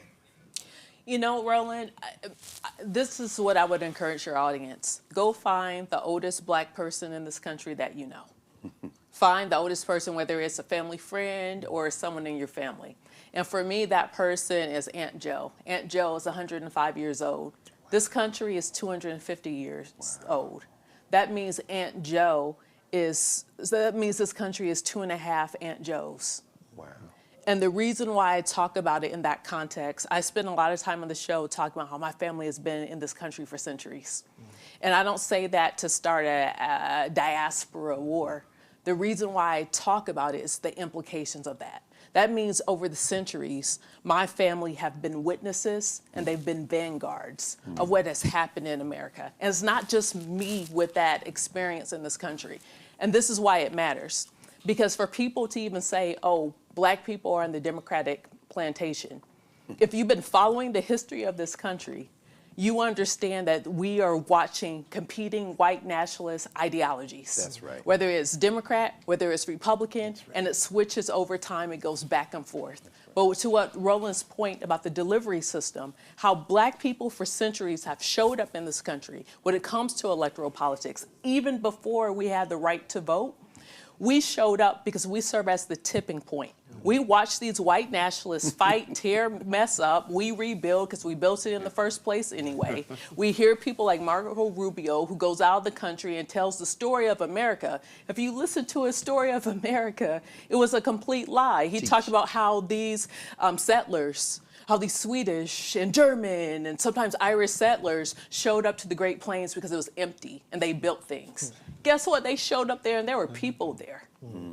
So to hear this... and went to war with people and killed people. That's right. And raped and pillaged land. That's right. Brought disease. Brought 90% of them was disease to people. He even had the nerve to say the reason why you have cowboys in the old Wild West was because of Spain. Come on. How dare you? West Africa got something to say about that because Rebecca, the first cowboys in this country were black. That's right. So listening Well, he ain't gonna talk about how them same white folks colonized his country. Yep.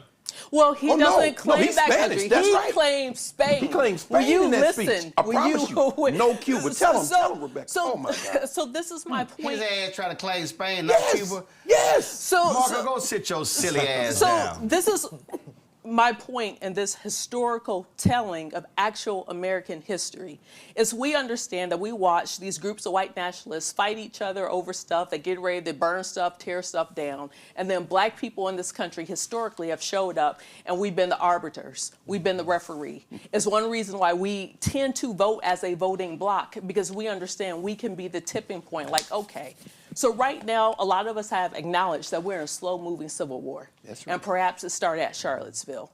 Things are so out of whack in this country. We are beyond the norms. There are no more norms. And we see this man down the street in the People's House continue to smash the norms that gentlemen, they agreed to serve. We're beyond that fake societal niceness. We're beyond that. So at this point, one reason why you don't see Black people in the street right now, because there's an ancestral knowledge that we have. That's right. Get the F out the way. That's right. Let them fight this, duke it out, and then when it's time for us to stand up and rebuild, that's where we re-enter the chat. But this is America. But see, myself, I don't have a problem with us getting out of the way and letting them fight it out. But is the mobilizing, organizing behind the scenes happening?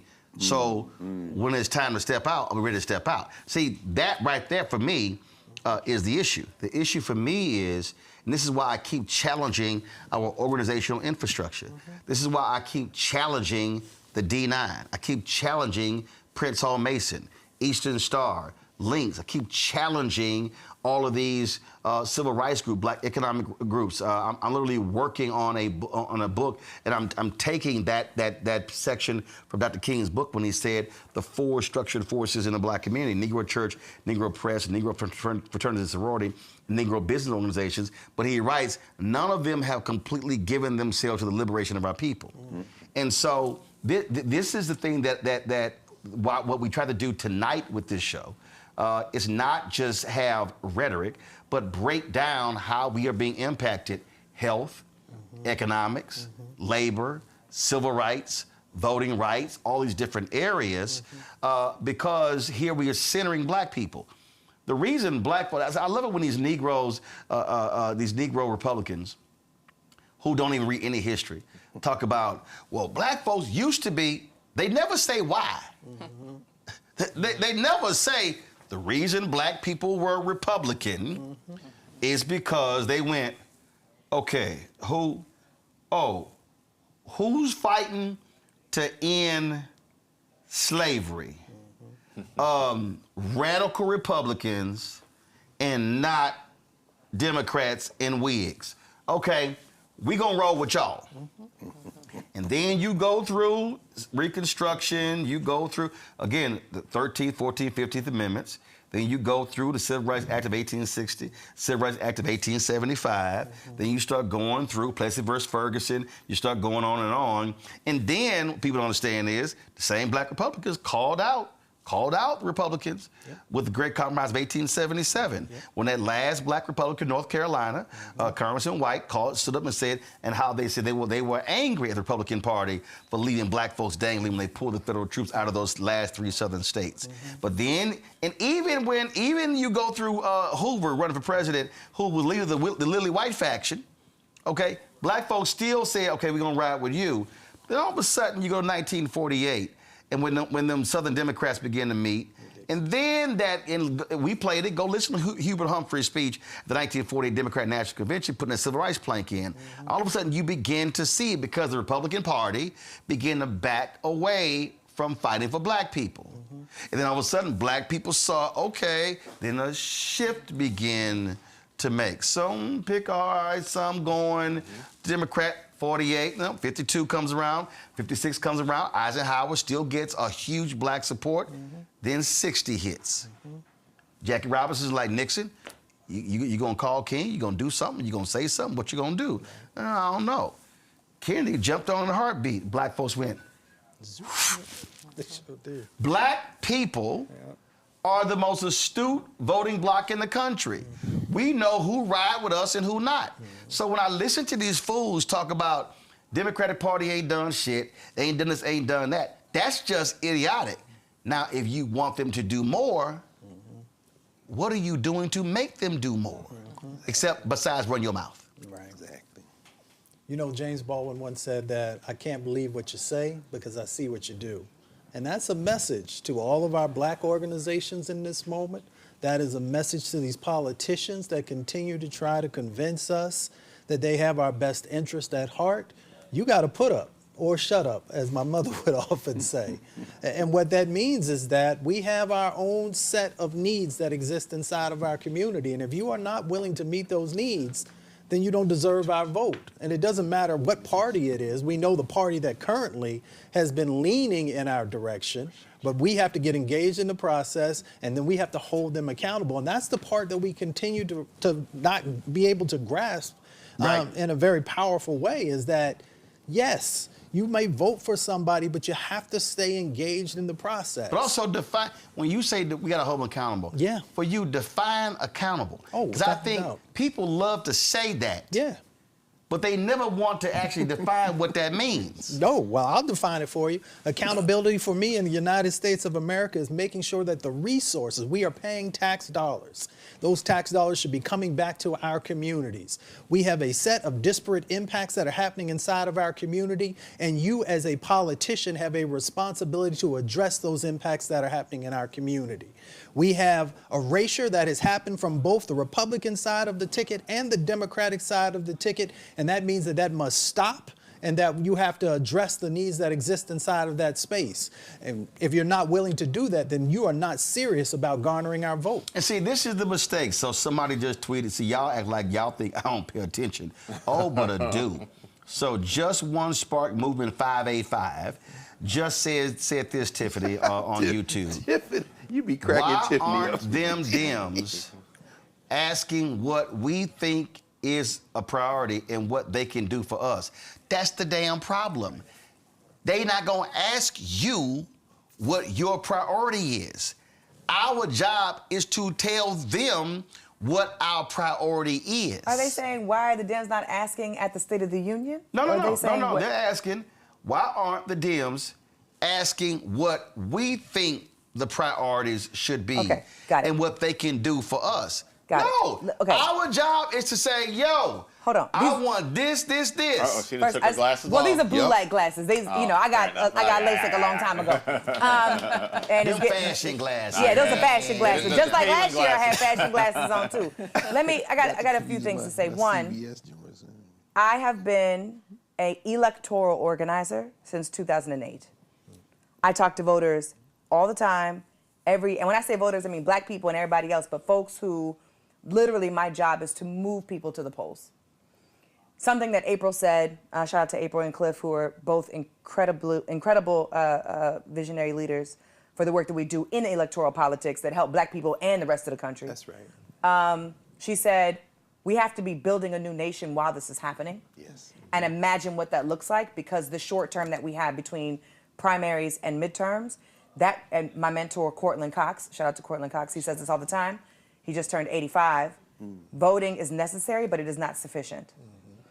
And so as I think about that tweet or comment. It's a part of the process. Yeah. It's not the. That's right. That's cute too, but I like what he says. He says it is necessary, but it's not sufficient because there's so much work for us to do. Right. I don't know where that comment showed up at, YouTube, Twitter, whatever it was. YouTube chat. Let me say this. When somebody says, why are they not asking us? Or when I hear people say, I don't want to vote for the Dems because they haven't had black people's back. Or I hear somebody say, the whole thing is flawed and the Democrats and the Republicans are the same.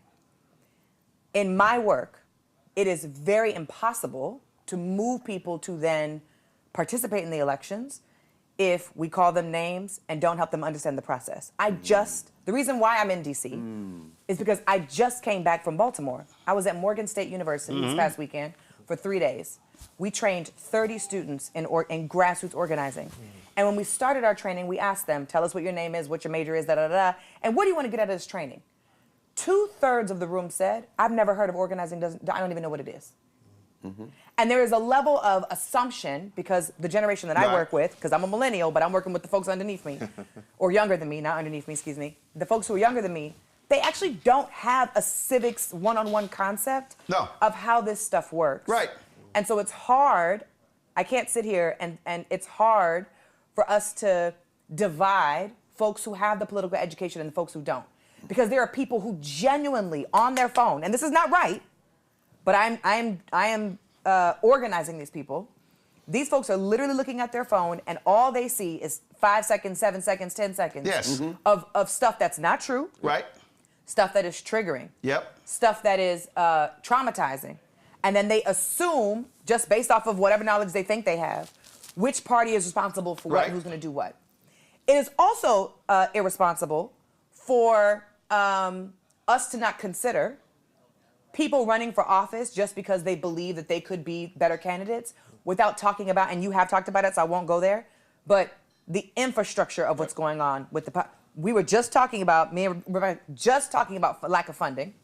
We were just talking about in the state of California, in the state of Florida, where we're about to see, I don't know if they've publicly announced it, so I'm not going to say it, but we're about to see a real interesting election with the governor race in Florida. There's a lot that's going on across the country, in Georgia, in Texas, and with my students in Wisconsin, my students in New York. We are thinking about how organizations have not been organizing and building bases across the country. Right. They do not have resources and they do Right. not have money. They are absolutely not training people right now as this is happening. And they are not going to be able to turn out large bases to support people. And then those people who are independents, Mamdani didn't win because he had a better agenda. He won because he had infrastructure. Yes. He won because he actually trained and organized voters. Infrastructure, trade, and had a very clear messaging apparatus but a lot that of speak to people. Yes, a lot of people have really good training speaking apparatuses with their agenda. But he also had the support of unions. That's right. He had the support of the Working Families Party. He had the support of young black organized groups in the state in New York. But the only way he in the got, city but, of but New the York. only way he got that though, and then this is where, this is just It's through his agenda, but it's because of his relationships. No, but if I had some Legos, I would show folk. It's building. It's building. We're saying the same thing. The struggle for so many different people, and Bishop Barb and I talk about this all the time, and he and I were just discussing this the other night, is, and I've been saying this constantly on this show, in speeches everywhere, is I'm tired of having panel conversations where there are macro discussions. It's this large thing. I keep saying, no, it's all micro. It's all you gotta micro. break it down for people. I can't get a group to back me.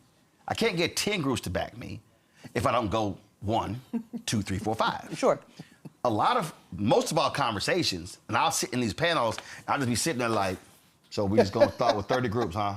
We just gonna skip past 1 through 29. We just going right to 30. And I'm like, no. It also matters which 30 you go to. Right, but what I'm saying is, it's like when I was in Ohio in 2024, I'm in a restaurant in Cincinnati, brother, he's an alpha, and he said, he saw me, he's like, hey man, I sure love it. He said, we're doing voter registration tomorrow at the Bengals game. I was like, why? He's like, what do you mean? I said, how long y'all gonna be out there? I said, how many people did y'all register last game? And then he told me.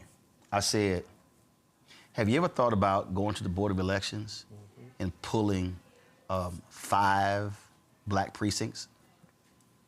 And then looking at how many eligible black voters in those 5 black precincts? And doing targeted work to reach those voters.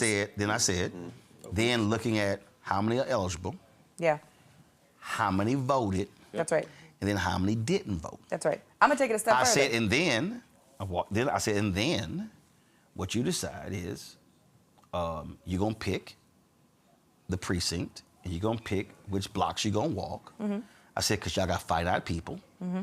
And you do that, you pick, if you do 4, then what you're gonna do each week. This is what he said. We can do that? Yep. I said. They don't know. I know that. Yeah. I said, yes, you can do that. I said, the data is there. That's right. I said, you're expending a lot of energy with little return on your time. Yeah. I said, this is a way where you can actually impact far more people. And he said, damn, I'm gonna go tell the bros that. I've done Zooms with other Alpha chapters saying, guys, this is a micro strategy. And then when I explained to them how many elections, first of all, the reason the Republicans have the House, it was for a total of 7,000 votes. Yeah, they cheated. But, okay, got it. But point though, all of the House races, they won the majority. It was 7,000 votes. Right. And so when I walked through that, it was like, huh? I'm like, yes, so those 50, those 75, those 100. So I was like, bruh, I said, if you take a micro strategy, you're trying to go to a game where 65,000 are coming for the game. Yeah. And most of them probably already registered. And that's not even the margin you need to get. And you're sitting out there that's not even for the margin 3, 4, 5 hours yeah. when you could do this over here. But to your point about education process, he didn't know, but I was walking him through a micro strategy. And that's why, Eugene, I keep calling for, I said, no, I got you. Well, I said we're city council members, school board members, county commission members. There should be, what Gary Chambers is doing in Louisiana, every week in these places, it should be City Hall 101, County Government 101, State Government 101, Federal Government 101, because yes, folk don't know. Yeah. Tiffany, the Eugene, Thank go. you. Great. Okay, two things. One, right now across the country, in this season, students at every university are running for student government elections. So to your point about micro, I am also supporting and training and have done virtual and in-person trainings to help students recognize the practice of just running elections on their campus with their peers to build relationships. And there are 10 to 20, less than 100 people that make the difference of which candidate on campus wins their student government election. So we are using those examples to show them when you do this on campus, you build a coalition with the other student organizations on campus, not just your student government, not just your homies, not just your sorority or fraternity, but all the groups on campus, the Queer Student Union, the Black Student Union, the NAACP chapter, MECHA, the whoever, the Palestinian Students for Justice in Palestine, whatever. Form that coalition and you run. When you were able to practice that, then you can see how real elections work in America. But number two is this, I want to take it a step further. It's not just do you know how to run the election. What I'm also finding is that people don't know how to build organizations when they do it. And so when you go register people, you want to get people's, you want to have long, and this is what hold on, let me finish. This is what the finding is in the DNC report that we're not getting, right? Because we can't see it because they don't want to talk about what they did when they lost the last DNC election and what the lessons were. But what we do know is that you have short conversations with people 3 weeks before election day, and then you talk to them, you tell them where to vote, and then you leave. But what the work that I have been doing, and you know this because you came last year and spoke to all of our students, and the conference is happening, where's my camera? The conference is happening again March 19th to the 23rd, and you can visit usstudentassociation.org to help donate for this cause, because 300 students are coming to Washington, D.C. to meet with their elected officials all over again, and it was this very show, and it was those very followers who made that conference happen because they donated $5, $7, $15. It goes a long way. usstudentassociation.org is the website. And it's at this organization that we are saying to students, listen, once you run elections, and you know this, once you run elections, it is a volunteer leadership development program for all the volunteers that are then going to go run for office in the future. If you want to run for office in the future, you got to work on a campaign for somebody else so you understand how the terrain works and how the process works. And when you build this strong organization, you are able then to do a ladder of engagement to cycle people through the process so that you don't lose the momentum that you are building and you can build on the next issue. But people oftentimes find out, okay, I know how to run an election. I'm going to run the election and I'm going to stop. But that's the problem what's happened with Kamala Harris. She didn't build an organization. That's the problem that happened with Bernie Sanders. He didn't build an organization. I love my brother, but that's what happened to Dr. Cornel West. He didn't build an organization. These folks ran and then they left, and their entire base is now like, what do we do and who do we go to? So let me say this here when you talk about the organization piece. Because the Obama built an organization decimated everything. I'm gonna come back to you. Hold on. Well, that you know. No, he did. He did. No. First of all, real quick, Obama did build an organization. Yeah, a lot of people build organizations. The problem was he built an organization only for his agenda. That's what I'm saying. When he became president, he did not fully understand that the new organization was the actual DNC, which is the national organization. And Obama for America, and he maintained that and became organizing and did for not America. build became organizing for America, and it did not build the party, which is why they lost more than 1,000 seats. But here's the point. And didn't even properly organize around healthcare reform. Right. So here's the thing. Because I don't have healthcare right now. So here's the It went thing up. that if there was one thing, and we would talk about Reverend $400. Jackson. We would talk about Reverend Jackson, and I said this. Reverend Jackson was alive, so I got a problem saying it now. Jesse Jr. and I were talking about this here. One of the biggest mistakes that Reverend Jackson made was after 1988, he did not transition his presidential campaign to an organization. So the point that you're making, and it drives me crazy, and I've been saying this in speeches for the last decade, we actually expend massive amounts of energy and money building voter programs, building the moment, like you said earlier. voter registration For the moment. and voter turnout programs For the moment. without realizing that the election is the end of one process, Beginning of another. the beginning of another.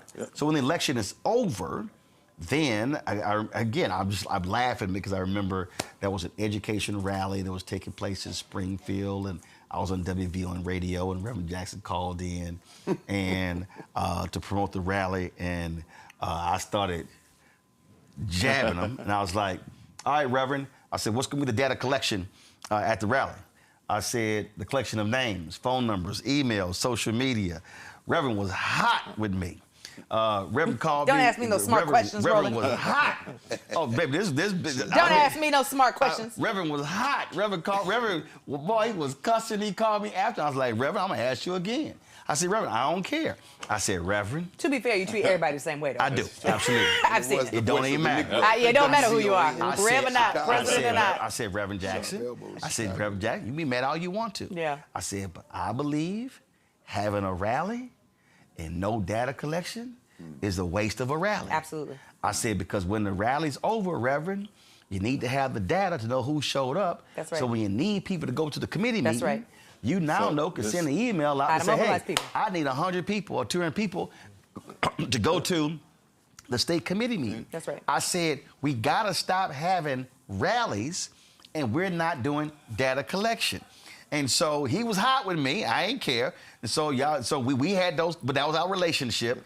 But that's my thing. Why do Bishop Barber and I do so much together? Because that's what they do. They are building organization. They are not sitting here. Don't leave my name out of that list when you say that, because you was with me too when I was building the organization. No, I understand that, but what I'm saying. Yeah, but they don't understand that. You got to say my name but too. I talk to Bishop Barber about 6-7 times a week, and I talk to in front of me in the same group text. We be in the same text. No, but that's me and him talk direct. He knows I'm talking about you doing headstands somewhere, doing a yoga headstand. But what Tiffany's saying is thank you, Rebecca. Because last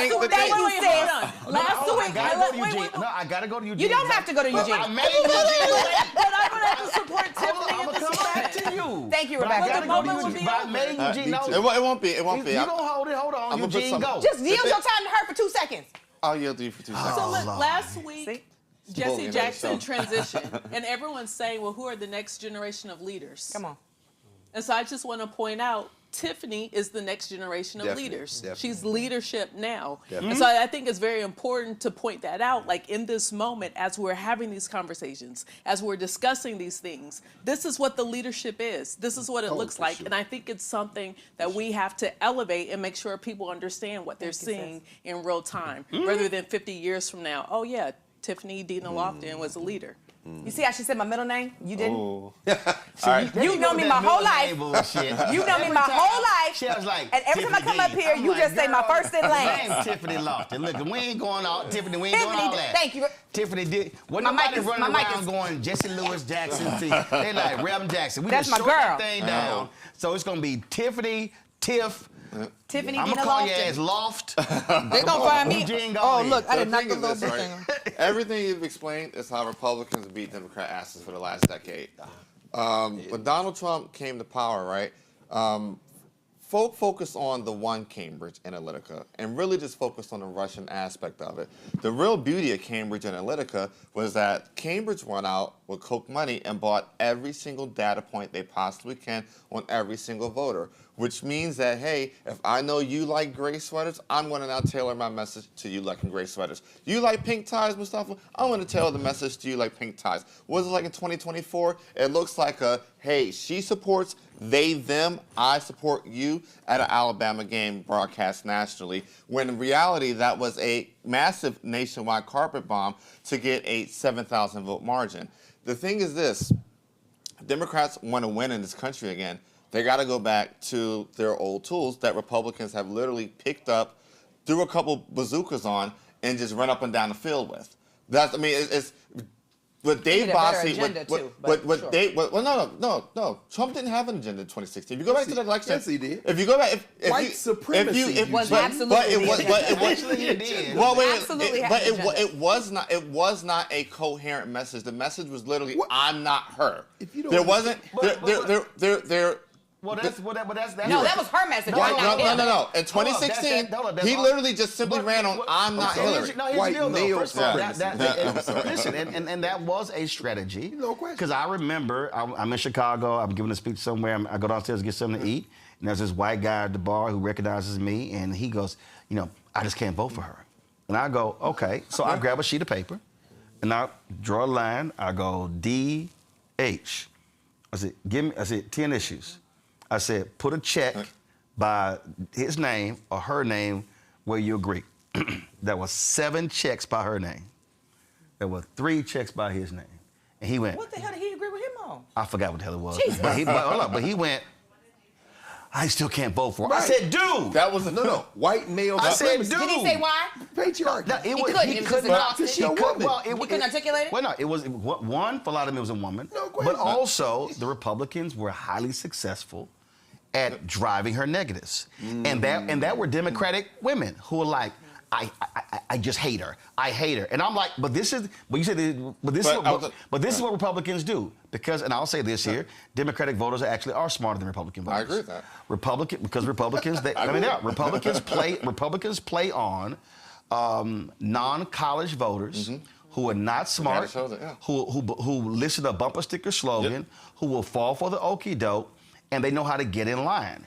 Democrats, and we saw this in the election. Listen, I totally understand folks' position when it came to Gaza and when it came to Israel. I just came back from Palestine. Did you know that? But here's it. Yes, I know. wow. I saw you on Instagram. Yeah, we know.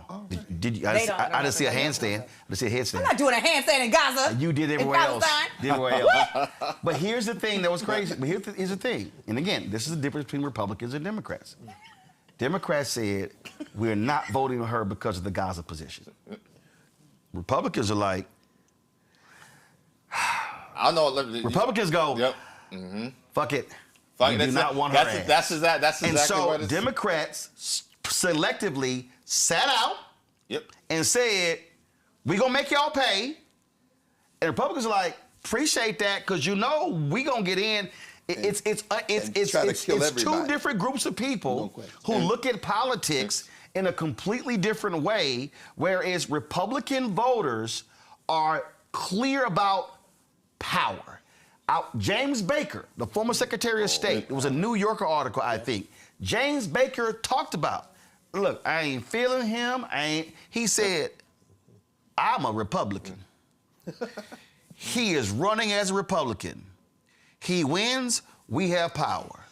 And so, I'm gonna bring it back full circle. And so what real now quick. happens is, people, it's just a reality of politics. And Republicans, Trump knew that in 2016.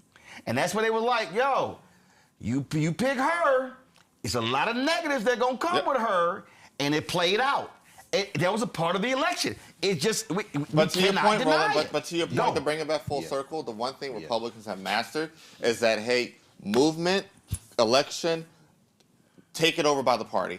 Tea Party became the GOP, and MAGA became the GOP. Moms for Liberty in 2022 became the GOP infrastructure. And look, Dave Bossie and Turning Point USA was Trump's young GOTV plan. People, It was his young USSA plan. We made real all the stories specific. were Trump has no ground game. Wow. They Turning Point was the outsourced. ground game. They said TPUSA, they driving, and that's why if you look at those numbers, the numbers do not lie.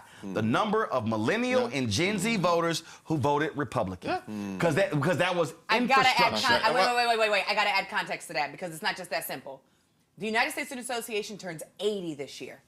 Wow. Over the last 10 years since our absence, on the statewide level, elected officials who are Republican and right-wing leaning passed policy that completely dismantled how students were able to run their student fees to continue to lobby for a progressive agenda. They told students, you cannot spend your money on lobbyists, you cannot spend your money on abortion, on advocacy for abortion, you cannot spend your money on the DREAM Act. We don't like none of the stuff that y'all are doing. We don't want you to continue to fight for voting rights, civil rights, none of that. So they told students you could no longer use your fees that way. So students completely couldn't use their fees. The administration told them what they could and could not do. And then they started passing across the country gag orders, educational gag orders on student leaders. They started punishing student leaders, telling them what they could and could not do. And that's the birth of Turning Point USA. But wait a minute. When they completely dismantled USSA. And we had 12 million students across the country that were organizing on an annual level. But you left something out. Wow.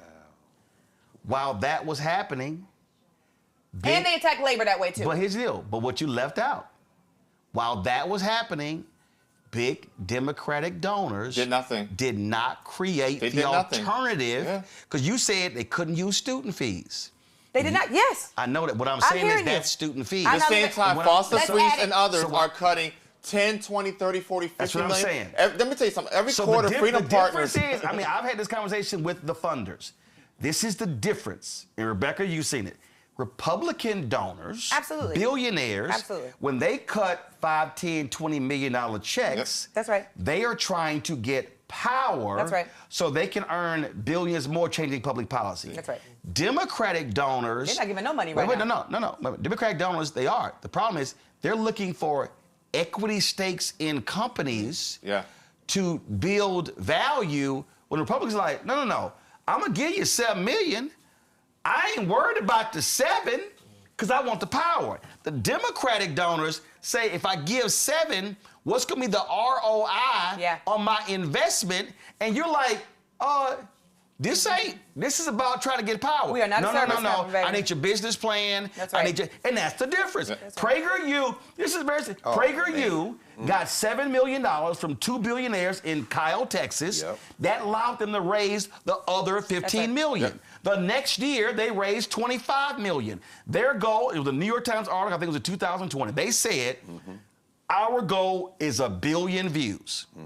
Our goal is to hit young people, to hit 1 billion views on YouTube. What ends up happening? They hit that. They then build up this massive infrastructure. Republicans control the legislature in Florida, in Texas. Now, PragerU for Kids has their material now in K through 12. And so they were looking at power. And they're running the bicentennial. Democratic now they got donors, our tax money. Democratic donors, let's be real clear. Democratic donors are like, can we do some animation? What do we do, a movie? I'm telling you, it's a whole different deal. mindset. So what you just laid out, Democratic donors were not sitting here going, wait a minute, if they're wiping out student infrastructure, then we're going to need to fund the student infrastructure to create these chapters. They don't do it. No, they still not It is doing no different than, listen, I was talking to a white guy in advertising. There was a dude who told him at 24, man, do not call me with that bullshit about advertising on podcasts. Wow. So 24. Insane. He was like, so when election was over, he called me. He was like, well, I tried to tell you. Now, what happened? How many stories were done out of 24? Oh, my God. Democrats, progressives, they completely missed the whole digital deal. Oh, my God, what are we going to do? Wasn't that December and January? What was that, January 2025? It's February 24th, 2026. How much money Lord have mercy. do you think a single, a progressive entity, a issues-based group has spent on the only black news show in YouTube's top 100? Just throw a number out. 0. Yeah, what was 0? Yep. So, and that's the difference. But if Roland, this, why don't people if this learn was the a lesson? if this was a MAGA show, Of course. But Roland, why? Because I'm telling you, because let me tell you something. This is why people don't believe in the party. understand power. So then why? But my question is, why don't Democrats understand power? Because they do understand power, but because they soft white nationalists. the They can give you no power. financial elite, the Democratic Party, they look at who is the co-signer. The problem right now, we discussed it the other day on the show. Does so-and-so recommend you? They're not sitting here looking at numbers going, like if you are a progressive donor and you're saying, I want to drive these issues, if I'm saying, where am I going to put my money? Common sense, give me the list of top 100. Who on here is, I think, left or progressive or who ain't right? Right. We gonna fund all of them. Do they do that? No. What they require is, what you say? I should do those 3. I should do those 4. And I don't exactly. like that. I don't really like that. Like aggressive. That's right. He said Palestine. I don't really think I should give him no money. I'm trying to tell y'all. And so what ends up happening? So no. We need someone from Middle America. That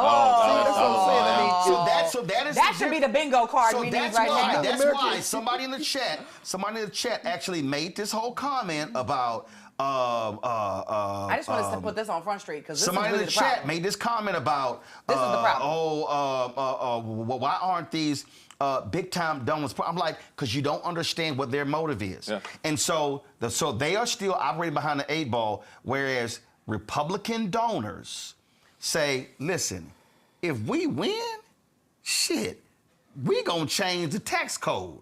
We gonna change this. I'm gonna make $10 billion off that $7 million investment I made.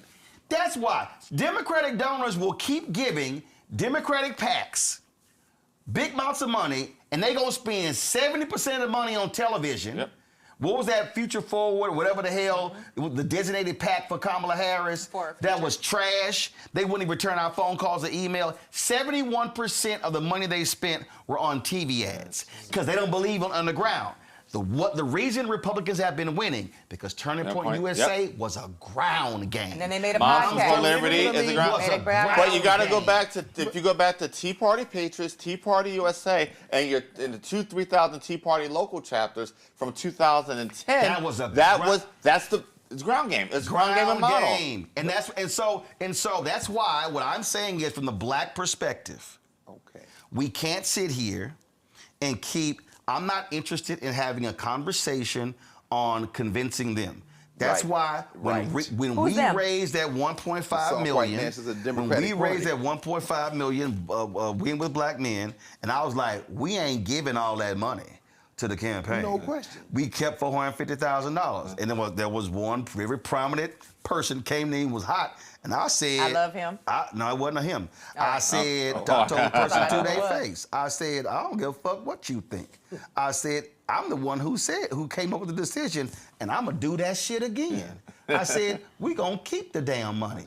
I said, and this time, we ain't going to keep $450,000. We're going to keep the whole 1.5 million. Exactly. I said, because I'm not about to participate in something where we're going to raise money, send to the campaign, and then beg a white consultant for $100,000 back of the 1.5 million we sent. That's why we kept the 450. So what I'm saying to black people right now, I'm saying that with all the capacity that we have, if you are in a black group and y'all have a meeting, y'all should decide we're going to do a raise in our meeting for Black Voters Matter. And we're going to send it to them. We're going to do a raise in our meeting for USSA, and we're going to send it to them. We're going to do a raise for Until Freedom, and we're going to send it to them. And I'm like, this is where we have to be, because if we know groups who we know are going to be on the ground, who we know are going to door knock, who we know are going to have town halls, send it there. Don't send it to a campaign or to a party. The interest should be black, and the interest should be black organizations, because waiting on them to do something, it ain't gonna work. Earlier, Rebecca, Congressman Jim Clyburn was basically talking about them damn Democratic consultants, and so we got to protect what's ours. And so the consultants can kiss my ass in what they're doing. Black people watching, if your ass in North Carolina, cut that state in half and mobilize in East North Carolina. If y'all in Georgia, stop spending your damn time in Atlanta. Take your ass to them rural towns in Georgia where there's a lot of damn black votes. Start now. If you in Texas, listen, a lot of black people in Harris County, but take your ass to East Texas where there's a whole lot of black people and organize, mobilize there. All I'm saying is like, damn, waiting on them, we can actually do this ourselves, because if I had to wait on them, YouTube told me black news ain't gonna work. They were funding all kind of other shit. I remember they funded this big old hour-and-a-half special. They probably spent about $5 to $7 million on it. Common and Jamel Hill co-hosted it. I did 2 panels. It was all kind of. I guarantee you they spent $5 to $7 million. They could have literally sent, and the number of views it did wasn't major.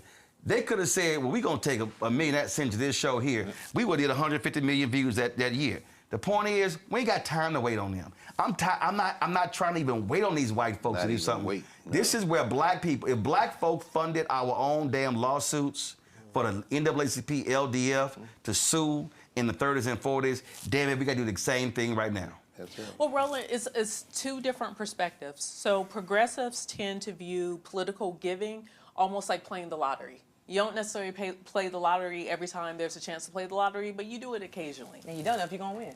Right, exactly. And then on the conservative side, they view it as an investment. They're investing long-term in the stock market. Yep. They're not doing day trading. They're not doing Forex. They're not trading options. Instead, they're buy and hold. They're looking at long-term, like, okay, what can I invest in? Can I invest in QQQ, VIO, SPY? Can I invest in these ETFs and I hold it for 10, 15 years? They're playing for the long haul. So even when we think about how philanthropy dollars work on the C3 side for both with Fair Election Center and USA with Tiffany, philanthropy also works kind of the same way too.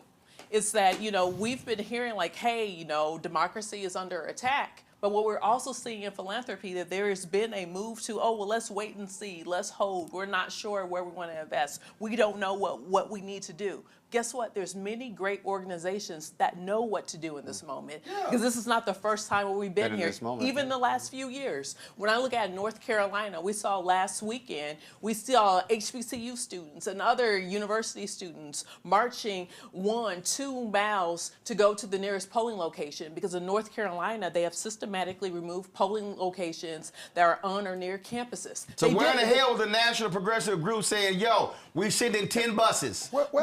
But here's the thing. Here's the thing. Missing the race dimension of this? Wait. These are white people. So I'm really trying to understand why this is so complicated. So in 2022, you had a lot of students who turned out to vote in North Carolina. So in 2023, guess what North Carolina did? They said we're going to remove all of the polling locations on and near off campuses. So then guess what happened? Or groups like mine stepped in. We worked with different college campuses. We worked with different groups on the ground in North Carolina, and we got those polling locations back. So you saw in 2024, you saw students once again over-index with their voting power. So now 2025, guess what happened? We're going to strip all of these polling locations from these students. So guess what? Well, first they stripped the power of the election board from the governor and gave it to the state auditor. That's how they were able to do that with the early voting sites. Didn't they also gerrymander the lines around the campus too? Absolutely. Right. But State Board of Elections, the governor traditionally appointed the elections deal. Since a Democrat became governor and lieutenant governor, they moved the road to somebody else. Secretary of State. And Attorney General. Sounds about right. The Republicans highest Republican. Shit, who was the highest Republican? The state auditor. Sounds about right. Republicans, they stripped. Wait a minute, but again, this is where Democrats messed up, because they did not campaign hard enough to keep them from having a supermajority. Yep. So they were able to pass the bill, strip the governor, give the election stuff to the state auditor, and so you got to do A and B. Yep. You can't just win the governor's mansion. You got to make sure they don't have a supermajority. And so, again, this is the thing that just drives me crazy when you talk about politics. You can win. Sure, you can win the White House. Don't mean nothing if you ain't got the House and the Senate. Mm-hmm. Don't mean nothing. This is what I'm trying to tell people. How do you stop MAGA? Take that House and the Senate, and now Trump, he has executive power. Can't no bill get passed. It's not just that, though. Also, it's the state elections as well, because then they control who gets judges on a statewide level, and that's why Trump's been able to get away with everything, because every time we try to sue him, it goes on to the next level up, and people forget the judicial elections and the statewide elections and the city council same thing in North Carolina. Democrats in that 2018 race, had Beasley won, Democrats would have controlled the North Carolina Supreme Court 6-1. There you go. She lost, they won 4-3. Yeah. The next election, a brother chooses to run for something else, he loses. That's where Republicans now have a 5-2 majority. So it's understanding the whole chessboard. Yeah. And so this goes back to James Carville, Paul Begaya, Rahm Emanuel getting mad at Howard Dean with a 50-state strategy, and they were like, get his ass out of there. Obama agreed to it, got rid of Howard Dean. They put in Senator Tim Kaine, which was stupid as hell to me, and that was just dumb. Then he replaced him with Debbie Wasserman Schultz. That was a huge debacle, and it was just one after another. This is where you play the whole chessboard. Republicans have been playing the whole chessboard. Do you know in Texas, there is no campaign limit? Yep. Yeah, it's only two states. The only two states, Virginia and Texas, have So what's crazy no contribution limit. You can literally write a bill. Look, Nebraska, you can write $1 billion. There's a woman who don't nobody know in Texas running for state's rep seat. One dude gave a campaign $2 million. Now she vaulted to the front. What do you? So again, I'm saying that for the purpose of when you talk about large, major Democratic donors. Yeah. Do they take advantage of those type of state laws? No. In the middle of the fire in the burning house, they want to make a strategic plan for the next 8 years. So this is why and tell us to wait. This is why what I'm saying to black people, where we have large numbers, we can control the politics. Yep. But you can't control the politics if your turnout is 45%. Yep. You can't. And so what I'm saying is what we did back in the day. We took nickels and dimes and were able to fund our initiatives. We're not talking about, we know how to work money. We know how to work small amounts of money, okay? But as long as we are playing the waiting game for the party and the campaign to fund our grassroots politics, we're gonna be waiting till September and October when what needs to be happening right now are black groups have to be on the ground right now in Ohio, in Georgia, in North Carolina. I'm looking at Senate races, saying how, so if you're in Ohio, who's doing the organizing, mobilizing of black people? In Cleveland, Cincinnati, Dayton, Columbus, Akron. Who's doing the mobilizing? East North Carolina. Who's doing the mobilizing? In Albany, Savannah, Athens, Jonesboro, all those places where you have black votes. I'm saying, damn, waiting on them. I just need our people to just understand that. I'm not interested in even talking about them. This is a black thing, not a party thing. Not that's what I'm saying. I don't, and again, if we sit here and say, we raise, how much did we raise? We raised $107,000 from 2,000 small donors. Okay, so think about that. Here, a year ago. And they can donate again at the United States, USStudentAssociation.org. That's right. It's 11:59. Put it on the lower third. It's 11:59 p.m. Eastern.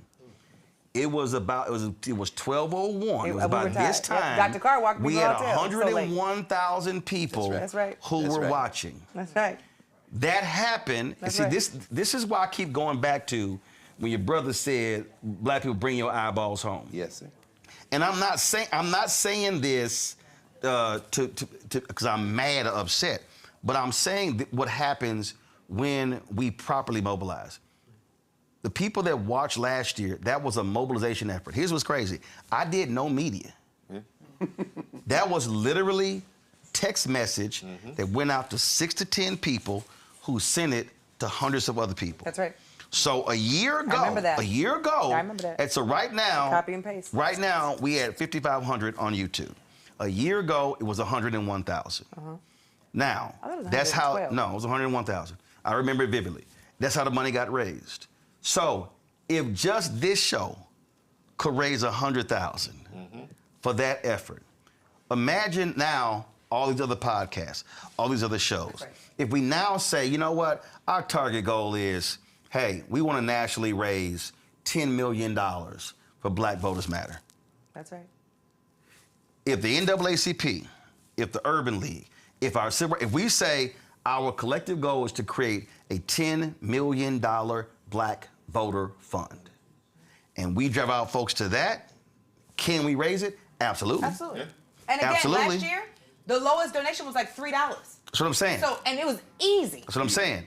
See, it was and $3. so we need our people to stop with this stuff. What are athletes? What are celebrities? No, we ain't having that conversation. Nope. And but that requires folk to say that's what our goal is. I got to set the goal. I got to set the agenda. Got to make it clear what our strategy is. What we have right now, again, are a lot of people who are talking, who are tweeting, who are posting, but they have not offered a clear, concise plan of action, an agenda for Black people to follow. And then if we do that, it's game on. We change the game. But if that doesn't happen, we're just recycling the same conversations. So I'm I'm not sweating where did the 96,000 go. What I'm saying is to black people, you showed what you could do last year. That's right. Now you got to keep doing it. So if you took the 250,000 who watched last year on this night and said, what do you think we would look like if 250 showed up the next night, and the next night, and the next night? All of a sudden, it's a whole different conversation. And so that's where we have to get our folk right here.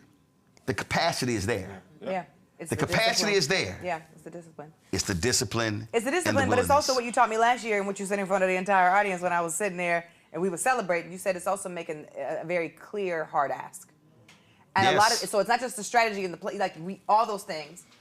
But what I'm noticing is that people are afraid, leaders are afraid to ask their people to do the thing. And because they don't ask people to do the thing, we all look and say, okay, well, that's what they're doing over there. And this is what we want to do. I'm a firm believer as an organizer that people, when they don't know what to do because nobody's asked them, they start to fight themselves. They get distracted and they stay down here. They start to ask, well, they do the thing on YouTube. Well, how come they're not asking me what I want to do? Well, that's because they're arguing with each other down here instead of us focusing on what the North Star is. And there are multiple stars that we need to go after in this moment. But because nobody has made the ask and the organizations have not made the ask and they have not told people what to do, those folks are just down here arguing and measuring. And they stay busy down there. It's like, I'm going to go ahead and put this on the table. He was on the show earlier. You take Congressman Hakeem Jeffries. Here's the deal.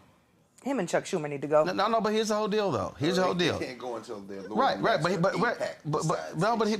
here's the deal. Here's the deal. When somebody puts something, when somebody puts something in front of me, when somebody puts something in front of me and I look at it, I then go, okay. First of all, because it's a lot of other folks said, okay, gotta go. Here's the reality. He ain't gone. Right. He's there. Right. Okay. So now I have to go, all right, am I about to expend a significant amount of energy yelling, hollering, and screaming, saying, Hakeem gotta go, when he's not going? I know that takes a vote of the caucus, the Democratic caucus. See, for folk who say, oh my God, they gotta go, that's the Democratic caucus. That is an internal thing where they decide, wait, hold up. So, that's an internal thing. So, am I then gonna sit here and fixate on that?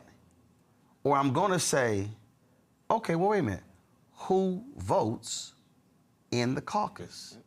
The people who win. So that means I now should be saying, who are the people running for the nomination? And if I get 30 or 40 people who agree with me I'm on with you. to make changes, then what I'm asking for can happen. Yeah. My ass yelling on TV, gotta be strategic. saying, That's gotta go, don't mean shit. He wasn't talking about me. No, I'm saying no. Because my ass happens to be on TV right now saying he need to go. There are many but that's other, not what he was talking about. So that means, so again, because I'm organized. And so I'm not going to. I'm not going to expend energy. I hear you. On something that does nothing. Yeah. So what then happens? You got to know how to get what you want. And also, I have to also understand that there are other people who are also trying to get what they want, who may be getting in the way. Sure. And so, what I also have to step called back. a strategy chart. Right, but also have to step back. And here's the other thing. I'm very curious. I've seen a lot of black folks in media and other places yell, holler, scream, dog, Congressman Hakeem Jeffries. I wonder how many of those people called a meeting with them. We had a meeting with his chief of staff. He didn't No. See right there. You said we had a meeting with the chief of staff. Because he didn't show up. No. Follow me here. Okay. It's like when I was on the board of NABJ. ABC News wanted us to have a meeting, and our president was going to go to the meeting, and they were going to send 2 vice presidents. I said, you ain't going to the meeting. She said, the person you want is not there. I said, you're the president of NABJ. You don't meet with vice presidents. If the president of ABC News is not there, you're not going to the meeting. She's like, no, it's no big deal. I said, you're not going to the meeting. Presidents meet with presidents. Come on. I will rather cancel the meeting than accept the second class meeting. And this is what I'm saying. And what we also have to do is, if I'm calling the meeting, I'm also cognizant of who I'm bringing the meeting with. I'm gonna bring somebody in the room he can't say no to. Come on, teach the people, train them. But if I bring a group of people who he know ain't gonna hit him, well, I ain't got to show up. Train them. And that's what I'm saying. And so this is how we must play the chessboard of politics, okay? And that, to me, we are expending emotional capital. We are not expending the strategic planning. And I said this earlier, you were talking about the training of the students, and I meant to say this earlier. You could not join the Southern Christian Leadership Conference You didn't get trained. unless you went through Dorothy Cotton's training program. That's right. See, we keep talking about the Black Freedom Movement, all what they did. SNCC, That's right. CORE, there was Black Panther Party. training. Yeah. Your ass didn't show up. Just walk in here talking and about what we say, need to do. I'm a member. Yeah. I got to vote. No, Yeah. hell no. And that, to me, is the big problem with many of our institutions. We have people who know nothing about organizing, nothing about leading, nothing about finance, nothing about fundraising, and they be wondering why they jacked up. Or electoral politics. That's absolutely right. Right. And that, to me, as we're in this moment, this is where we have to be, driving our groups to say, do y'all really know what y'all doing? And I'm not going to keep giving you power to speak on my behalf when you really don't know what the hell your ass doing. Never gave it to him in the first place. I think that's you said you had the conversation with Reverend Jackson and you talked to Jesse Jr. about it. That moment after 88, these white nationalists like Bill Clinton and Joe Biden, and then the next generation, the Rahm Emanuels, David Plouffes, the David Axelrods, they could not imagine ceding the Democratic Party to a coalition of people, poor people, working class people. It was just, that was the moment. And since then, the idea that we should trust the Democratic Party at all is patently absurd. It's absurd. What you said, you have the model. We raise the money, we distribute the money, we distribute the resources, but who's going to buck the Democratic Party? They're going to buck because the thing they were terrified of it in '64. You walked us through the history. They were terrified of it when Ms. Hamer and the Freedom Democrats showed up. They were terrified of it in '68 when Lyndon Johnson is They were terrified of it in '64, but the reason they were able to shut them down is because the movement depended upon labor money. Absolutely. And he sent Walter Reuther. And he said, you take your ass down there. That's right. And tell King, if he don't accept this damn deal, I'm pulling all of their labor money. That's right. Dr. King had to. Bob Moses was pissed. Yes, he was. Fannie Lou Hamer was Fannie Lou pissed. They cussed the King out just about. Ella Baker. King and Bud Rushton. That's right. And King said, I would rather win a battle than lose a war. And listen, he gets assassinated, but come 1968.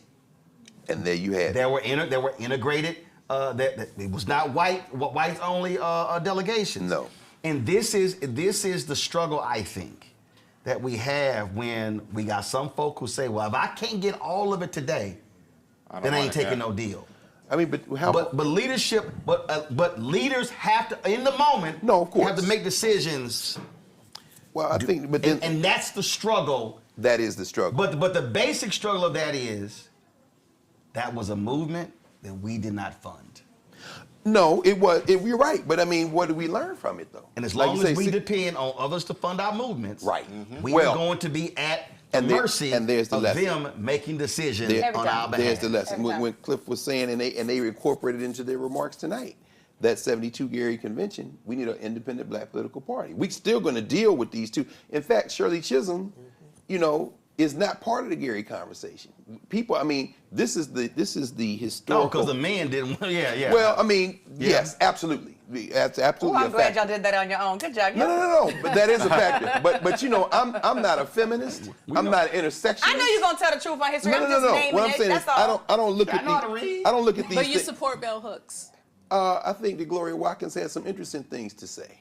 I think Kimberly Crenshaw had some interesting things to say. And I've read just about every page, everything Bell Hooks published, and all of Kimberly Crenshaw's. I'm waiting for her new book. But let me be very clear about this. I do not believe that black people who absorb and give blackface versions of white theory are ever going to lead us anywhere except to a dead end. So I'll leave it at that. But listen to what he said. If you are a blackface white theory, it's never going to lead to black liberation. No, it's going to lead to a dead end.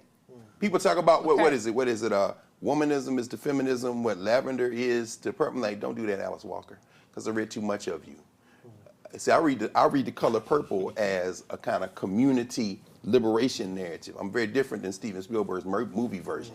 But what I find is people, let me not get into that, because we start talking about Michelle Wallace, like macho and everything. No, believe me. Dang, I know the literature. But my point is, all I'm trying to say is this. You got to go to in class with Dr. Carter. No. I don't want to say, no, but this point, this is a very important point, what we're raising here.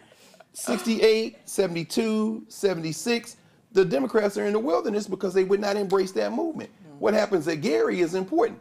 I'm not against Shirley Chisholm. I'm not for Shirley Chisholm. What I'm saying is that your coalition with white women and your attempt to frame it this way is not the way that you engage in a critique of the patriarchy in black movements. Because remember, when you go to Gary 72, it wasn't just all men at Gary. We know that. Queen Mother Moore is there, Betty Shabazz and Coretta Scott King are there. There are people grappling at the local level. It's state and local elected officials there. I'm not mad at Shirley Chisholm, but when you start making this about the presidency of the United States, you have missed the point completely. It's about building political power. Barack Obama is the result of that independent movement being driven in the ditch.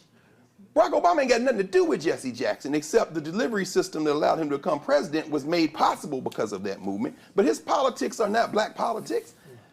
Barack Obama is a black-faced white Democrat. It's not, yes, we can't get the hell out of here. But like you said, because of Ms. Hamer in 64, they have to change the rules. I mean, it was a slogan, not a movement. Well, but that's just the whole point. And Jesse was a movement, not a slogan. Exactly. And yeah, absolutely. I mean, absolutely. But what I'm thinking about is that. Well, also the point, Greg, the reason that Greg makes that point also is because Obama did not come out of that. No, he didn't. Because he did not come out of, frankly, the black political movement.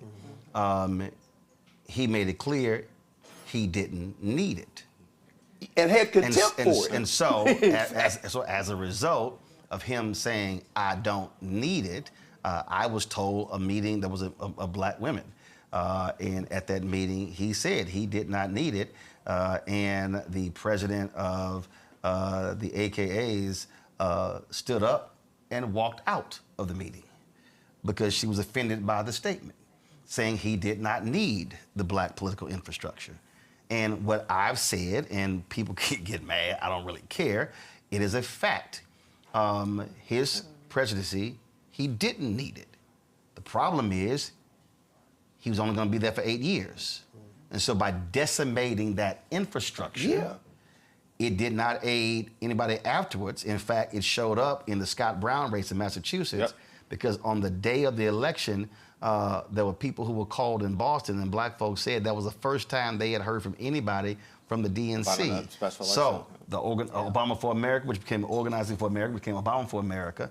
You did not have that. So by completely gutting that black infrastructure and not having appreciation of that black political history, what then happened was the white consultants went, we don't have to even, we don't need it. We don't have to fund it. But the ultimate cost was the cost of a supermajority.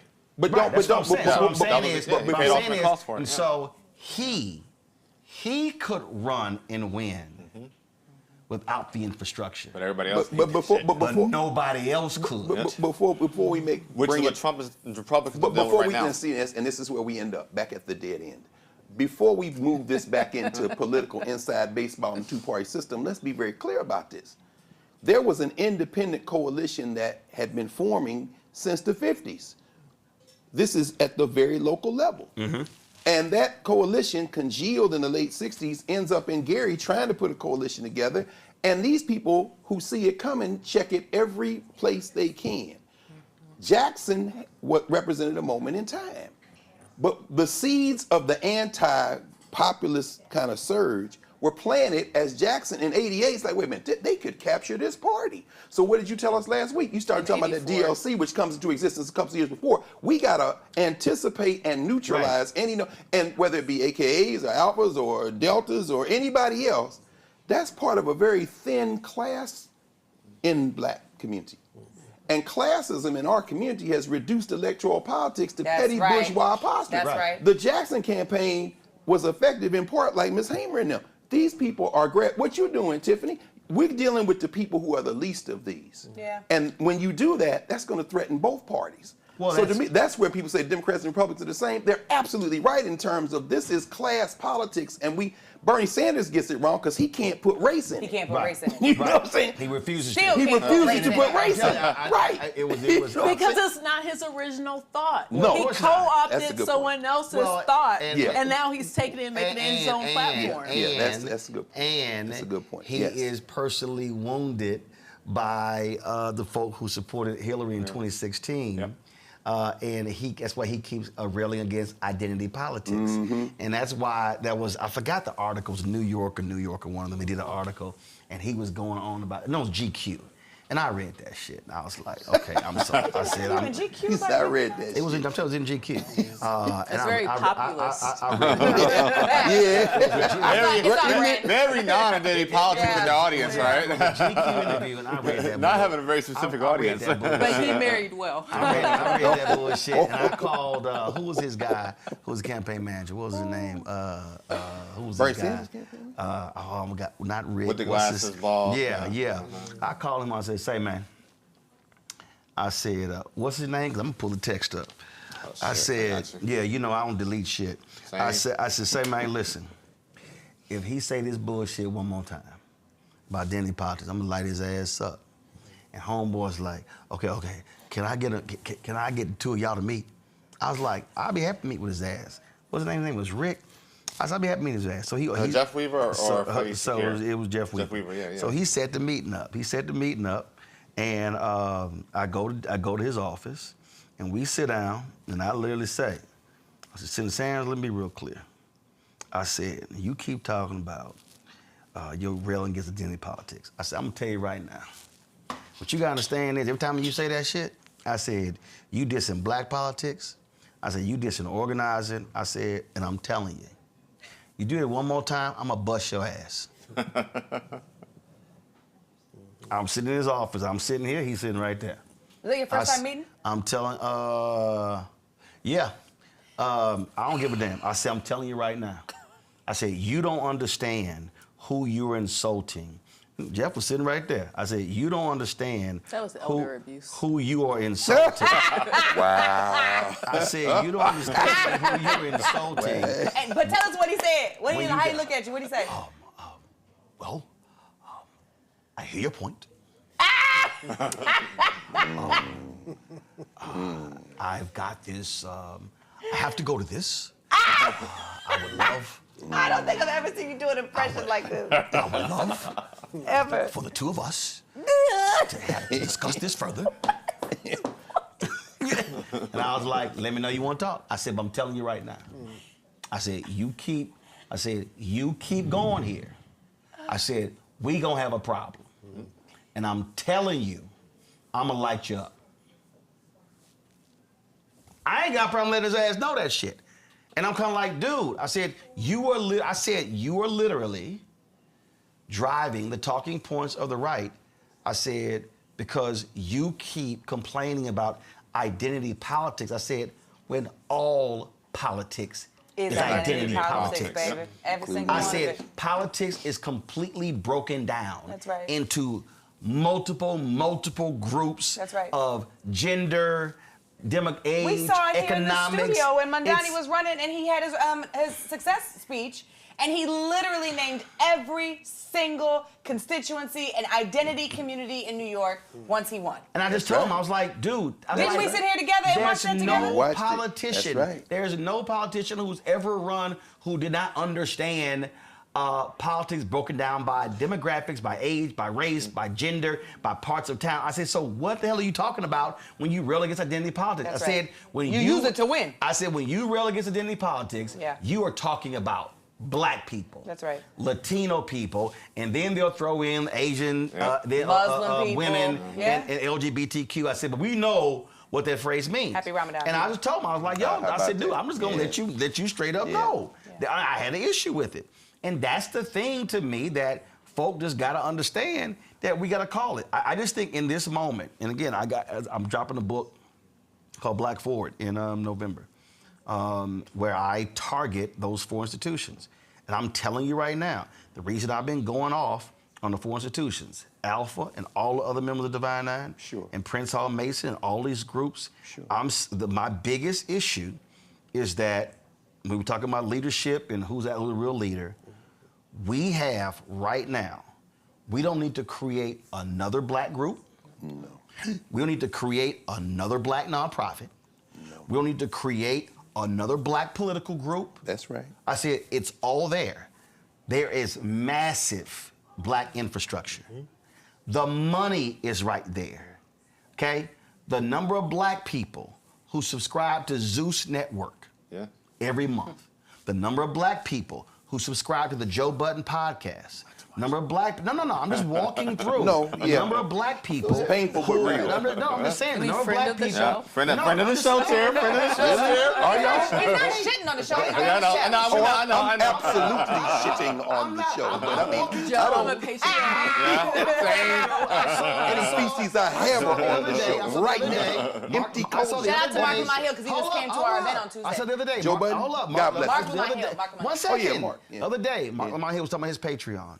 When I look at other podcasts, when I look at Mason Cameron, when I look at, so what I am seeing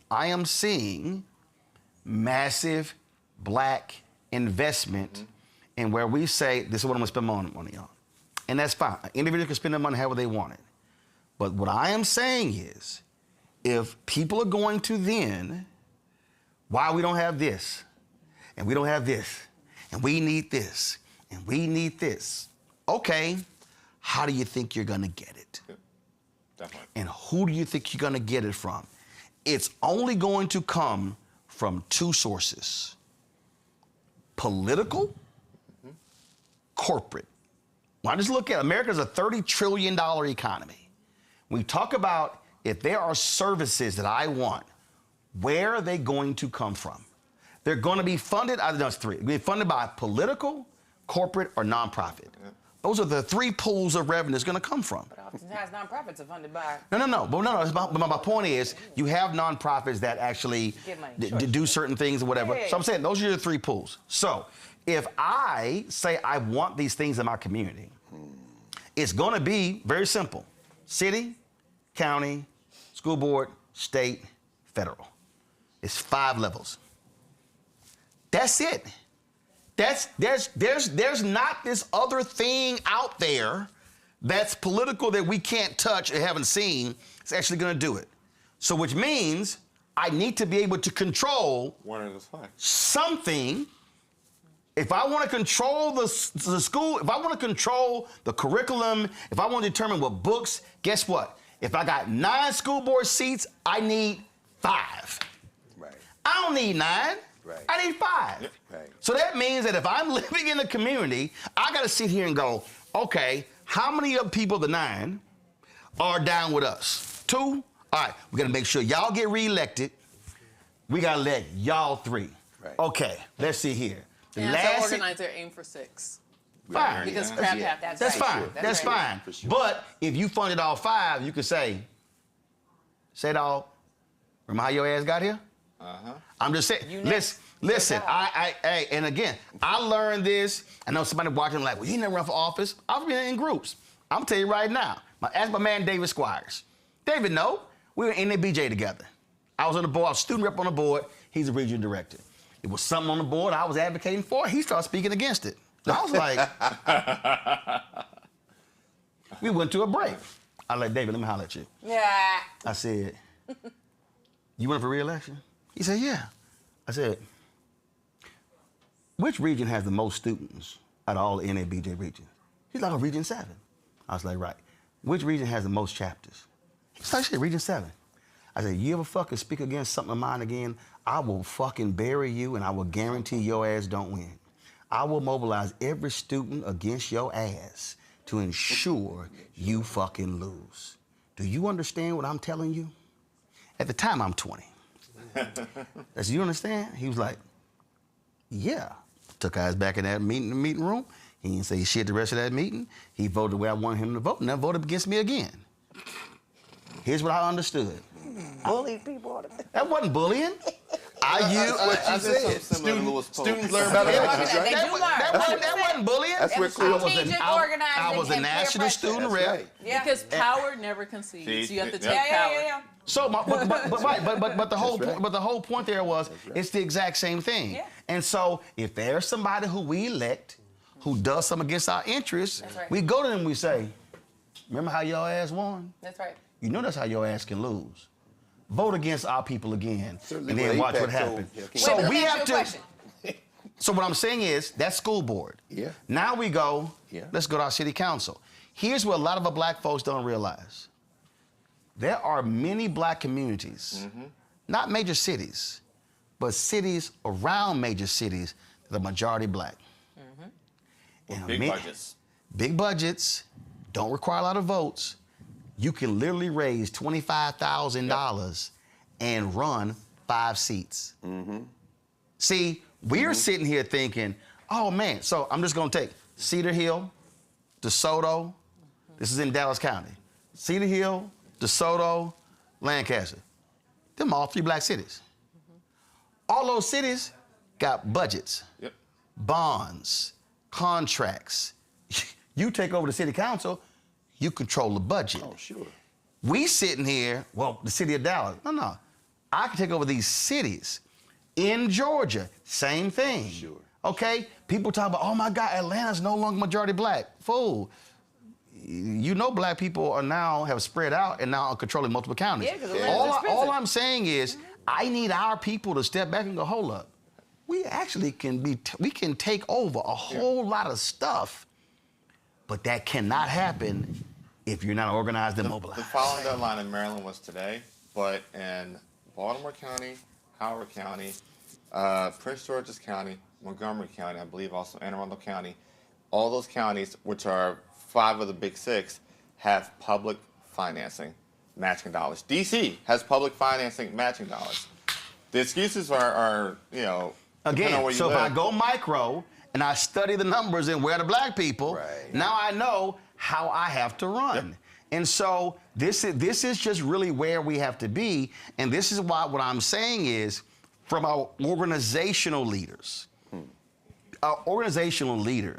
have to be far more engaged. And see, when we talk about even organizations, first of all, you at 501c3, you cannot endorse. That's fine, but your members can do what they want to do. The reason I you can, but up to a certain percentage, it's very small. But yes. Yeah, but You look, can advocate on issues. yeah, you can advocate on issues. Yeah. But the reason I challenge the AKs in Tarrant County is the last major county in Texas that's red. You have a racist DA and a racist county judge. And that racist county judge is always crapping on the sister, Elisa Simmons, who's a county commissioner. They gerrymander her seat out. She's an AKA. I said to the AKAs, I said, y'all should be straight up ass mobilizing the whole state and say, we taking these 2 assholes out. We gonna take out the county judge and we gonna take out the DA who for 9 years has been trying to put Crystal Mason in jail. Crystal Mason should be on billboards all across Tarrant County saying it should be her face and that white DA. And it should be, why is this racist trying to 9 years later trying to put this sister in jail? She should be the face of the whole campaign. And I said to the AKAs, they are dissing one of your own sisters. And so now you should be taking the lead. And then now you say, hey, Deltas, Zetas, Sigma Gamma Rho, Alphas, Kappas, Omegas, D9, we taking his ass out. So we gonna raise the money for her, we gonna mobilize, and now all of a sudden, and he say, we gonna build the grassroots coalition that's gonna stand with her. The organization ain't gotta take no vote. Members can do whatever they want to, but but my whole point is, you can't complain about how that white racist is treating your soror if your ass ain't showing up for your soror. But people don't know how to build. They do. when it's an AKA or Delta or Alpha or Omega. No, we do know how to build. We don't know how to build outside of our groups. We know how to build internally. Even when you talk about the donor class, there really isn't a significant black political donor class in this country. Why? Because people don't know how to do it or don't understand the value. There's a class that's not organized. There's a class. You mean like the same people? But I'm saying No. There is a class. But I'm saying there is a black class. That black class is organized, but that is only for a finite number of people. Because I know who they are. I know who they are. I can name 100 of them. No, they're organized for only their interest. Yes. Not the interest of black people. Okay. Which is why I said there is not a significant black donor class, not donors who happen to be black. I'm talking about a black donor class. Which is why we have to use the model of Reverend Jackson 84 and 88. Yeah. And this is why I keep telling people, stop screaming and yelling for entertainers and athletes. Right. The reality is the donor class are regular, ordinary people who raised at $100,000 for USAA. But we've got to USSA. We got to USA. We got to start. Okay, whatever. We have to. They don't sell insurance. We have to focus. We have to focus on them because again, this show is a perfect. This show is a perfect example. So then that's We've had 37,100. We had 37,179 donors. I was not fixated on 30 celebrities. Can you please contribute 50 Angel grand? investors, I was like, no. We gonna listen. I sent a text message today to about 10, 15 celebrities. Can you, with the graphic and the text already, can you post this about our state of our union? Not one posted. And that's fine. And guess what? I'm not about to sit here and be mad all about it. I'm gonna focus on the people who actually showed up, who watch, who listen. And that's what I'm saying. We've got to be willing. We got to get out of that, man. If so and so, no. I'm gonna move with the people. Right. But here's the deal. And some of them don't move until the people move because they think it's popular and safe there you to go. do so. And the thing though is just like some of these big organizations that you was talking about. Right, but the people, because they don't do nothing on their own. And sorry, there you go. Sorry. I didn't mean to interrupt you. I'm sorry. Keep going. Yes, you did. You did mean to interrupt. You did.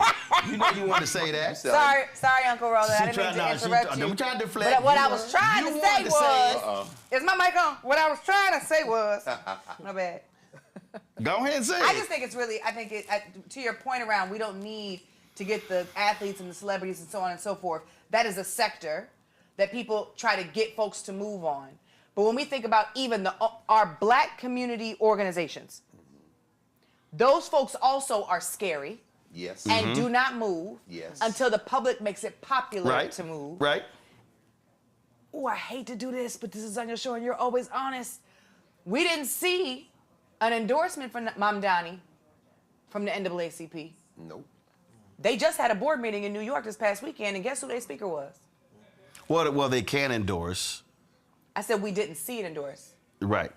Mom Donnie came and spoke at their last meeting. Right. And so all I'm saying is, as an example, is that we see organizations, labor does it too, but we see organizations that only move. We see celebrities and artists who only move when they think it's safe enough to move because the popular opinion is behind them. And so to your point around the different classes, because we're talking about organizing the last hour, let's not forget people on the ground actually do move decision makers, actually do move and influence things that makes whatever the culture piece is popular, people safe enough to be able to take that action. And I would argue, elected officials do the same thing. Elected officials do not move on major issues because they are afraid. Oh, if I say something about Palestine, or if I say something about what happened with ICE, I don't want to abolish ICE. I just kind of think we need to reform it a little bit. But when people force them to be able to, when people in mass numbers push that issue, then people conform and say, oh, yeah, I'm with them. Because everybody wants to be on the right side of history. But people who know me and who are listening would call me out later if I wasn't honest. There are still elected officials who we did that same strategy for, and they did not join the people's side, and they are still not on the people's side, and need to be replaced and removed. But here's the deal. But the pressure has to intensify on them. And the mistake, I believe, that what happens today is that Our pressure is 3 months. It's, Sure. It's 6 months. Yeah. 2 years. It's 9 months. It Then needs we to be go. longer than that. Sure. Then we go. Oh man, ain't nothing changed. No. They got to feel It's that too late. heat. They got to hit it. Feel like. But that only happens again if you mobilize and organize properly, and you are replenishing your troops. That's right. So if you say, all right, the beauty of what people who understand pickets, somebody got to show up every day or every week.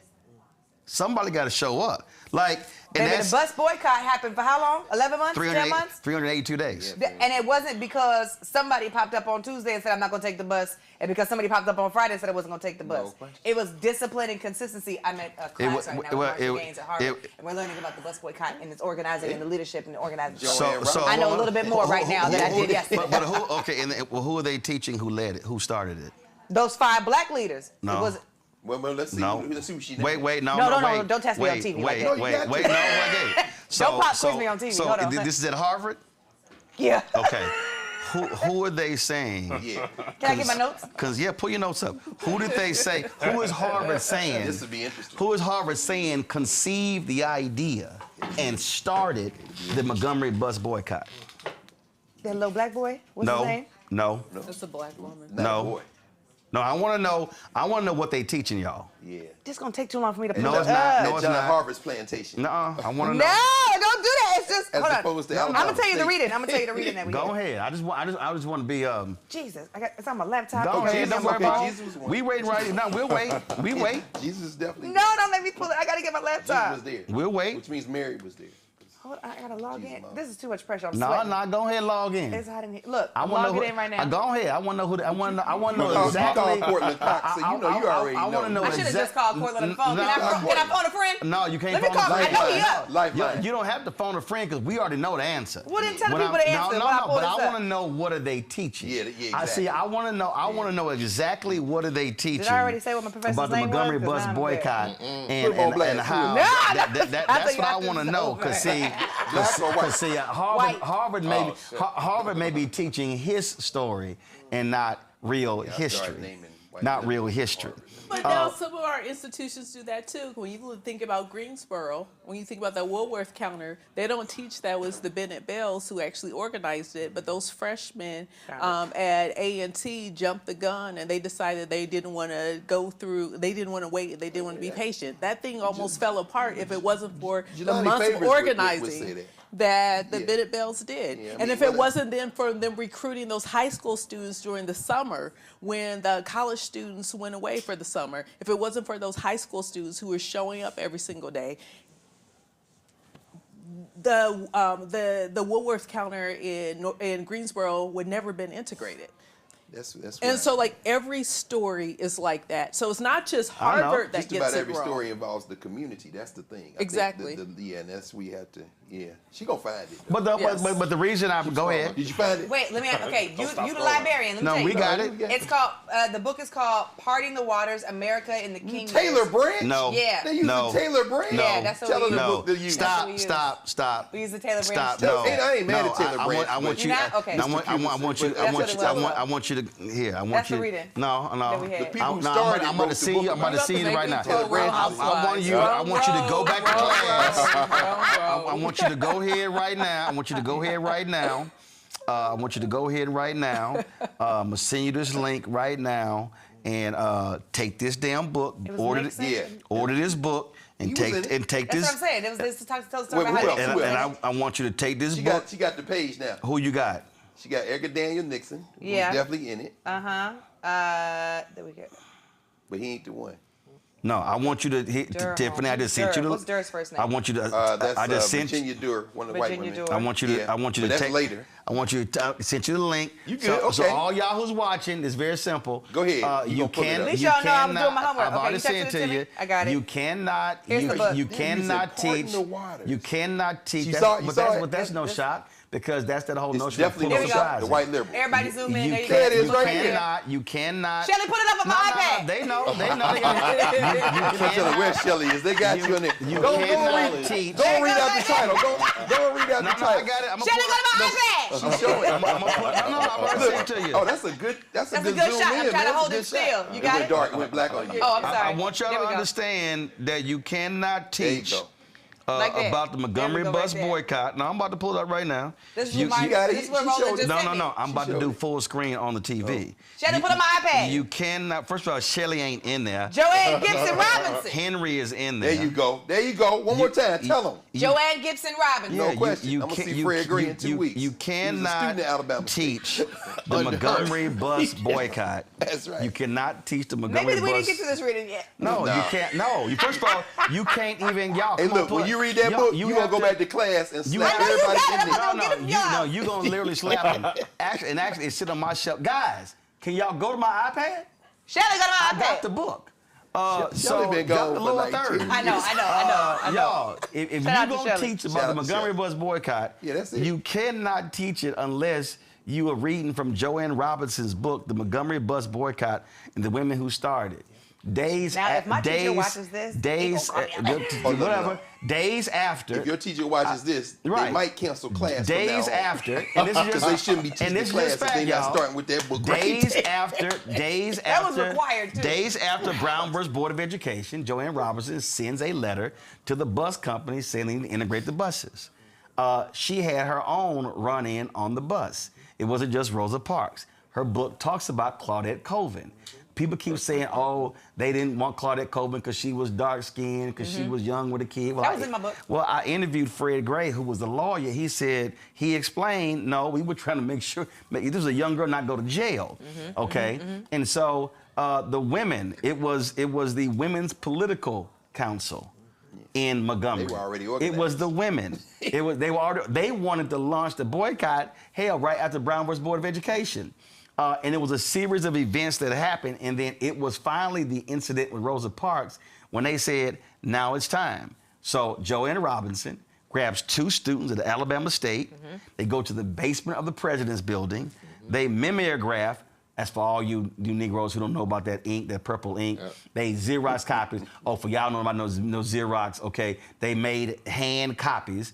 And then they split it in 4. They passed out 50,000. She called about 9 sisters, and they already had a distribution system set up. Because you couldn't have done that if you didn't have a network already. They dropped them off. The 9 sisters then distributed the flyers all around, and they called for the meeting. Now, the only reason the white folks found out because a black housekeeper or maid told her white boss about it. But Joanne writes they were pissed, but then she said they actually were happy about it because the media showed up, and the media, they actually amplified the boycott. That's right. They have the meeting. Now, the reason the women got written out because a lot of them worked at Alabama State, and they did not want to get the president in trouble. Because the president called her in and said, "Did you do this?" The university president. But his wife, who wasn't on the council, but who knew all them women, was with them. So Council Trenholm couldn't sell them out. This is why the community is so important. So what they did was, because a lot of these women worked at the university, they didn't want to imperil the president. That's exactly right. They said to That's the preachers, y'all now take it from here. That's exactly but right. the actual launch of the boycott was Joanne Robinson. And if y'all go to YouTube and go to my Black Star Network app, see my interview with Fred Gray, he talked about him and her sitting at her kitchen table going over the Montgomery Improvement Association. Shelly, go to my iPad. So that's Henry. Shelly don't work here. Black Star Network. Henry, go to my iPad. Lord, she keep. This is Black Star Network. Shelly was at TV1. TV1. Shelly ain't been here in 7 years. Shelly ain't been here in There you go, right 7 there. years. Oh, that's hilarious. Black Star Network app on your phone. You can download it now. This is that. Android We're or definitely in iPhone. the Black Table. Download the Black Star Network app. He talk with Fred Gray. Make sure you click subscribe to the YouTube channel too, right there. While you Gloria at. Robinson hadn't been. She hadn't been an ancestor. How long? Well, no, I'm thinking about Gloria Bridges. So right, so that's But what. yeah. So That's for all the original so Roland again, fans. Shelly, go to my iPad. the people who don't These people don't know about people, that. the people understand. Again, trying to explain to them, history and not his story. But the reason that worked again, this, and I'm gonna keep going back to it. I don't give a damn people think. It would not have succeeded if they had not planned, if they had not met, if they had not discussed the strategy. That's right. Came up with So when it was alternatives. time to do it, That's right. she made the copies, then said, I'm sending them out. Y'all get the flyers. They had already laid out the distribution system. The problem that I have today, and this is not a slight against millennials, Gen Z, Gen Alpha. It's for baby boomers as well, and Gen X. The problem I have today is that when something happens, I saw this after Trayvon, I saw this other instances, we will meet for an hour. And in the hour, after the hour, we will open a bank account, an Instagram page, would have a website up, a Substack, all that open, and we ain't even figured out why we are meeting, what we are meeting, and who we represent. We lost Reverend Jim Lawson. Lawson said, regarding the Nashville movement, the first 6 months we discussed why we were meeting. The next 6 months we discussed what we wanted to do. That was a year of just talking and strategizing. So what I believe the failure that we see, and I can speak from this perch of doing this show, this just didn't just happen. Yeah. Oh, this was like plan. How about that? And when Alfred Liggins said, I'm canceling News One now, I was sitting there looking at him and I was like, when I leave this room, I'm calling so-and-so, so-and-so, and so-and-so. The first state of our union, My pilot. the first state of our union was at Antioch in February of 2018. The reason we could do that is because I already owned all the cameras, the switcher, and the lights. I'd already bought the infrastructure. I'd already bought the infrastructure to do the broadcast. We just bought them stools you see. We bought those stools. Oh, yeah. We bought. I So remember. again, so what people don't understand, this is where our failure is. If you're watching right now and you want to impact November, you can't wait until October. Exactly. You must right now decide, okay, if I want to impact, so if you're in North Carolina and you say, I want Roy Cooper to win, first thing that you have to do is say, I'm committed to doing this. Then the next thing you do is you call a family meeting. Who in this family is down with me? You got to go person to your house. Then you go neighbor on my left, neighbor on my right, neighbor across the street. Then I'm going to get who down with me. Then once I got neighbor on my left and neighbor on my right, and the person across the street, well, the person across the street ain't down with it. I already got my neighbors. Now we're going to talk to the rest of the street. Then once we talk to the street, we're going to talk to the block. And then once the block is down with it, we're going to hit the next block. One block that way, one block that way. That's 3 blocks. Then once we hit those 3 blocks, we're going to hit 3 more. Now we at 9 blocks. And then we're going to hit, if the 9 more, now we at 18 blocks. Y'all. That's a voting precinct. That's it. And so again, but this is how you actually do this. And then as you're meeting with those folks, you say, all right, I'm gonna need each one of us to put in $10. If I got 100 people, we already raised $1,000. That's it. Now we can buy materials or whatever the heck. Okay, who we supporting? Call the office. We gonna need 500 yard signs. We gonna need 100 yard signs. We gonna need whatever. This is all I'm saying. It's that simple. This is literally that simple. Yeah. You do not have to ask anybody's permission to do what I'm talking about. To organize your own people. And I need people doing it right now. And so the same person, neighbors, block, neighbors, street, block, blocks. Then you say, as a part of this, we're gonna have citizen education training. Once a week, Well, you can't do once a week. It's going to be once every 2 weeks. It's going to be a Saturday. Pick the time. Limit that shit to 90 minutes. Max. No, because you got to tell the people. Yeah. You ain't going to be here all day. That's You right. take your whole Sunday. Yeah. It's going to be 90 minutes. they got kids. And we're going to teach y'all about the race, the issues. Here's the whole deal. 90 minutes. You meet once a week or every 2 weeks, however you want to do it. And you do that now, you do that kick in the beginning of the month of March. You now have been organized in March, April, May, June, July, August, September, October. Yep. That is 8 months. So when election day hits, your whole neighborhood is ready to move.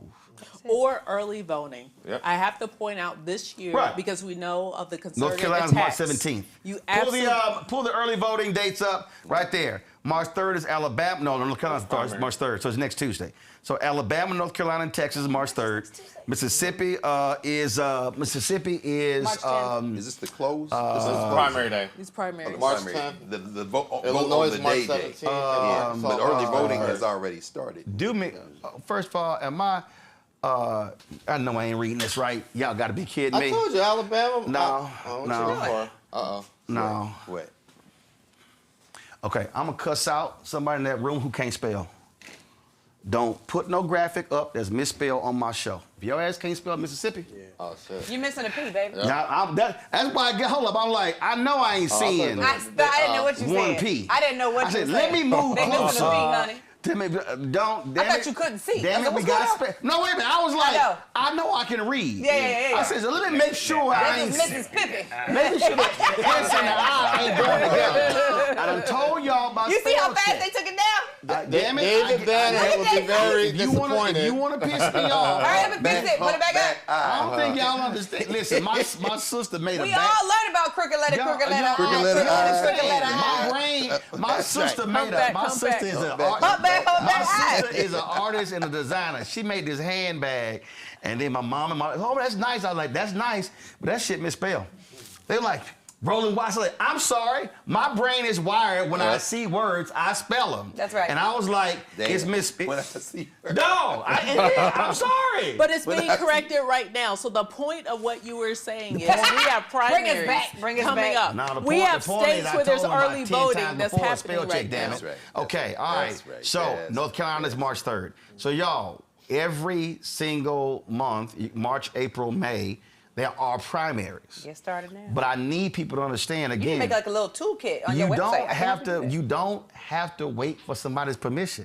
Like you don't have to ask anybody Don't. to talk to your neighbors and say, right. "Hey, who we want to win this Senate race?" That's right. Yep. That's all I'm saying. That's all. I just want our people just to understand that, hey, we don't have to sit here and wait and play games. And, and that's the issue for me.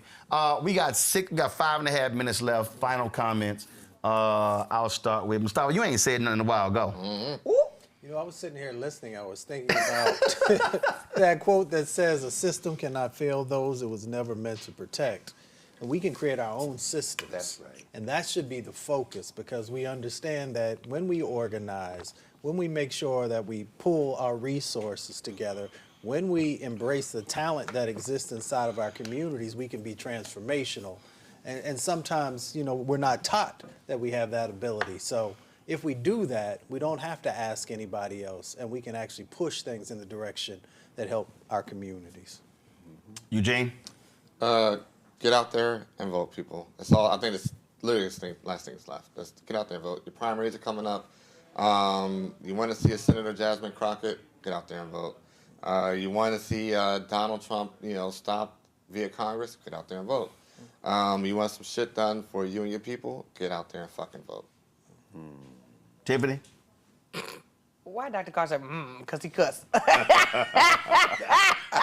Yeah, that's true. Mine's is just a reminder, because I think it can be really intimidating to watch a panel full of folks talk about organizing so quickly. And I just want to remind you that organizing is a practice. None of us were born knowing how to do all of this stuff. We learned it because of the work that we did, the practice that we did, the victories that we won, and the victories that we've lost. And so as long as you get started, and Roland's made it plain, I've made it plain, everybody on this panel's made it plain, as long as you get started and talk to the person next to you, This is how we literally build a movement and not a moment. And you can help us with our movement by visiting usstudentassociation.org and donating today. Top right corner of the website, there's a red button that says donate. Click that. You can donate whatever you want. We appreciate it. It'll help us mobilize students across the country this March. Thank you. Rebecca? It's very important this year for people to have information, because we're going to see a rise of misinformation, and where sometimes people just get it wrong. They misspeak. They say the wrong thing. Okay. But we're also going to see disinformation. And disinformation is when you have intentional manipulation of information, incorrect information that is sent to a targeted group of people. We know in 2016 that Black folks in this country were targeted. We know in 2020 Black folks were targeted. In 2024 Black folks are targeted. Guess what? In these midterms, Black people are being targeted. So if you want information on the latest voting rules in your particular state, in all 50 states plus the District of Columbia, if you are interested in doing a third-party voter registration in all 50 states plus the District of Columbia, go to fairelectioncenter.org. My team of attorneys, they are constantly updating those guides, because we're seeing that there's movement that's happening in the courts. We see that there's different bills that are being passed in state legislatures. And so it's very important that you have access to accurate information that is reviewed as the rules on the ground change. Because I want to make sure, if you follow Roland's advice tonight, where he talks about you get your families together, you get your neighbors together, and then block by block, you start to take over your particular town or city. I want you to do those things. But wonder if you say, hey, let's start registering people to vote. If you are in the state of Georgia, there are elements of voter registration that has been criminalized now. If you are in Florida and you're saying, okay, it's an August primary, I want to make sure that my elderly neighbors in my apartment building have been able to turn in their ballot. Florida is one of those states, if you help more than 2 people turn in their ballot, it is now a criminal offense. So above all else, I want our people to be safe this year as you are doing the community work. Many of us have sat on the sidelines, have not been out on the streets and marched, and rightfully so. But there's still organizing work that must happen. And finally, if the spirit moves you, go to fairelectioncenter.org. We have a donate button. We need money for this movement. We need money to bring voting rights litigation in states across this country. We need money to make sure that students have the information that they need in order to turn out to vote. We need money to make sure that our HBCU students are well resourced, and our HBCU students who we know are targeted by this administration are able to have resources to fight back to make sure that they have voting locations on or near campus. So I encourage you to go to fairelectioncenter.org. Greg? I'll just say that what we're hearing right now is the information we need. And this is a place where we can get it. It's a trusted source. It is a valuable source. And now, because of technology, everybody's got a microphone. Everybody's got YouTube and TikTok or whatever. And I didn't mean to take a swipe at Joe Budden. I don't know him, and I doubt I'll ever meet him. But I will say this. This is not the Joe Budden show. Come on. Joe is not going to mess up his money by being political. We, on the other hand, have no choice but to be political, because we're talking about the liberation of our people and maybe even trying to save the planet, since we're all here on the damn planet together. That having been said, the state of our union was well taken care of tonight. When, again, we hear from Cliff, we hear from April, when we hear from Natasha and talk about what has to happen, it's all there. But not only them, everyone who has spoken tonight. And that's why the Black Star Network is so very important. Not to put down any other place. I think they're all very valuable. But we just heard from you, Rebecca, from you, Tiffany, we just heard very practical, not only advice, but ways that somebody with $1 in their pocket who doesn't mind hitting the donate button can say, I too am in the movement. You may not have to leave your house. Take $2 off that subscription or whatever, stick it to a piece.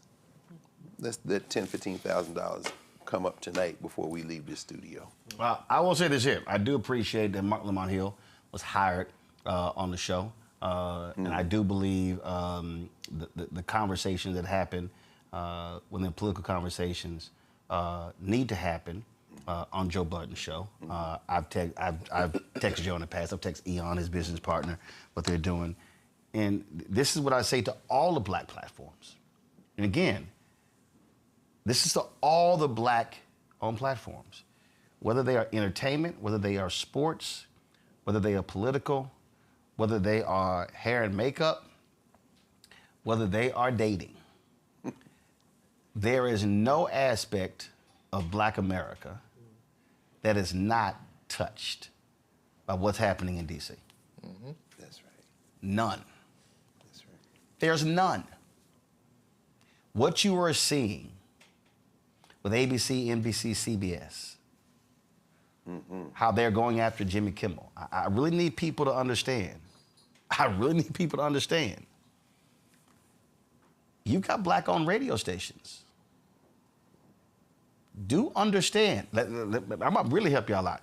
You have black-owned radio companies that have black-owned radio stations, but if you're black and you are syndicated, you actually may be on a station owned by a white Republican. Man, facts. Facts. I can tell you when Tom Joyner had his morning show that was a discussion that was had in terms of the conversations that were happening on Tom's show. So in this moment, what I want to see, I want to see all of these shows. If your thing is entertainment or hip hop or whatever, or if it's, again, hair and makeup and dating, have a portion of your show educating your followers on what's happening in the world. And then also redirect them to some other places where they can get more information. I say this all the time. If you're looking for someone to talk about who's dating, who got married, who's doing something, whatever, go watch them. Because I'm not going to do it. I had no problem you going to watch it. Because this is what we're going to focus on here. And so that's the thing. I called Mark Lamont Hill the other day.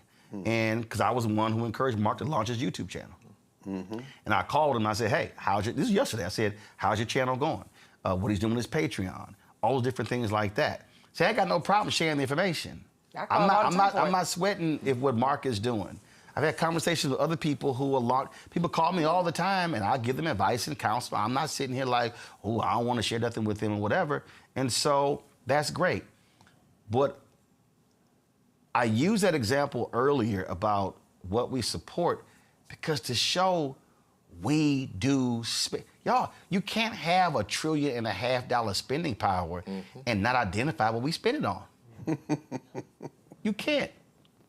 So we have examples of black people who spend money every month on things that they desire. Now, how do we get in the habit to now expand the offerings of the things that we actually like? That's really where we are. Listen, the guys that Earn Your Leisure, when they have an interview, I saw it. That was a great conversation. What they're doing, great. What they're doing on the Era of Finance.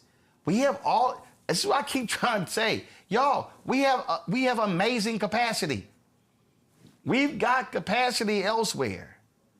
So I would love to see are these black-owned platforms, no matter what your content is, say, folks, make sure you're registered, double-check your registration. If you don't have an ID, here's the process. Yes. I would love for every black-owned, black-targeted platform reminding folks, hey, here are the upcoming primaries. Double-check to make sure you're voting in your particular state. What now begins to happen? Now you begin to see a collective action. That's right. Now you begin to see, oh, they're getting on a Roland show, and they're getting over here on Dee Dee in the Morning, and they're getting over here on D.L. Hughley's show, and they're getting on Joe Budden, they're getting on Mark Lamont Hill, they're getting on Dawn, they're getting on Joy, they're getting on EYL, they're getting on this sports show, they're getting on Mason Cam, they're getting on All the Smoke, they're getting on Byron Scott podcast, they're getting on, then it becomes this. Oh, no, sorry. Then it becomes this. And now all of a sudden, people who are not naturally listening to all it. Listen, them young brothers out of Chicago, the Jam Pod, I love what they do. I don't love the N-word, but I post on their channel. I'm like, yo, if we can kill the N-word, I'm real good. But what they are doing, these are 4 or 5 young bros who are breaking down policy. I'm loving it. I'm telling you, I'm loving it. I support them. And so this is what I'm saying. We have lots of black capacity. It's true. Yep.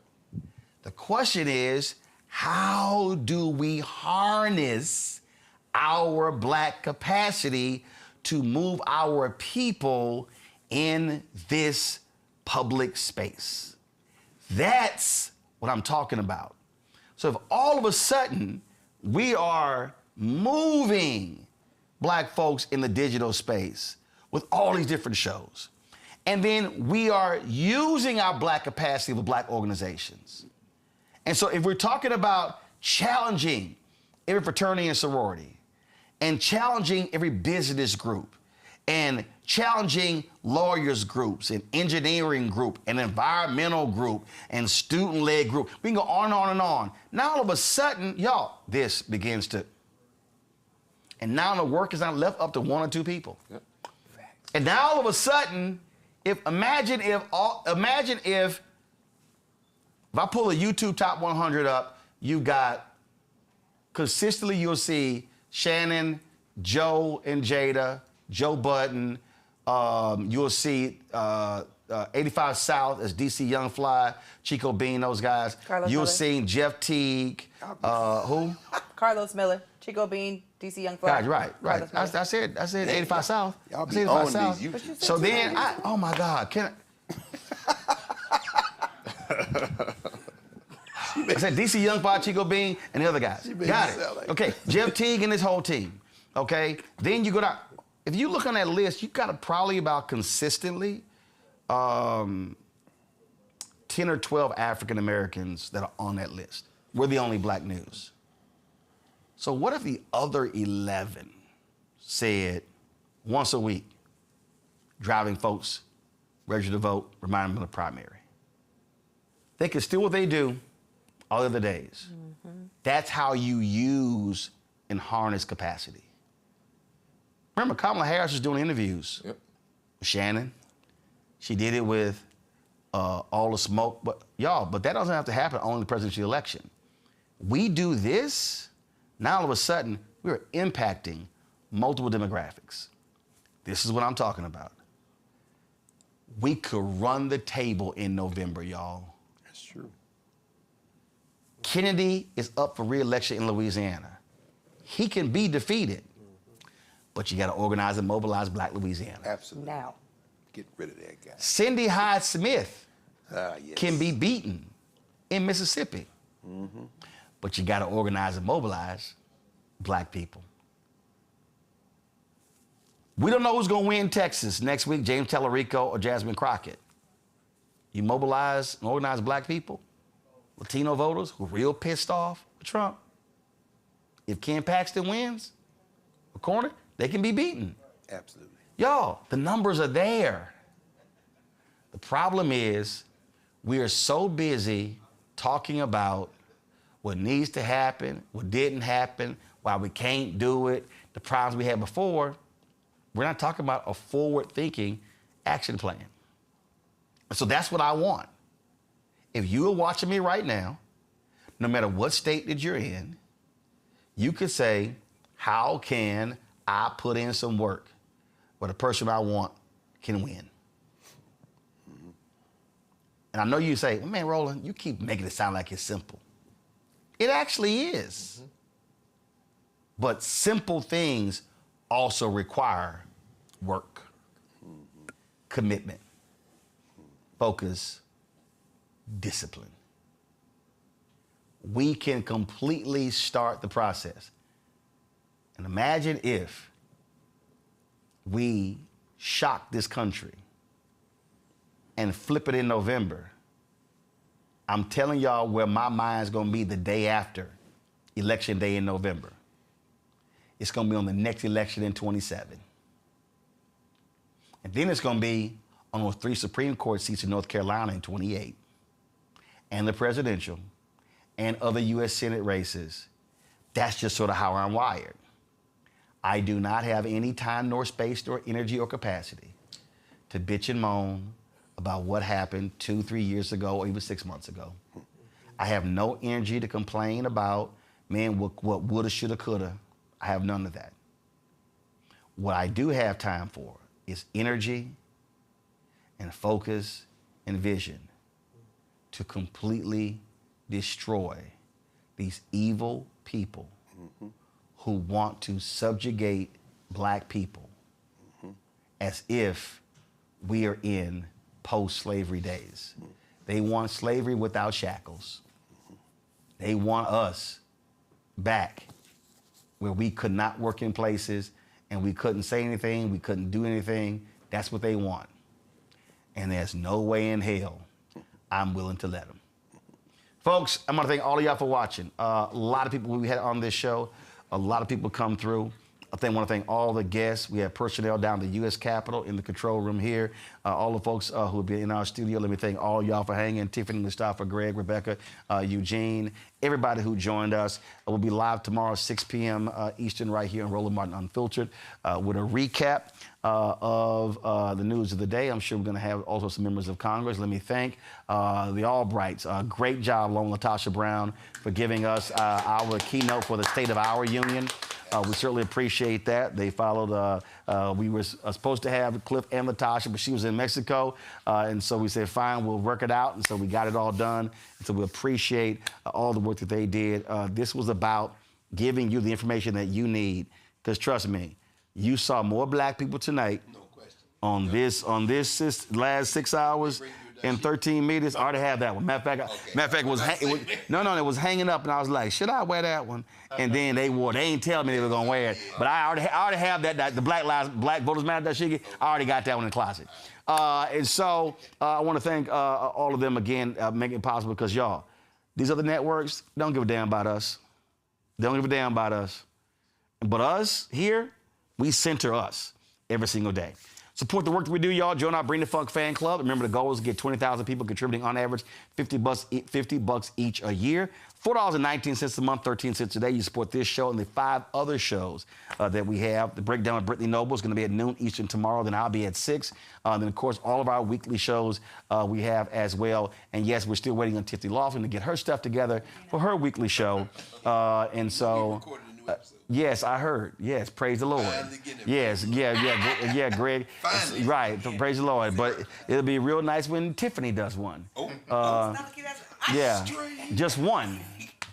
Just one. Just the pilot. Y'all heard that? I'm just saying, we've only, it ain't got nothing to do with them. Absolutely. It has nothing to do with them. Haven't got an email or a link. It has nothing to do with them.